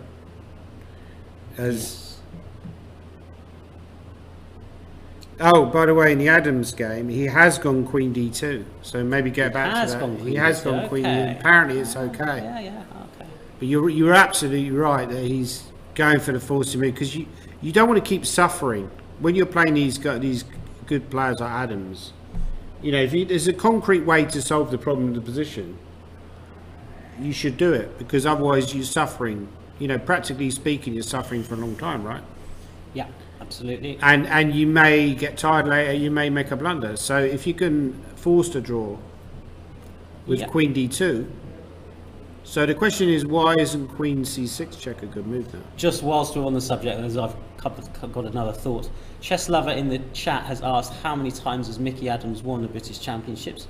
We agree with Charlie the Chess Cat, don't we? We think the answer is 7. Yeah. And just because I've got the quiz questions here, right. there's a what's the question. next question? Let me see. You want me to read them? Maybe I could read some of them out. You can read them out. Yeah, absolutely. Did you want to read number 3? So number 3 is, who has won the British ladies the most times overall? And the possible answers are, see, I wouldn't do multiple choice, makes it too easy, right? It does, yeah. Rowena Bruce, Jovanka Huska, who's written Jovi, but yeah, or Elaine Pritchard. I mean, what are people going for this? Charlie the Chess Cat knows, apparently. It certainly used to be Rowena Brooks. I don't know if that Probably is. That's the one I would have gone for. I think it's Jovanka. Might well be Jovanka, yeah. She's won it 9 times. It's a lot. Penrose won 10 British Chess Championships. It was a very impressive record, although I would say the standard of British then wasn't quite as strong as it is now. Penrose won the last time the British Championships was in Leicester, actually. Jonathan Penrose. 1960. He died quite recently, I think, but he was actually very strong player. He beat Mikhail Tal in Olympiad in the early 1960s when Mikhail Tal, I think, was the reigning world champion. Would it be a mistake to throw in G5 check for white? No, that's certainly a move you'd think. By the way, I think Penrose is also the brother of a very famous physicist called Roger Penrose. So Roger Penrose, who was a contemporary of Stephen Hawking. So I'm doing the old... Right, I'm just going to tap you when you do. Yeah, he's a brother of the famous... so Roger Penrose did a lot of important work on black holes, apparently. Contemporary of Stephen Hawking. So it proves that brilliance runs in the family. It's genetically, you know. So one of them was a grandmaster chess player. Roger Penrose also knows how to play chess. He did like a famous study quite recently as well. So yeah, talented family. Postal players as well, and he was a very strong correspondent. Jonathan Penrose he was a world champion at correspondence chess. So yeah, what happens after G5? I just want to stop that. Charlie the Chess Cat, was my answer wrong then? Looks like it might have been. Oh, we think it might be Elaine Pritchard. Yeah. Charlie the Chess Cat says, I've been researching Elaine Pritchard recently. No, she thinks it's Jovanka. Okay. So, yeah, this is a position now where Adams has been thinking for 5 minutes. How much time has he got? He's got some time, of course. He's very calm, Adams. I think I would have panicked by now about 20 times in this game. Like, it's a very good example. You know, he'd probably draw this game. He's probably not going to win it. But it's just very calm, the whole way he's gone about it.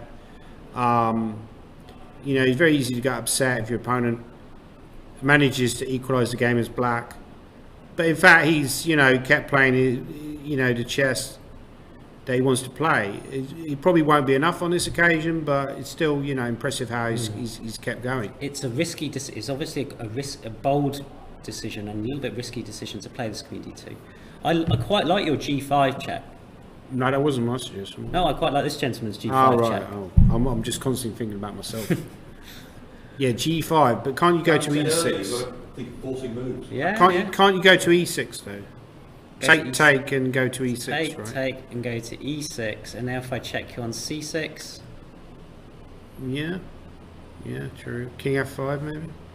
King F5. Oh no, there's Queen I don't F6 think- mate. That's not a very good move. Yeah, that's interesting. Yeah, G5 is a good try, right? And if I go queen d6 here, Oh, but maybe then queen e8. No, then king f5. I think this is the sort of thing that Adams is definitely calculating g5. So he's Ooh. only got 2 counter moves here. He's got queen c6 And g5. and g5, and he's Exactly. doing that thing about the old, what was it called again? You know, when you're something like liberalising or we keep fraternising or something like that. We said it enough times. You should be able to remember. yeah, that I'd always now, forget shouldn't it. you? I need to, yeah. Falsifying. Falsifying, that's it. The Your falsifying. favourite word of the tournament so Yeah, far. falsifying. Yeah, queen c6. Good move. I mean, this looks extremely risky because I was looking at something like queen d6, bishop. Then you've got bishop g4 as a candidate. You've got queen e8 as a candidate. Yeah. You've got queen c8 as a candidate, and queens. But none of them maybe None you of got. them seem to. You know, it's like you too many cooks spoil the broth, right? I really hope Adams wins this game because I feel like I'd like to see that big clash against Fernandez. But at the same time, part of me thinks I'd like to see Gasanov get a result because he's played really well in this game. Yeah, You know, and I feel like he deserves a result. yeah. So it's This one looks okay. he has gone g5, which I feel like is definitely the correct move. Okay. It possibly won't be enough to win the game.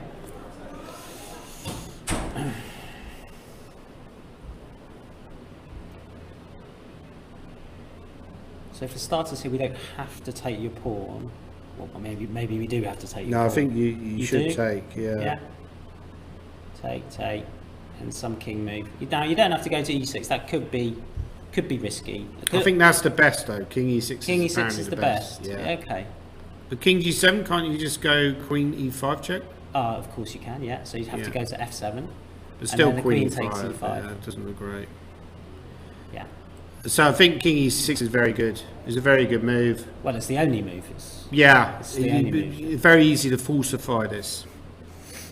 So queen c6, I go queen d6. Queen c6, I go queen d6, right? c6, queen d6.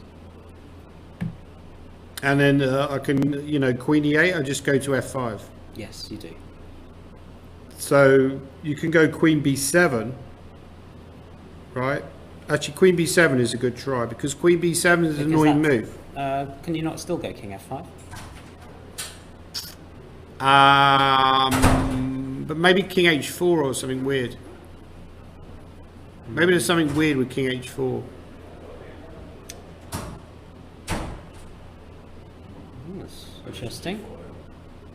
Bishop G4. Bishop g, king h4 is the right move. Yeah. So apparently, but yeah, this we could see this line in the game. So queen c6, queen d6. Apparently, the best move is queen b7, and then queen e7 is the way to maintain the balance. But very tricky to find. He's not got much time. Giving up B6 with check, that's not really Giving up b6 a check, and that's very tough to find, right? So if we see this line in the game, I wouldn't be surprised if Black blundered, but obviously he's a very good player, so But yeah, I mean, the first question is why can't you just go queen b6, king f5, and then queen f6, and somehow win with the With pawns? with the pawns on the queen side. But yeah.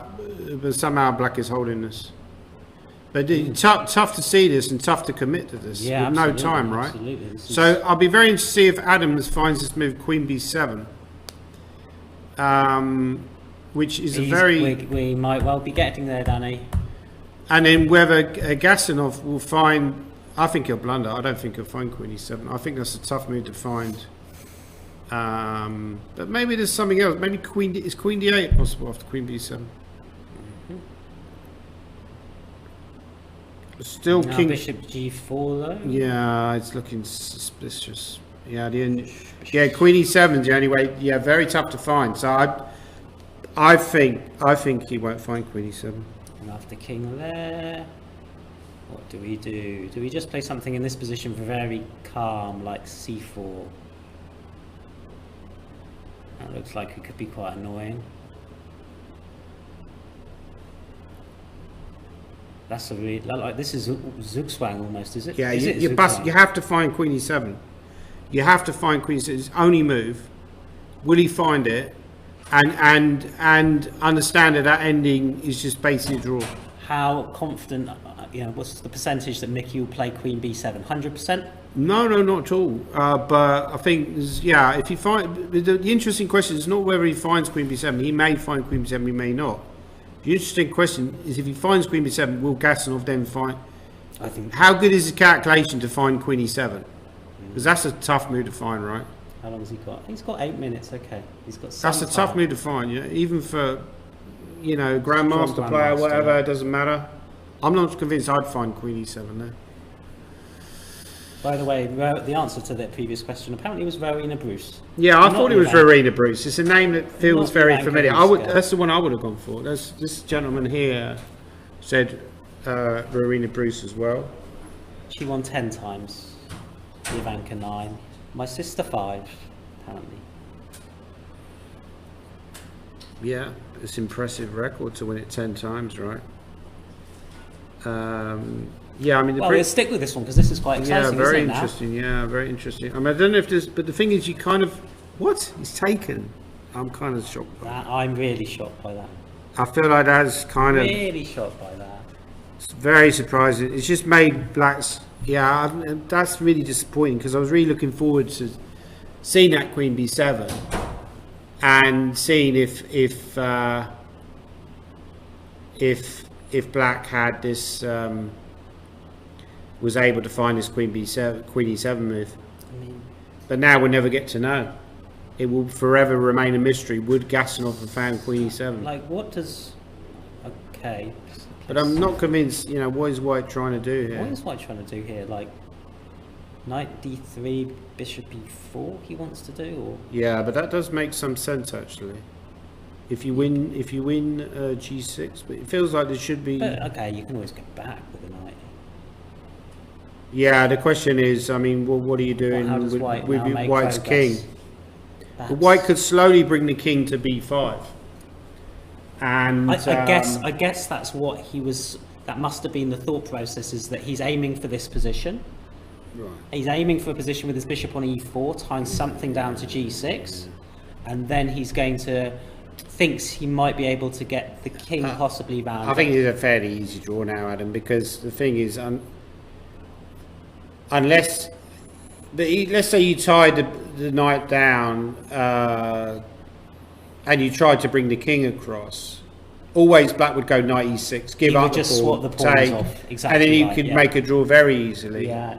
Because if you get to a situation where you got pawn on C4, pawn on B4, the pawn on B6, and nothing else rather than the knight, the knight and a bishop, right? It's just a very easy draw because White can never win. So I feel like that's just effectively giving up on the game. By maybe Mickey was slightly concerned about our position after, say, Queen B7. That if you draw, it's hard to believe, though, right? Yes, unless it must be something that he perhaps didn't like. Yeah, he didn't like about it. I'm sure it would have been a move that definitely would have. But also, King F5, King H4 true is not that easy, not that obvious to see that it's winning for White. No. Or this Queen D8, King H4. It's easy when you got the computer, but when you haven't got the computer, you think, oh, Queen D8 is actually kind of scary, right? Yeah, but Queen D8 loses to this Bishop G4. That's not so difficult to see. I don't think. And then Zugzwang almost. But I find that disappointing that he didn't play Queen B7 because I feel like that would have been a very interesting moment. But I still think like Adams. Okay, I think he's going to draw this game now. That's fairly clear. Or be very surprised if this game didn't end in a draw now. Yes. So he's still going to get White against Fernandez. So that's going to be an interesting game, right? I mean, that's going to be a big test for Fernandez. He was a bit shaky today. He came through the game, had a tough opponent, but he managed to close the deal. And so he's going to get the ultimate test, black against Mickey. Unless Richard Bates win, but Richard Bates is not going. Let's just check back. Bates doesn't count. Bates wouldn't. They wouldn't. No, we're not having Bates as well. Like Bates paying full because it's ridiculous. So let's just see where we got to. So he So he didn't find Queen D6. Oh, sorry. So Queen D1. Okay, he didn't play Bishop G4, which I'm a bit surprised about. Right. He went for that move instead. Queen D4. Okay, so this is not something we explored too much. Queen H7 check. For real. Yeah. Allow. Isn't it just an immediate?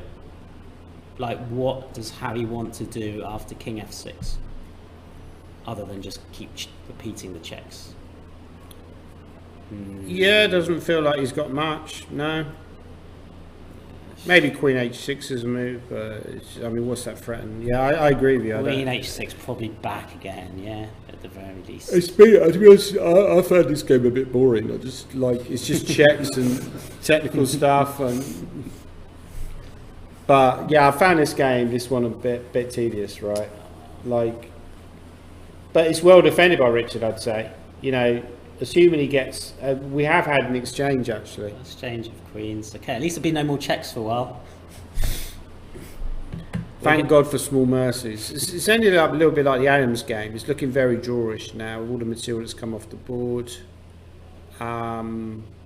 Yeah, I mean, it's starting to open up for Fernandez, isn't it, really? It is a little bit, If he gets the result tomorrow, he's in a very strong position. So that's going to be a massive game, I think.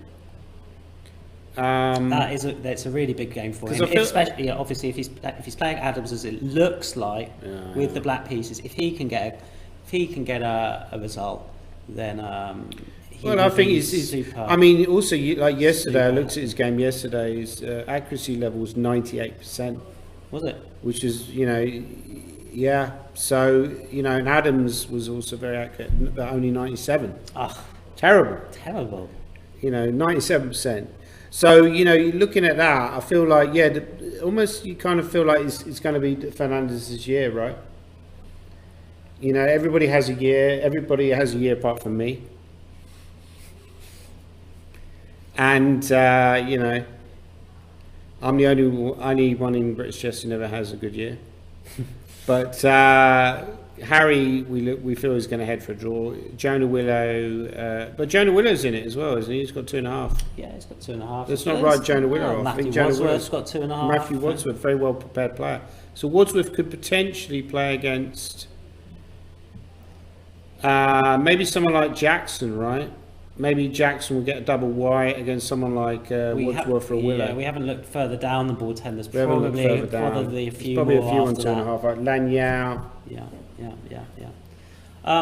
We're at Danny 7:10. It Time looks, I think, probably for today, it looks like time to wrap things up. Sure. Adam,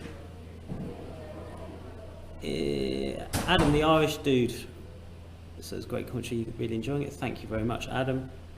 Chill Chess says, is Simon playing? That's another question that would earn us a lot of money.